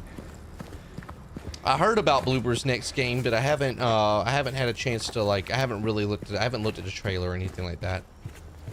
I heard they said they're done making shitty games. I'm like, I'm not sure how I feel about that. I think that's a funny thing to say. It's kind of badass.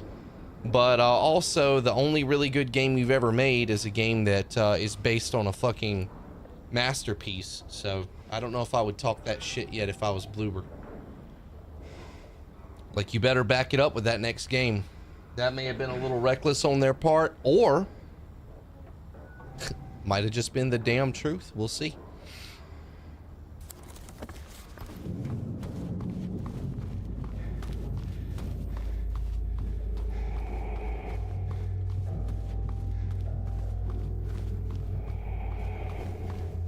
Yeah, Observer was decent. That's actually, yeah, thank you for bringing that up. I was gonna say, I'm actually wrong. They did have one pretty well-received game that they released back in like 2017. And I mean, it was legitimately, it was received really well, so, you know, let's be fair.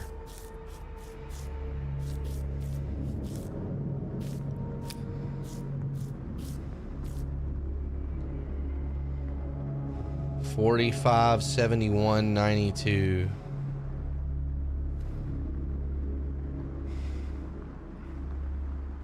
They're in the wrong place, though.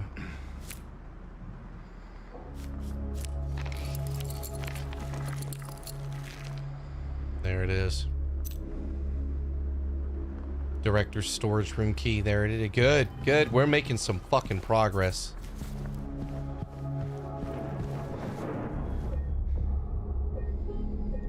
Spam and save a lot, I'm sorry. I still want to finish Signalis. Signalis. I want to play that and Soma. And Tacoma. What you got? Oh. Oh, it's not in order though. It's a lie.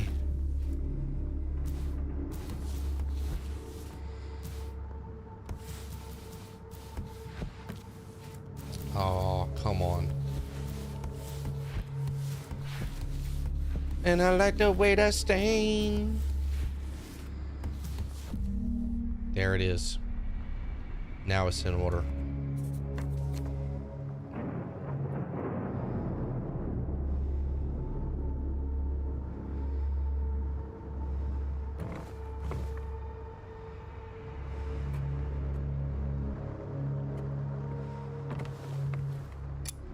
Ah, and there's the piece that we're missing, the safe button. Oh, shit. These are the patients?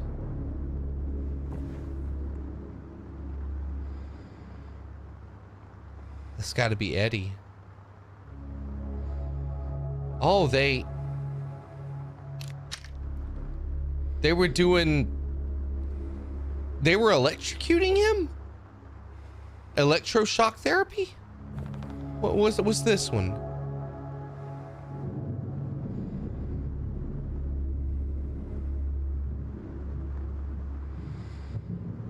Is that like a frontal lobotomy?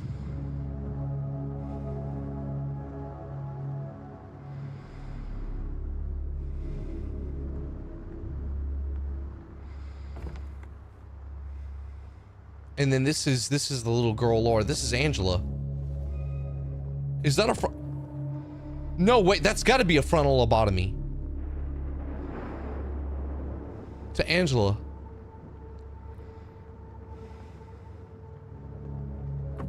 And this is the little girl. This is Laura. There's her little like pillow fort like thing that she made. Obviously, little kid.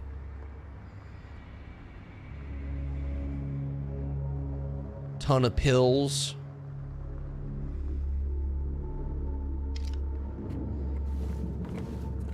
So they were doing electroshock therapy on Eddie. They gave fucking Angela a frontal lobotomy, and they were drugging the shit out of Laura. Bro, this hospital was fucking disgusting. Holy shit. And wouldn't Mary have been in this hospital too? I wonder if they did anything to Mary. I think Mary had a natural sickness. I don't know if they did any kind of experimental shit on her, but this is disgusting, bro.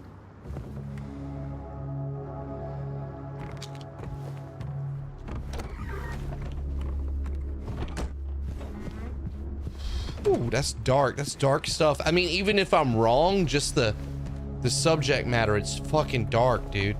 God, I love this game.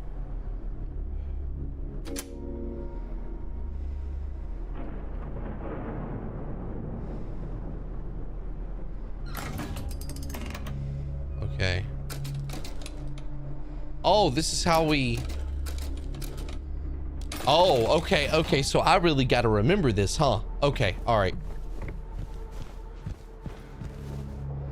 So 90, 92, 45, 71.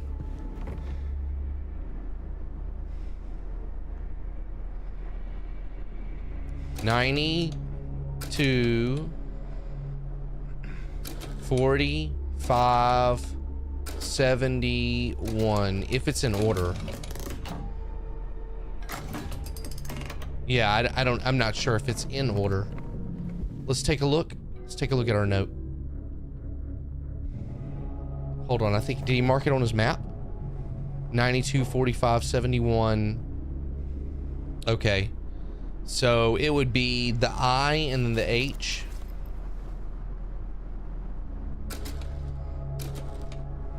That would be that. 45. Okay, the 2 circles.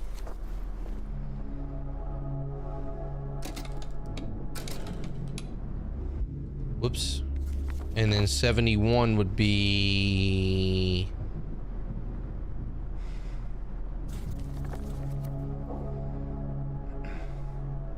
I think it'd be this one.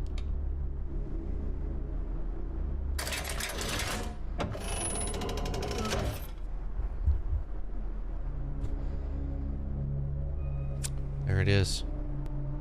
For me, that was the hardest boss of the hospital. First try. GG's. Cheeks officially clapped. Rooftop. Alright. Anything else? Oh, there is. That was satisfying. That's what she said. Boom. Too easy. Their images became blurry, melting together. I could no longer tell. Not sure if I can do it, but maybe you can. This will take you to where you need to be, though probably not the way you want to. What the fuck? Hold on. What? Their images became blurry, melting together. I could no longer tell. Not sure if I can do it, but maybe you can. This will take you where you need to be, though probably not the way you want to. Okay. All right. That's disturbing.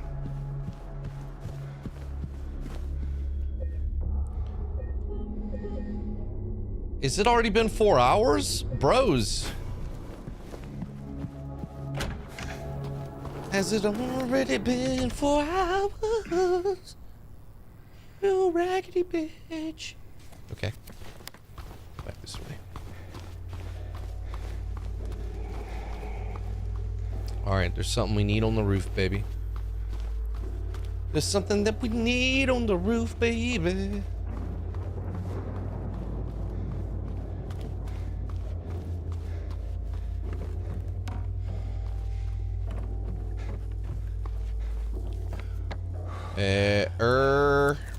Oh, here we go. I got that stain. Hey, wait, there's nothing here, is there? No items? Okay.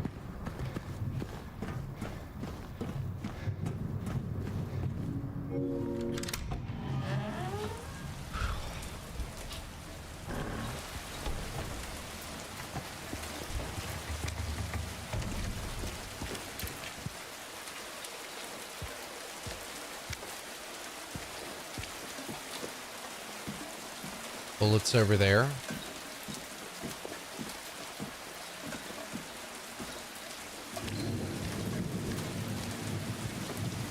Man, this is super creepy.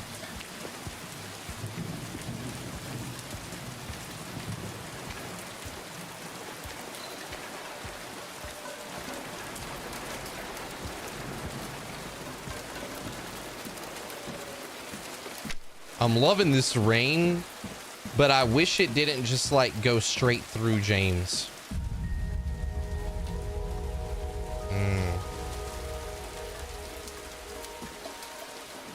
I wish I could say I remember, but I don't. It's been too long.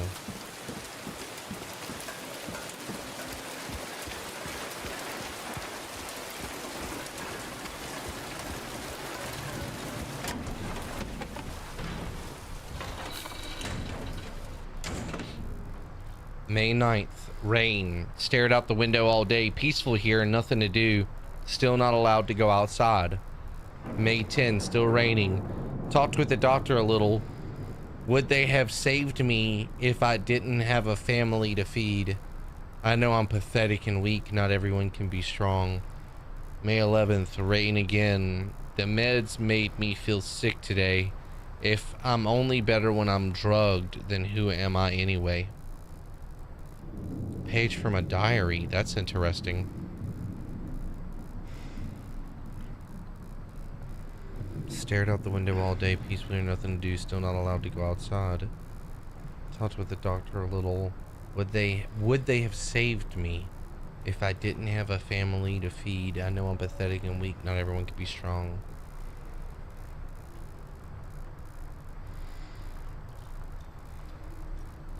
I don't know who this one could be about, I'm gonna be honest with you.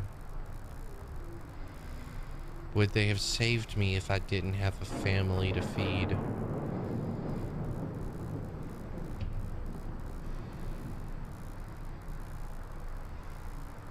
That's interesting.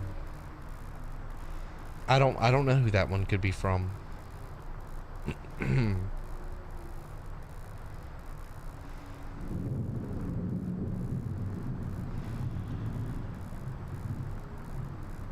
I don't know if I've met anybody that this applies to. That's interesting. More, hold on. May 12th, rain as usual. I don't want to cause any more trouble for anyone, but I'm a bother either way. Can it really be such a sin to run instead of fight? Some people may say so, but they don't have to live in my shoes. Maybe selfish, but it's what I want. It's just too hard like this. It's just too hard.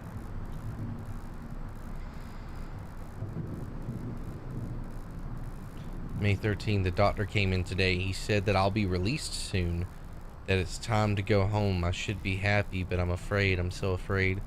Feels like something's about to happen, like the last gasp of air before the plunge, but deep down I know it's too late to turn back.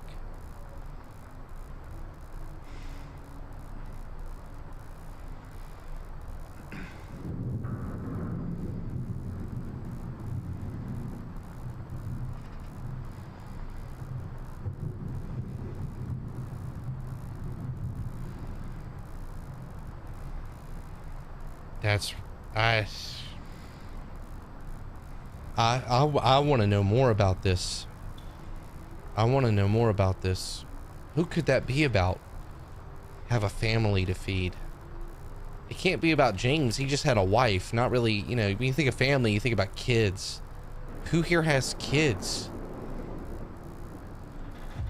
Maybe I'm missing something. I don't know.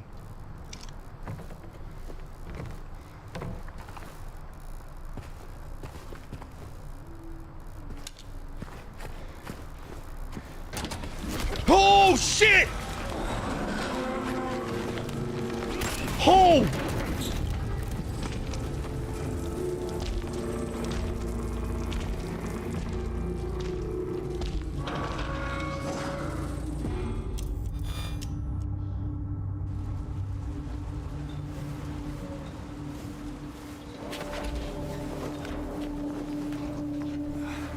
Oh, oh, oh, that's the best scare of the game so far. Oh my God. Oh, oh.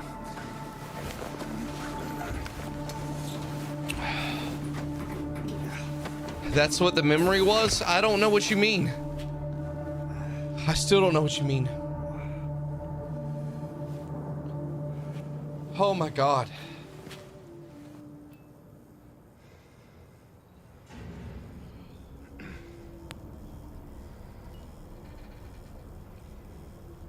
Ooh, I need a minute, chat. Holy shit. Whew, I'm genuinely shook off that one. They got me. They must. Bloober, you son of a bitch, you got me. That was crazy. That was crazy. That was so good. Oh my God.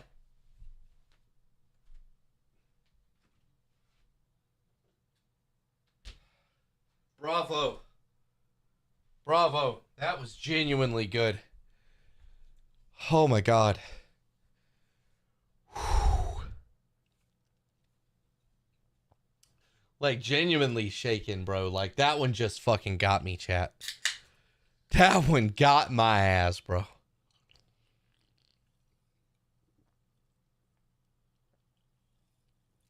Got me too. Yeah, that was good. Like that was like stand up and applaud type good. Wow.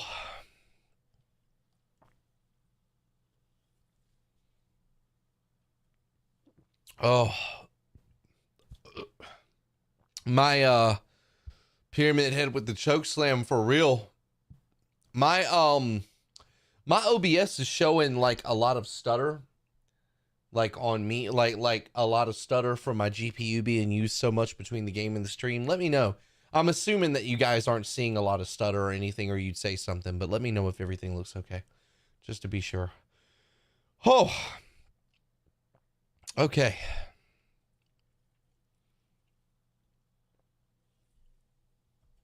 That was something. Oh, McMonster, what did you mean with that's what the memory was? I want to know. Oh my God, that was good. Oh, we're on the other side now.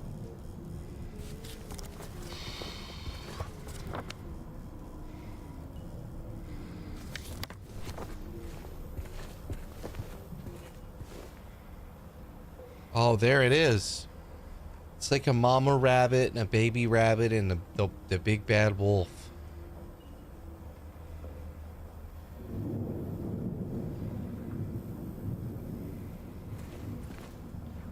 Oh, he throws you off the roof in the OG through the chain link. Oh, that's what it is. Well, the way they switched it up was sick. That's actually brilliant because, you know, if you remember the OG, they wouldn't have been able to catch you anyway.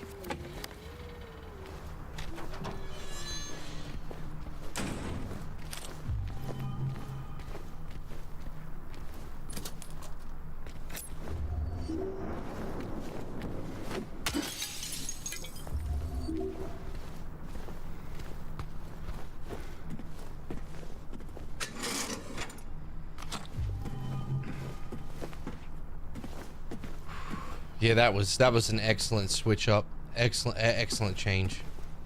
Excellent. Like, I mean, to genuinely get me is not.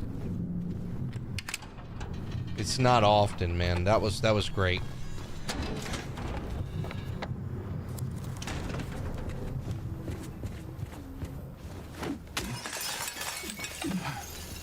All right, we can't go through there. We can hear her humming, though. We can hear her humming. Oh, we're in the padded cell department now. Wow.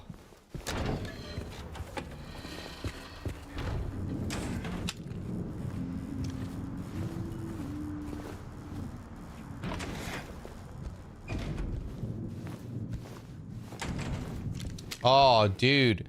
But how? They're writing in their own blood? Like, what? Oh, okay. Easter egg references. You love it.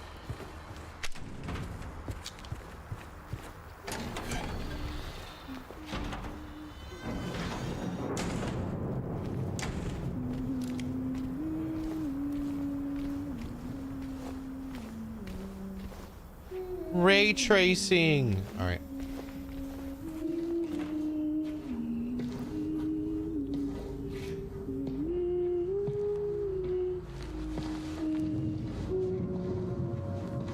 Laura? How do you know my name? Eddie told me. That big, fat blabbermouth. Laura, why do you keep running away from me? And how do you know about Mary? I just do. What's the big deal? Why can't you just tell me? You gonna yell at me if I don't? No. I won't. Please, just... I need to know. Mary's my friend. We met at the hospital last year. Stop lying. Laura, I'm sorry. Fine, don't believe me. See if I care. Hey! Let go. I'm sorry, Laura, but I can't let you just run around this place. You might get hurt. Hurt by what? Look, just Hurt by what? stay with me, okay? This is no place for a kid. Fine. But there's something I gotta get. Laura, It's important. what is it? A letter. for Mary. What? I hid it. In there. Bro, Laura's big ass eyes are so creepy.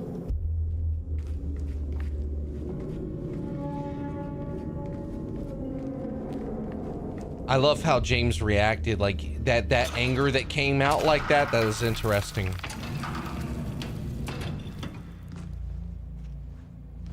You sure this is where you left it? It's in the back. Behind an old pipe.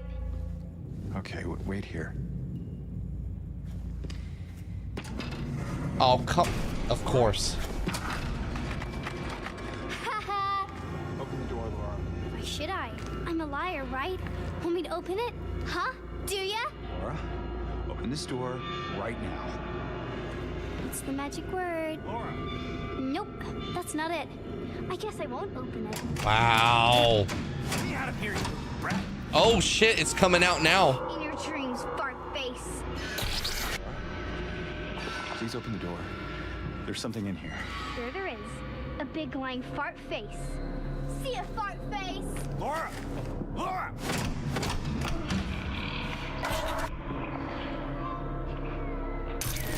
Oh shit.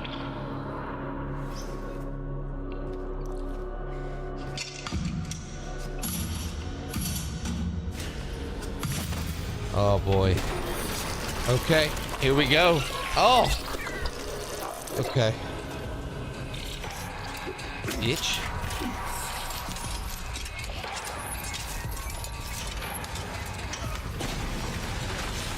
Oh. Woo. Okay, okay. Now what?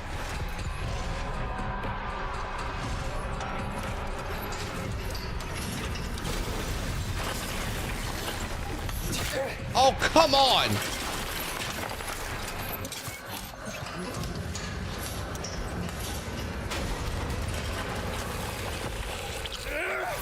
Damn it, James!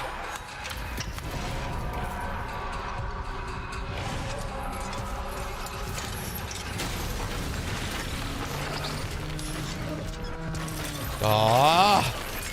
Oh my God, look at that. There you go. There you go. Oh, oh, disgusting. Oh, there you go. Yeah, yeah, there you go. Oh, what is that? What the hell? Was that a machete?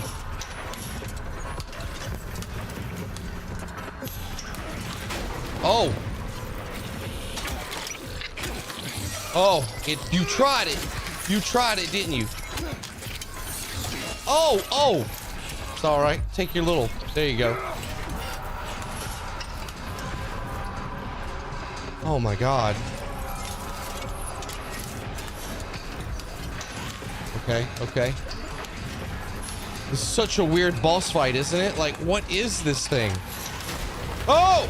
Okay.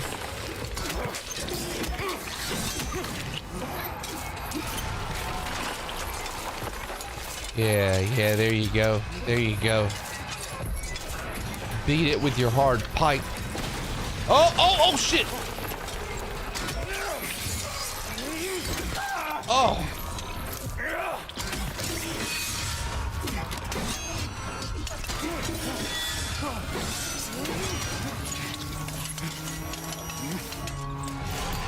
There you go. Yeah, yeah, yeah.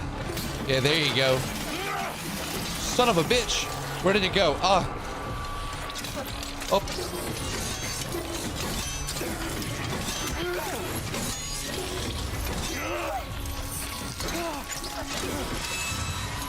Oh, come on.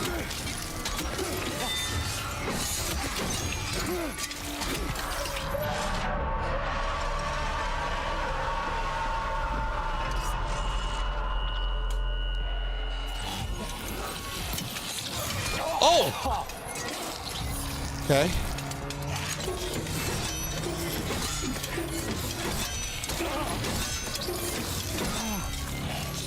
Swing, James. Shit. Swing, James.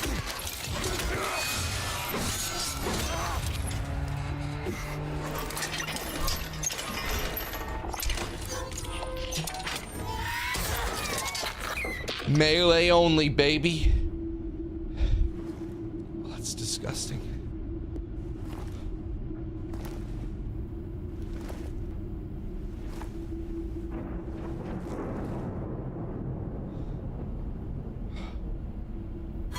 Oh, God! Oh!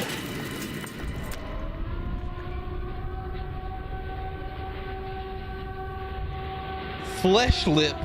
Oh. Oh. Oh, I get it now. I get the reference. Oh, oh, oh. It's Mary. Hold on.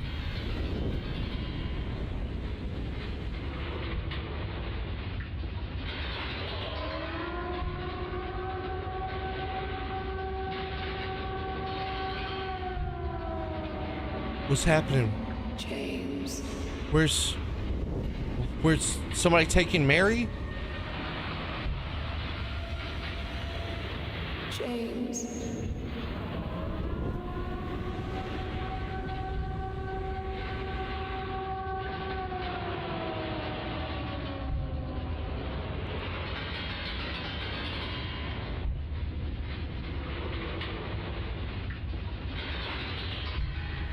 What's happening?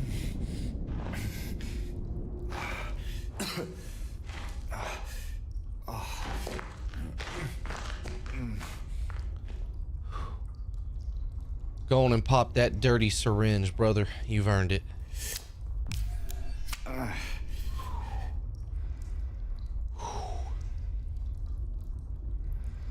We beat that boss melee only first try. GG's, chat. Wait till Brick Boy sees that.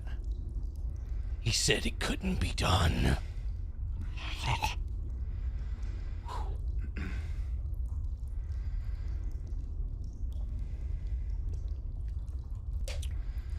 Here we are. Oh, I'm here. I knew you. Yeah. Did it for you, baby.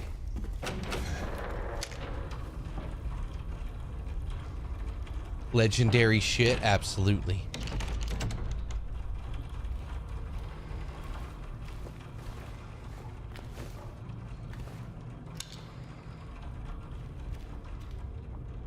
Oh boy.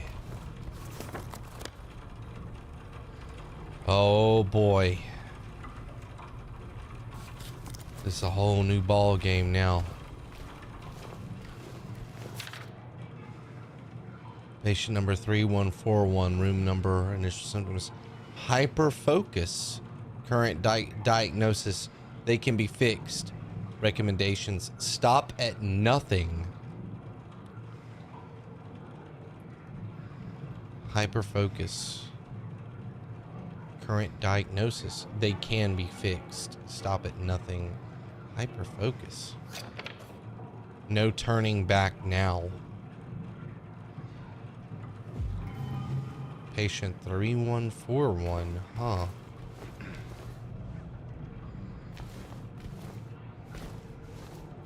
Interesting.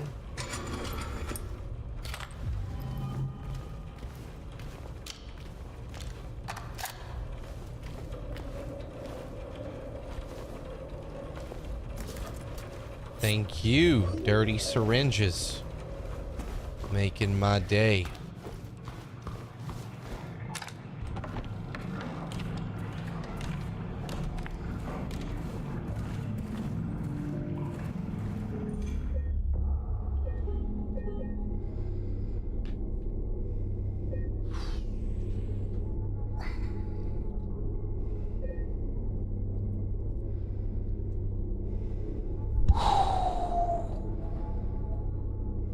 All right, baby doll. Big boy. That's going to wrap it for me today. It's been a good stream. It's been a good stream. That's gonna go ahead and wrap it for me today. Brick Boy, think of that $4.99. The Brick Boy 103 super chatted $4.99. Uh-huh. The monsters of Silent Hill thought they'd strike fear into Daddy Rex, but it ended up being quite the opposite. You damn right. You damn right. You damn right. GG's on that, Brick Boy. I appreciate you. Woo! What a day. What a day.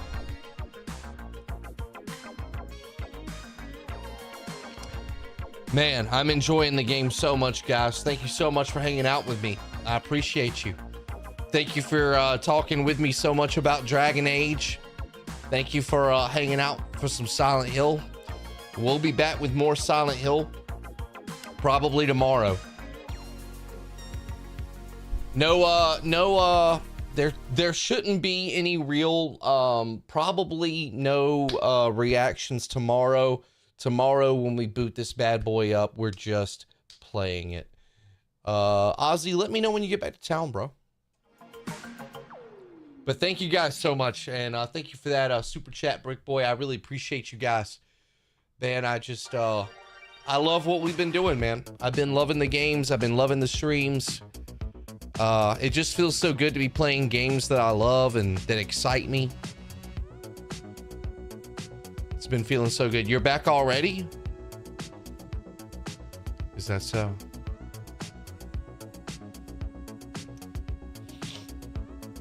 Well, if that's the case, I'm gonna have to shoot you a little text. Let me know when would be a good time to come by. Everin, hey, good to see you, Everin. Hope you're doing good. Hope you and Mr. Everin are both doing really good. Really looking forward to his game when it comes out.